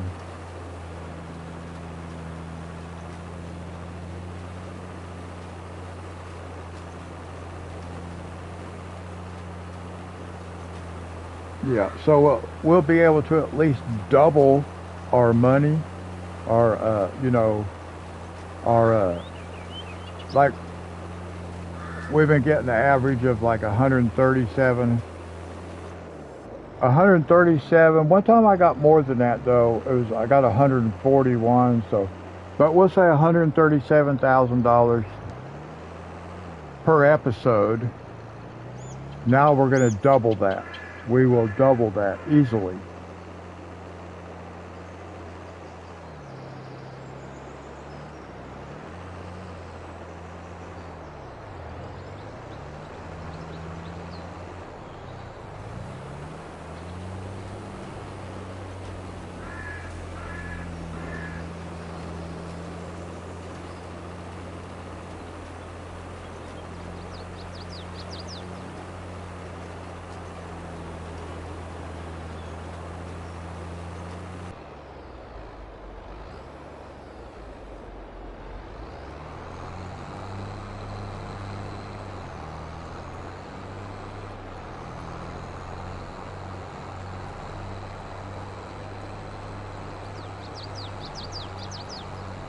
So we'll just switch back and forth riding along with these guys.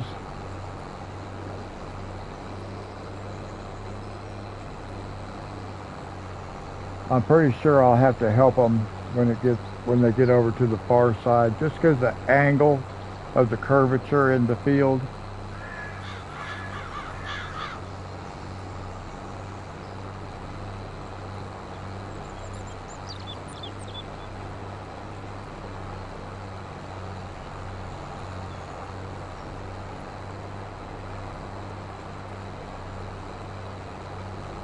Now, one thing we want to do next episode, or maybe within the next 2 episodes, is finish with we want to get the rest of our beehives over there.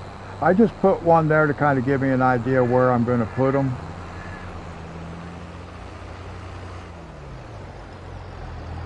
And hopefully that's going to be close enough to the fields that they work fine right there. We'll find out.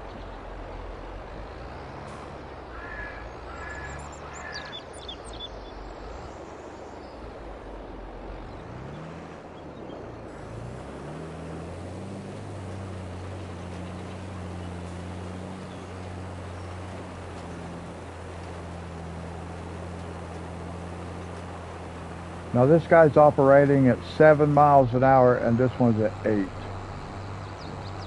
This one is an 8.3 meter working width and this one is 6 meters. And that's why we're able to start the seeder right beside the cultivator, because it has a wider working width, it runs slightly faster, so we know we're not going to catch up with it. And that's what we want. We want to make sure we can't catch up with it. Even if we were working at exactly the same pace, we have a narrower working width, so we still would not catch up with it. And even if we had the same working width, we would just let the cultivator get two rows ahead of us, and we would leave it like that. Boom. Train. Now, I told you in my last episode that when I played this map before, I ended up with the tractor sitting on top of that building right there, on that roof, because the train hit me. So I got hit by the train and my tractor ended up on that roof over there. So I just left it there. It looked pretty cool, but I can't retrieve it because it's on that flash drive that's formatted for the PS4, not the PS5. So thus we started over.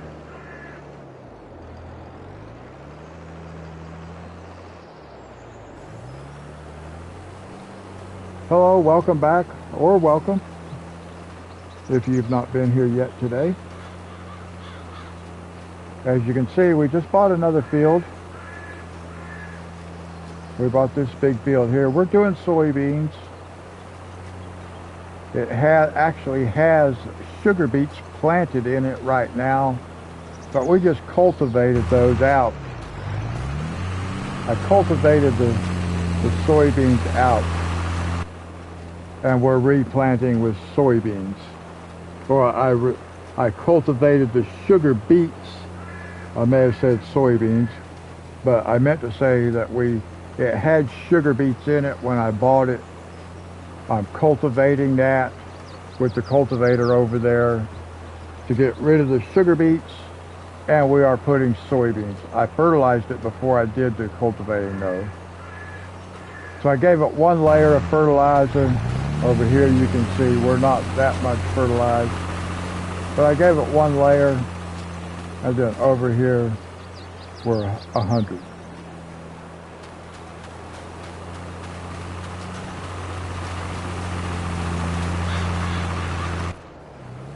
So that's made this episode a little bit longer than what I originally was going to do. I just decided last minute to go ahead and spend my money buying this field, because now when I harvest that field, this field is going to be ready to harvest also.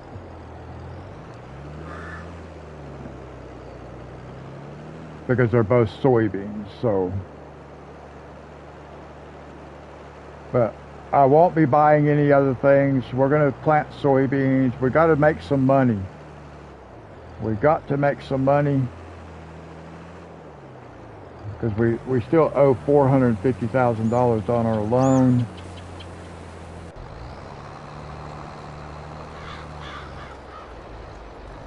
We got to get that paid off. I was going to put canola down here, which I am going to do. This is going to be a canola field. But to start with, we want to do soybeans because we need cash, and soybeans is a cash crop. Because we've got to have $90,000 to buy the oil mill with. I believe it was 90,000.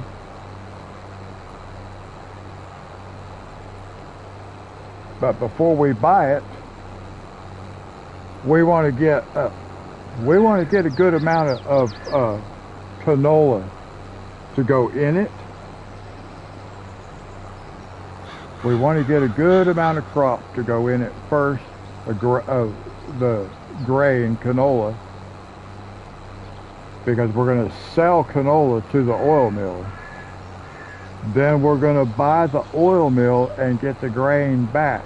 Now we can turn it into canola oil and sell the canola oil. So we get double money off this crop if we do it the right way. Once we plant canola. But I want to do canola a couple times before I buy the oil mill.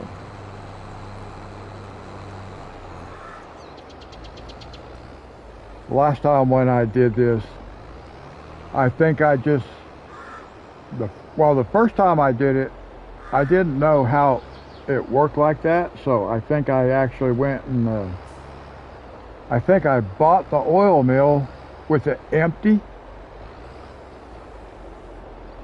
and then I watched a video of one of the guys that do tutorials, and I learned that it's better to actually put some grain in the factory before you buy the factory, because then you get that grain back. You actually sell the grain to the factory, then buy the factory, and you get the grain back to convert into a different product, which you are going to then sell. So we can really double our money, or in some cases maybe even triple our money if we do it right. You know, depending on how much stuff is selling for. I don't really worry about all that kind of stuff. I just try to get things in motion.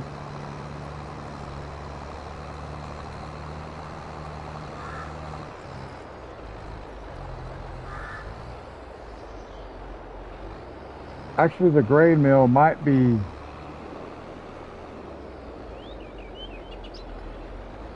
what, 80,000? Or the oil mill rather, not the grain mill. We'll come back to this.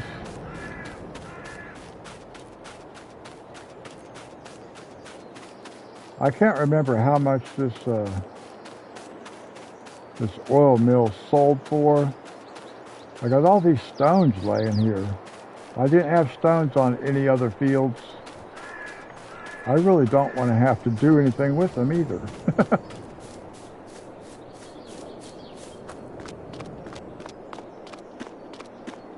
Let's go see how much this sells for over here.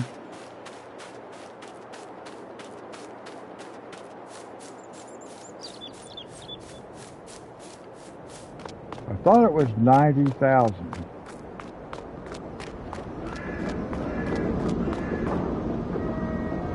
$80,000. Okay.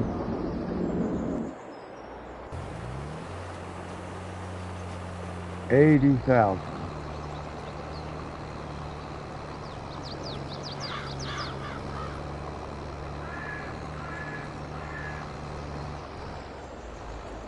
But like I said, yeah, I want to have I want to have a good amount of crop to put in that oil mill before I buy it. So I will probably do this field in canola 2 times and just put it in my silo before I buy, or before I put it in the oil mill. I might actually do three harvests of canola, because I got that truck and it holds quite a bit. So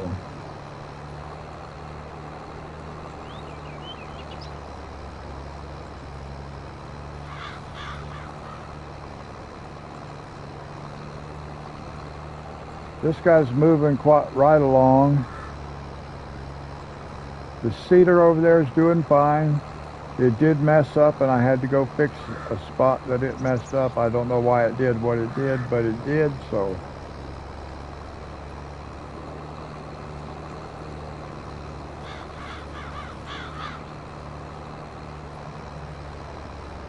we'll get everything taken care of here.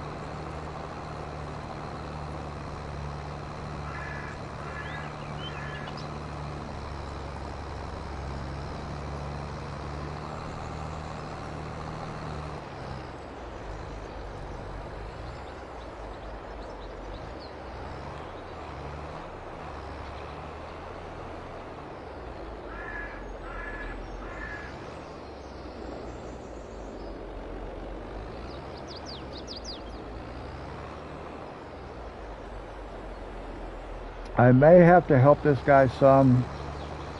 I don't know yet, because just because of the curvature of the field, it makes it have real steep angles that it's working on.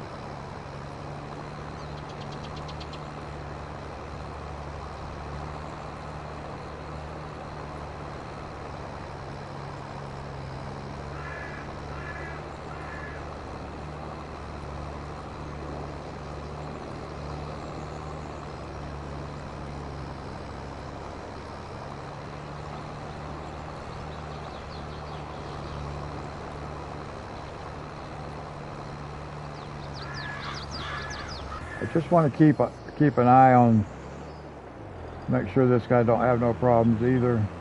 So far, so good.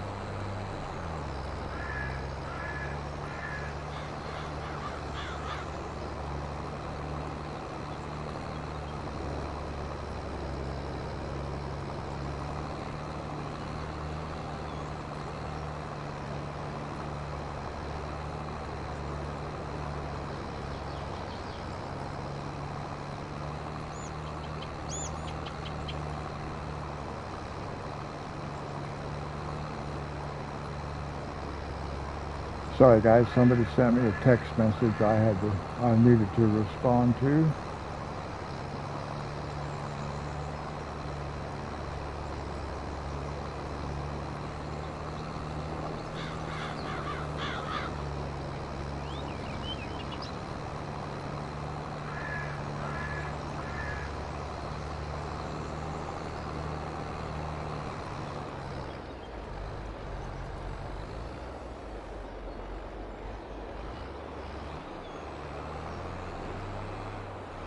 Alright, is this guy going to be able to handle the ends?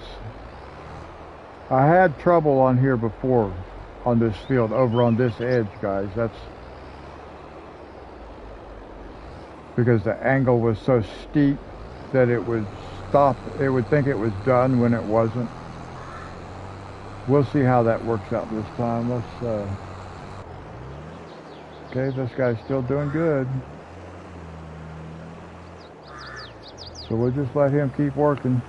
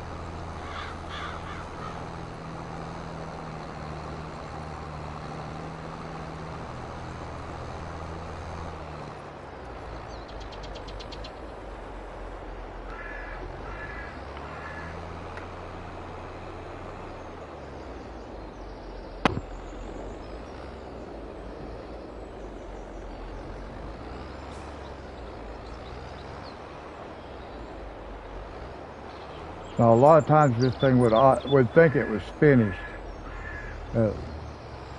Once it makes another pass or two, because the angle on the edge right up here in this curve would be so steep, it would think it was done when it got up here. So I kind of have to keep an eye on that. May not be a problem this time.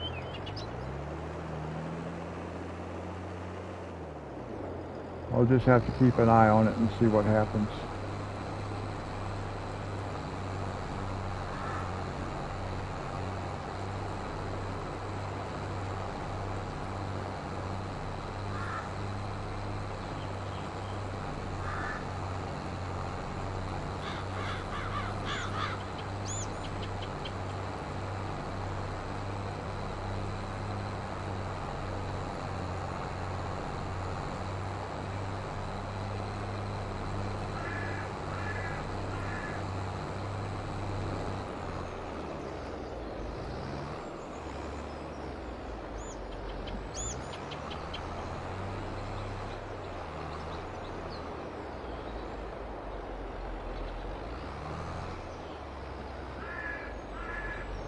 Well, at least this part of the project is almost complete. It won't take too much longer. The cultivating part will be done. Sorry guys, you know I have to yawn. I'm doing a live stream. It is just a little bit after 10. It looks like 10, about 3 minutes after 10, so 10 o'clock in the morning, my time.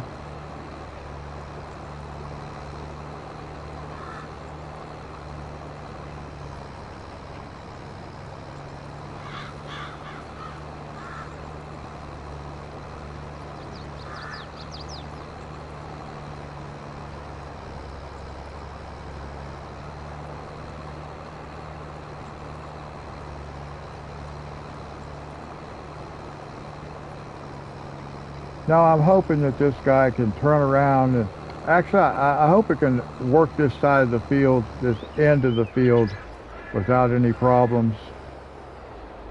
I've not used this cultivator before on this field, so it may not struggle. It's funny because, sorry guys, live streams make me yawn. I do not know why, but I cannot stop yawning when I do a live stream.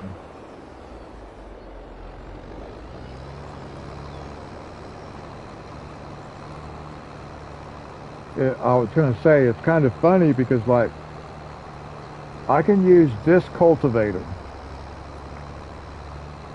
I can replace that cultivator with a plow, and the plow will behave totally different than the cultivator does, as far as understanding where the edges of the fields are and stuff like that. It's weird.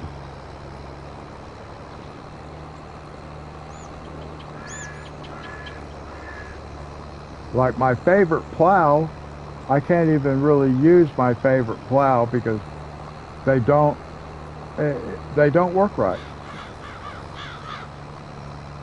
They simply don't work right. So I can only use it if I can't use it with the helper is what I should say. It's not that I can't use it, but I cannot use it with the helper because it does not work properly. It never has. And yet it's my favorite plow to use. And we will have bigger equipment because there are some bigger fields in this map, so we want bigger equipment. But you know, like I said, the plow I want, if I turn it, put a helper with it, I have to ride along with it because at the end of the row it's not going to, it's either going to stop short or it's going to start in the wrong spot and leave some of it unplowed, and I have to go back and fix it. And it does it on every row. It totally just keeps messing up all the time. And it's been that way from day one when that plow came out.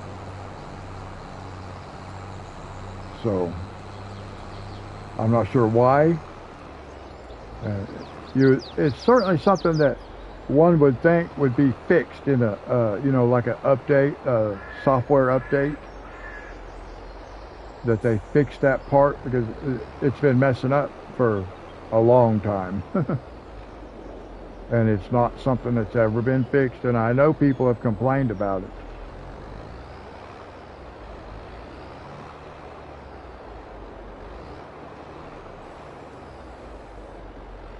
Alright, we're almost done.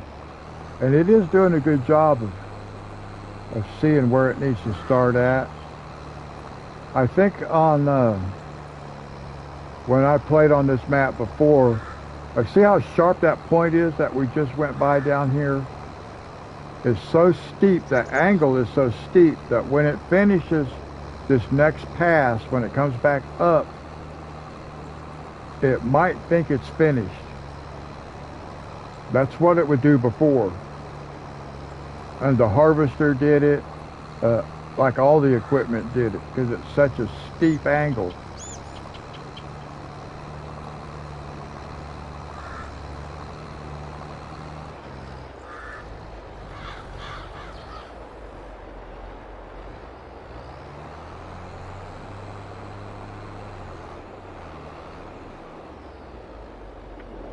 So let's see if it actually does it right or not.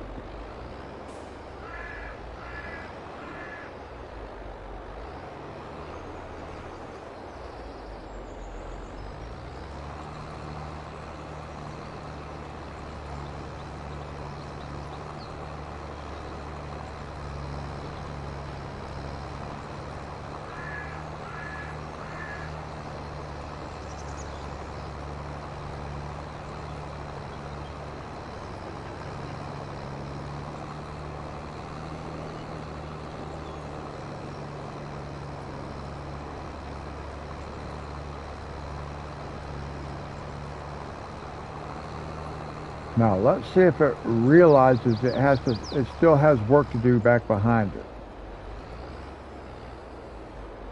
Yeah, it must. Okay, good. 'Cause that's where I was having a problem with the other tools I was using when I was working this field before. It would get to the end up there, and it would think it was done. And it would stop, and I'd have to go turn it around and get it working again. So at least the cultivator actually did complete the field by itself. And that's good. That's what we want to see, really.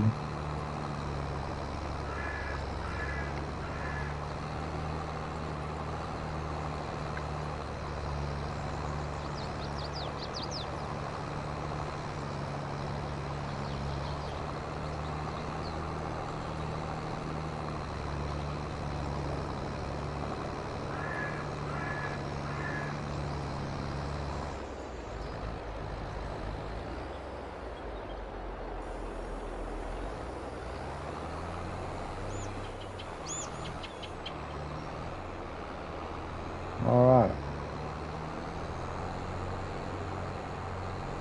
We can take this back, because the next place we'll be using it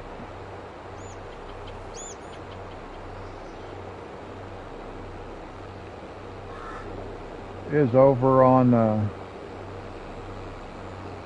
at the farm.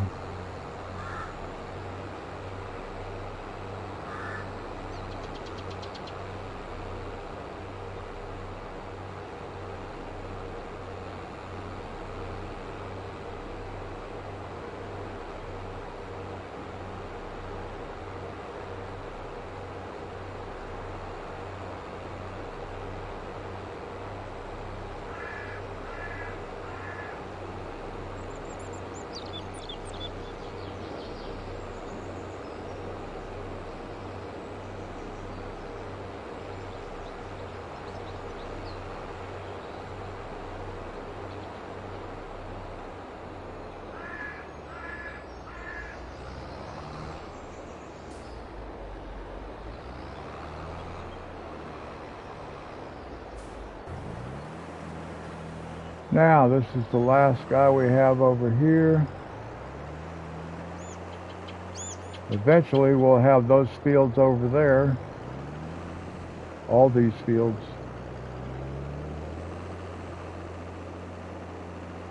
But that's not yet.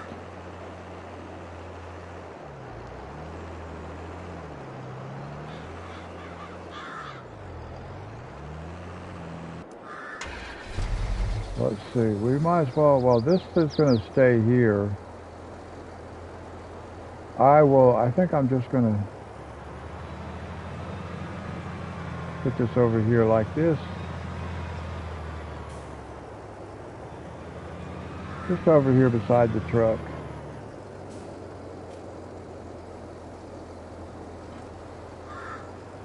We need to take this back. We're going to leave that red truck sit down here.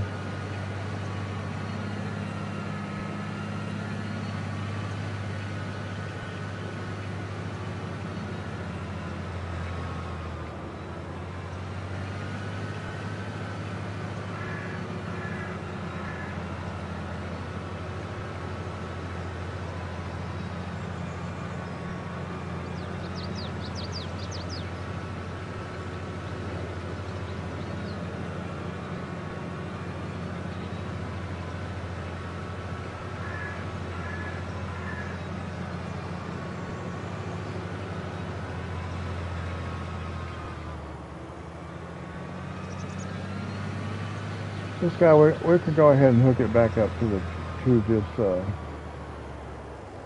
Well, no, we don't need to hook it up because I'm probably going to have to use a fertilizer spreader before.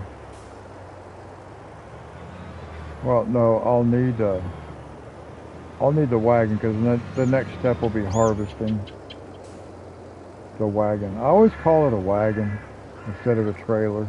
I don't know why I do that. I guess it reminds me of a wagon, that's why. Alright, we'll finish out with this guy right here.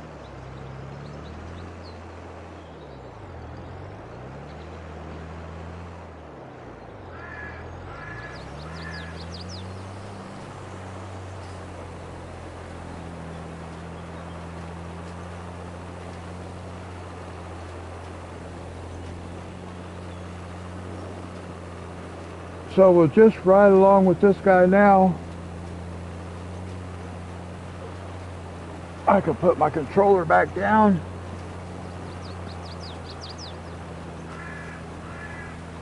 Well, I don't know where you're watching from, but I hope you're having a good day.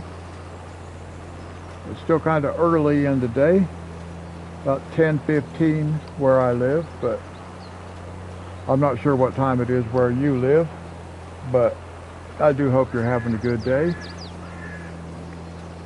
Or that you have a good day planned. It's actually raining where I live, so I was going to do some things outside today, but I'm not going to be able to do that because it's raining. I'm a little bit excited because I got a burn barrel. I live in the country, somewhat in the country. I live in the woods, but we're not the only people that live out here. I live in a former coal camp, but we're out in the woods. We're about 3 miles outside of town. A little community out here, a little neighborhood, a coal mining camp, former coal mining camp. So we have a burn barrel, but we had a burn pit where we can burn off rubbish. But I just got a burn barrel because I have a heart condition and it's became more and more difficult for me to be able to do things because I get out of breath, I get fatigued real fast. So that has really affected my ability to be able to do things. And you can't just have an open fire without, attending to it. And then making sure you put it out when you're done and stuff like that. And we don't want a forest fire, you know what I mean? So I just got a burn barrel yesterday. My neighbor made it for me. I paid him for it, but My neighbor actually made it for me. He told me a few weeks ago that he had a 55-gallon drum that he'd give to me, and I could make a burn barrel out of it. And I told him I can't make no burn barrel because I already know I will not have the physical endurance to be able to do that. So I told him, I said, you make me a burn barrel and I'll give you $30 for it, because I can buy them for about $30 off of Facebook Marketplace. I've seen them advertised on there for $30, $35, some $25. So I told him, you make me a burn barrel. In other words, cut the top out and punch a bunch of holes in the bottom of it and stuff like that for air circulation. And he did. It come out really nice. I like it. I've got a piece of tin that I'm going to use for making a top for it. And that way, if I'm out there and I've got a fire in it, I can't burn stuff until after 4 o'clock in the afternoon, but if I'm going to burn stuff, then I can be burning it. And if I get to feeling bad, I can just throw a lid on it and come back in the house. It doesn't matter, because I'll have that lid on it, so they can't burn out of control or anything like that.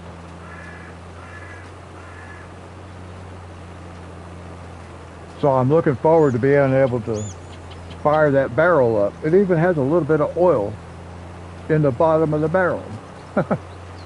So that oil will burn.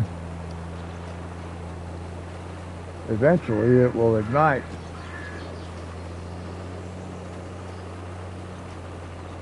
I was not expecting that. It was a little bit funny when I went out there, because he just brought the barrel over and laid it out in the yard, out near where the fire pit was. But so I stood that barrel up and noticed there was still a little bit of oil down in the bottom.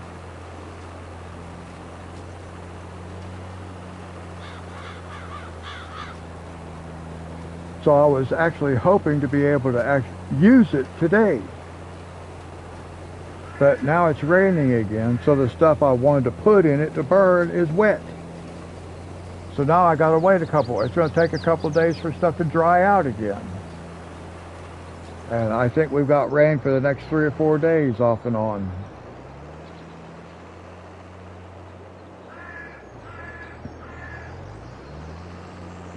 So anyway, I'm stuck in the house. I will have to go outside at some point. Gotta feed the dog. I got a pit bull, or we have a pit bull. Not I do, but we do. Still a puppy. About 8 months, 10 months old, something like that. I'm not sure. It's less than a year old yet.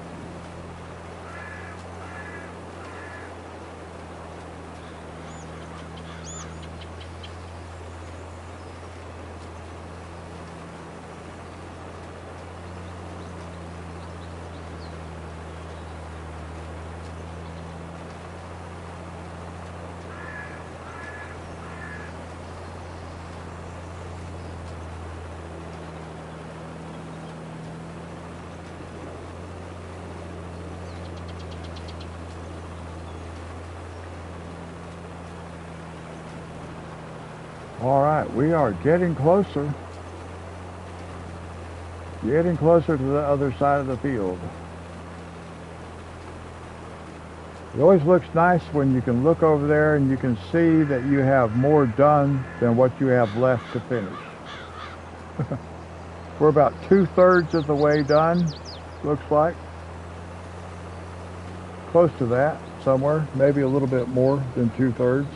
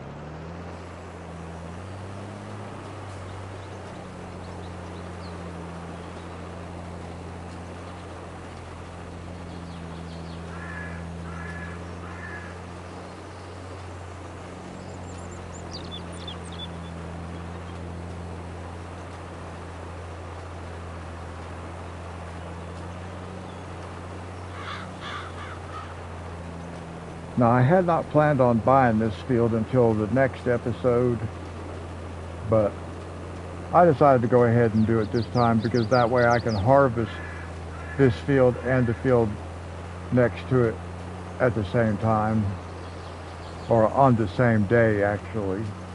We'll be doing all our fields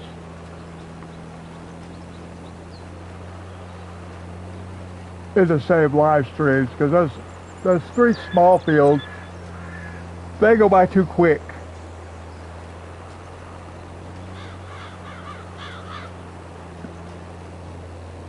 As we buy more fields, then what we do during one live stream will change. And this is going to change up here also as far as these 2 fields are concerned, because eventually they're going to have 2 different crops. So they'll have 2 different growth rates. But for now, since they're both going to be soybeans, we plant them on the same day, we'll harvest them on the same day. But eventually it won't be like that. But we're going to split it up.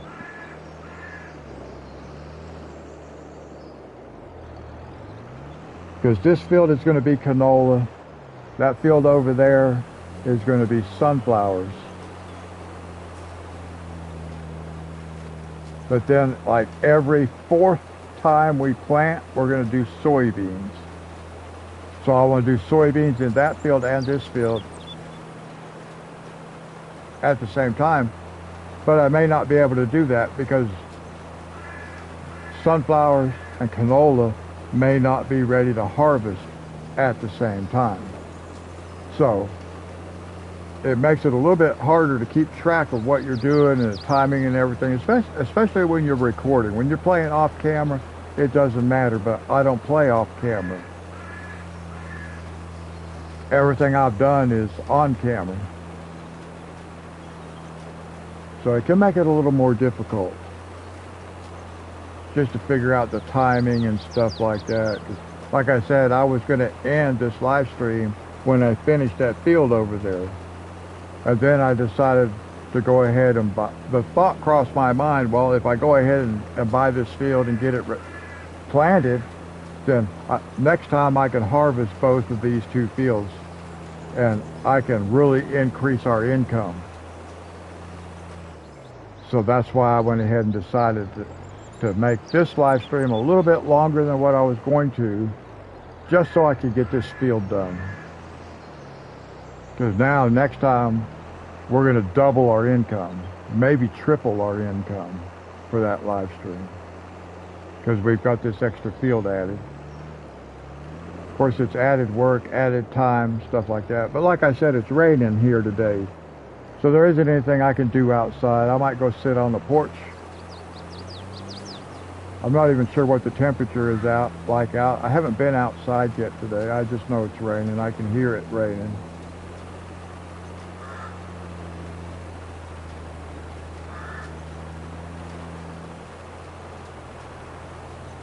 Hopefully it won't be raining too hard. I'll go out and feed the dog.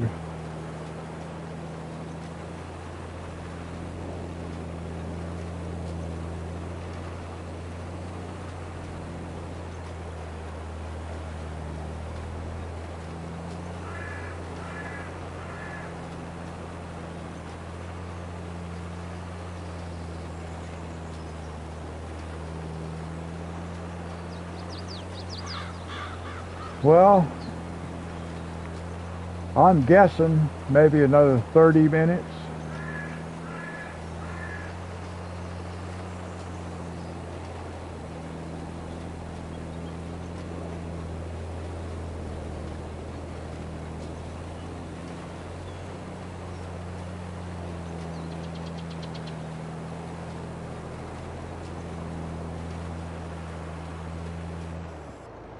Yeah, it might take about 30 minutes to finish this. Yeah, maybe not quite that long.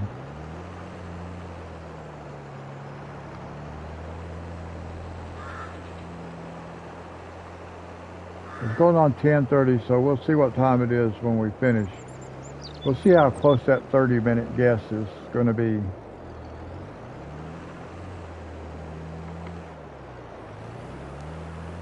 10:27 right now, according to my laptop and my cell phone. It says 10:27. So we'll see how close it is to 11 o'clock when we get done.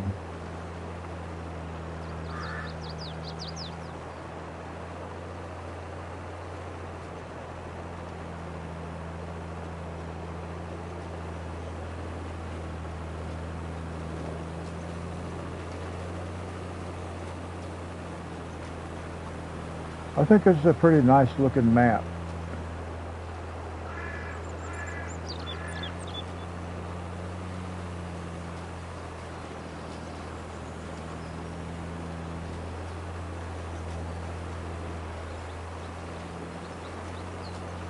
One thing I liked about this map is that it has production chains on it.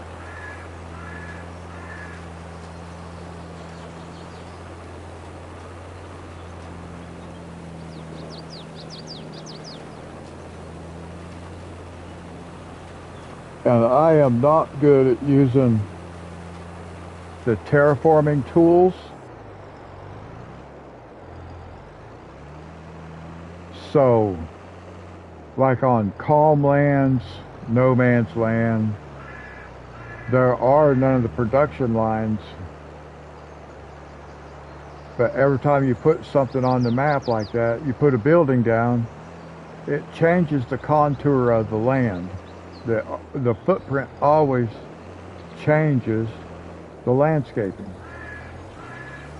So I don't like putting stuff like that on those maps because it always, every single time, changes stuff. And then I end up with big bumps that I can't get out and stuff like that. So I just quit doing that stuff. This map has the production line's already on it. So I may have to find a place to put sheep. And then I will just distribute the wool so it goes to the spinnery. And then we can do cotton. But we're not ready for that yet. That's down the road a ways. And I don't want to think about getting into all that kind of stuff because it becomes overwhelming.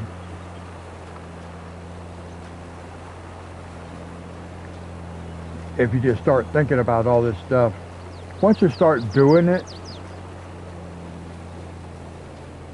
and you kind of just add to the process of what you're doing and stuff like that, it's not so bad.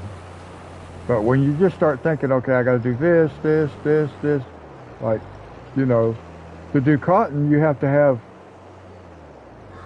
a cotton machinery to do it with, and then you got cotton bales, so now you got to have a trailer to pick up cotton bales with, and all this stuff. So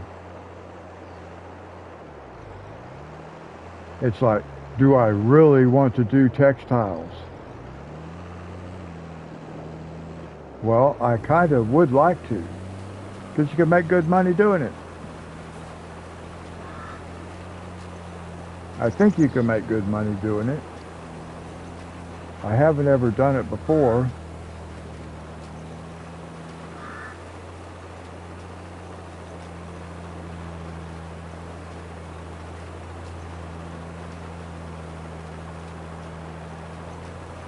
Now it's nice to be able to do grass and stuff like that, just so you can get some bales.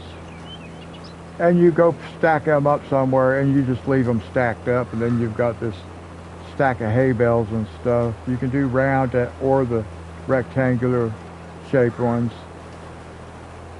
You know, I kind of like to do both. So even if I'm not actually using them, because I don't plan on doing horses, I don't plan on doing cows, you know, I don't plan on doing those types of things. Pigs. The only animal I'm thinking about I might do is the sheep. And to be honest, I'm undecided if I want to do that or not. If there was a sheep farm that I could buy and just automatically set it up to sell the wool, that's what I would do. But if I have to buy my own sheep farm and place it on the map somewhere, and I do have to do that, I'm sure I did that before,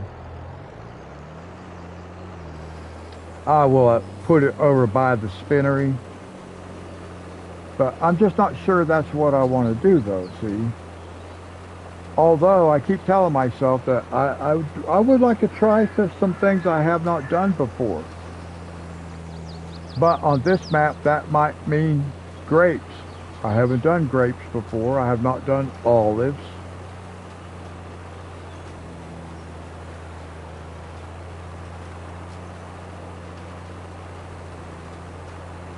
But I don't even know if there are grape fields already on here where I could just get the equipment and start working the field, or if I'm going to have to figure out how to actually put a field in, which means, you know, plowing up one crop and putting in a field of grapes. I'm not sure how that works. It's something we can look into. If there's a field of grapes, maybe I'll buy it. And then, well, I'll just have to see. I'll just have to go look around.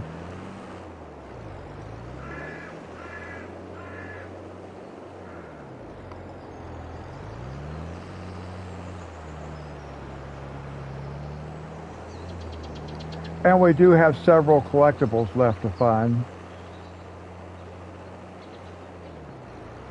And I do not know where they're all at. I know where there's maybe one. I think I know where one more is.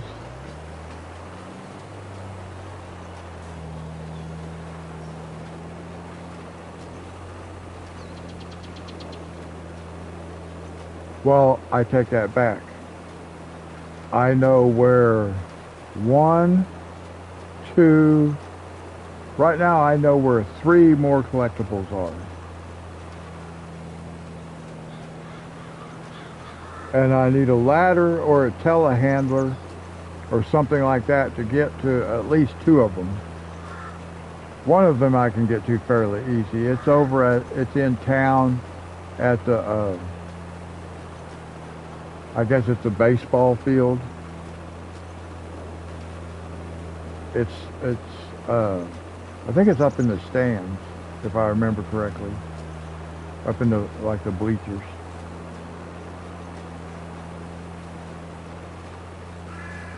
I think that's where it's at. And then I know there's one at the farmer's market. It's up on the roof. And there is one at the dealership right over there. That building right at the center of the screen right over there, up on the roof. So I got at least two collectibles that I know of that are up on the roof. We got to be able to get up on the roof. And I don't have anything to get us up on the roof with. But the collectibles on this map, they're only worth $1,000 each. So I'm not even really worried about it. Now on calm lands, they're worth $50,000 each.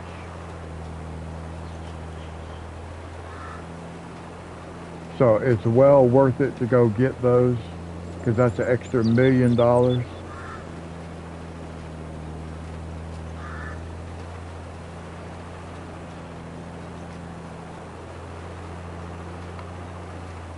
Another deer.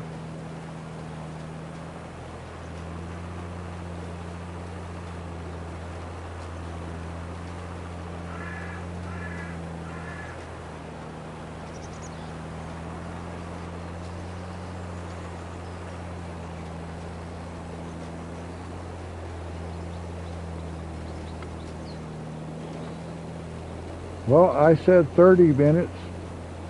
It's now been 10 minutes. So maybe it won't take a full 30 minutes for this to finish from when I was thinking. It's been 10 minutes, so maybe another 10 minutes. We're still going to leave it and see how close to 11 o'clock it is when we're done.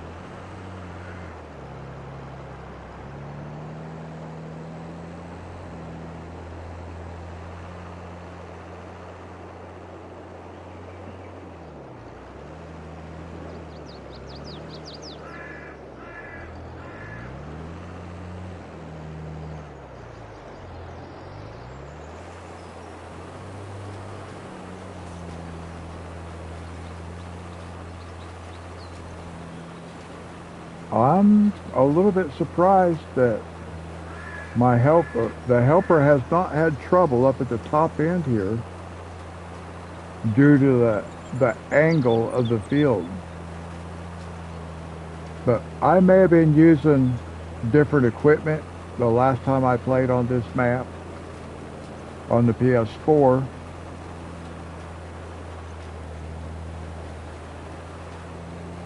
I wish I could retrieve that data because I owned a lot more of this map already. I was already farming all over this map.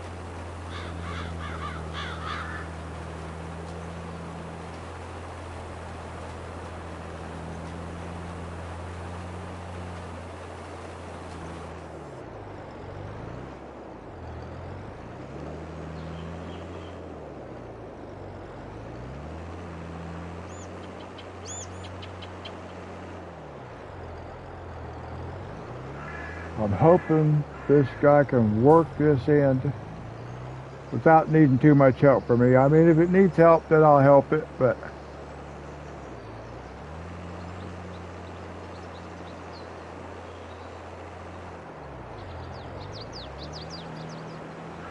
it's much nicer when it can just, now see, that's what I was just talking about. That right there, it thinks it's done, and it's not done.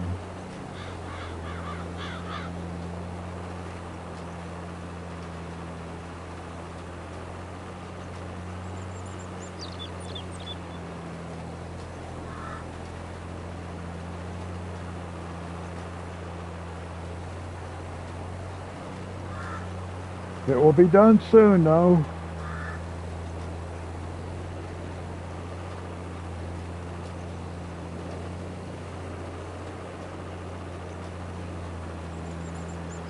Now, I believe when we go back to the farm, we better go ahead and do some maintenance. It's not really required at the moment, but we might as well do it. Except I don't think I have a repair shop. So I need to buy a toolbox.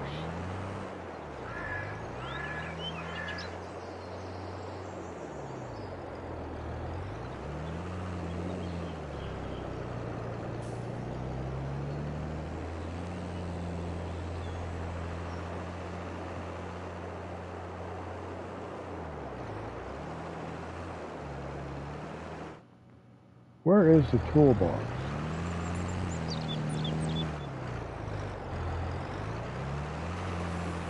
Oh. What a tool. There it is. This vehicle workshop allows you to create a spot anywhere on the map where you can customize your machinery without the need for a paid mechanic. So we want this. We're just going to take this right now. Where are we looking at? We're going to come over here. Nope, we don't own the field. But we are going to put this over here.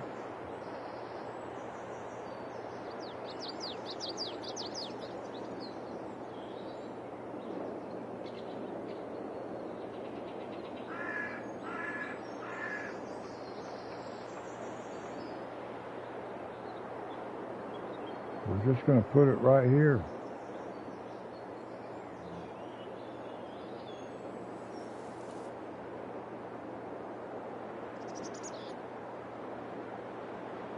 Like that.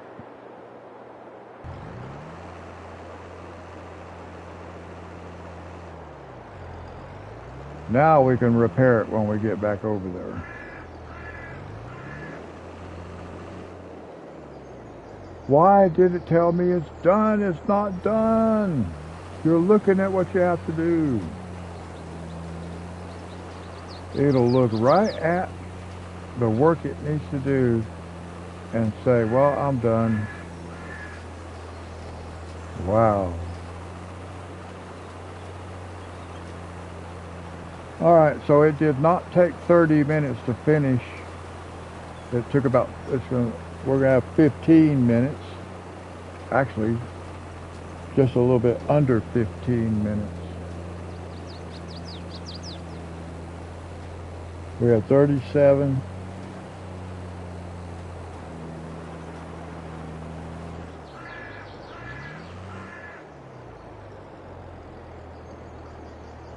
Again, it thinks it's done. Ah, that's all right. We only got one more pass now.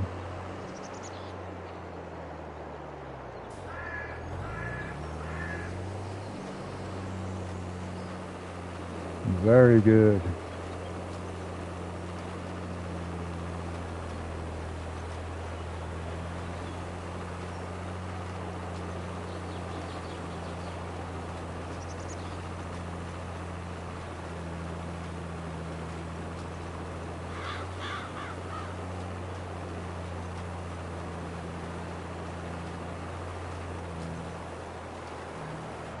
Now you can tell me you're done if you'd like to. There you go. Fold this thing up.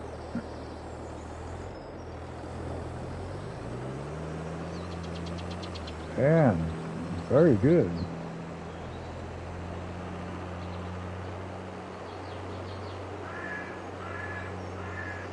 Now we're just going to leave the red truck sit down here because that gives us a fast travel point.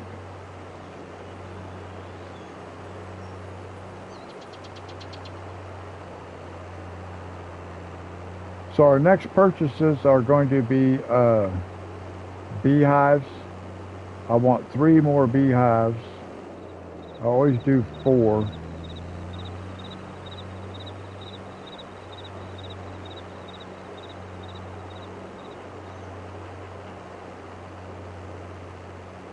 We'll go ahead and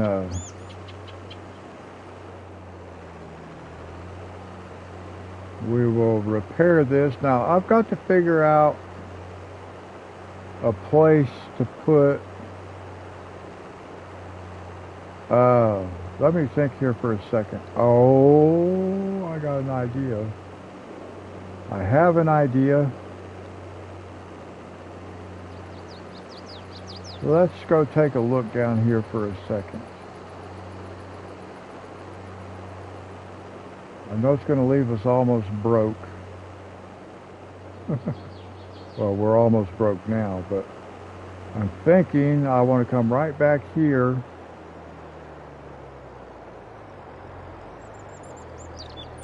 And I want to put a container. And I'm wanting right here, free fuel tank.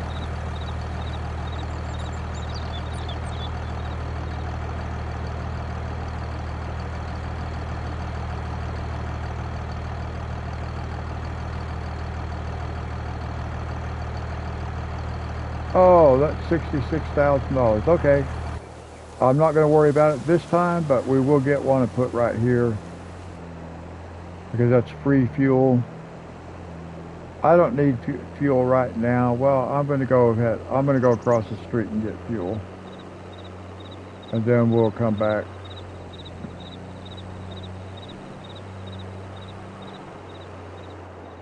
Actually, you know, I don't need fuel. We got enough to get through the next episode. So that'll be okay.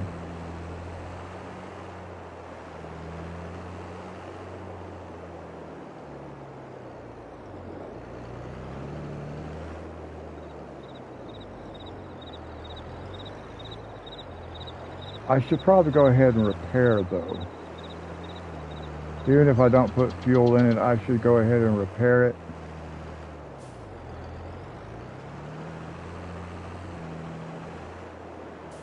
So we'll just pull up here like this. I wish I did not have to get out. So let's just repair this. It's going to leave us pretty much broke. but at least it's all repaired. We got $26,000 left. And like I said, I don't really need the fuel yet. Because I don't want to pay for fuel if I can get free fuel. Of course, it's $66,000 for the fuel tank itself, but it will pay for itself in free fuel. So let's save the game.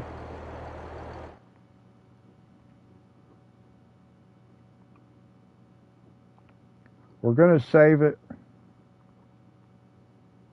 Okay, let's see.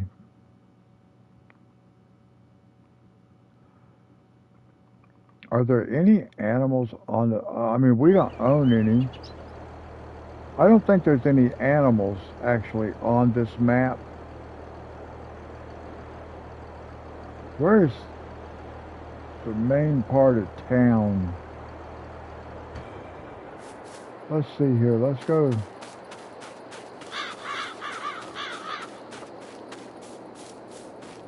I'm trying to figure out. I know there's like a town area. I can't remember where it's at. We'll have to find it. We'll have to find it on here.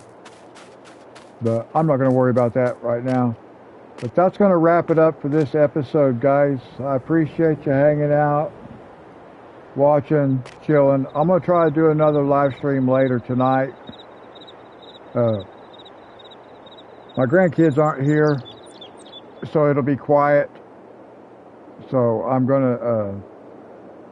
my plan is to get back on here later and do another live stream, because I like doing them.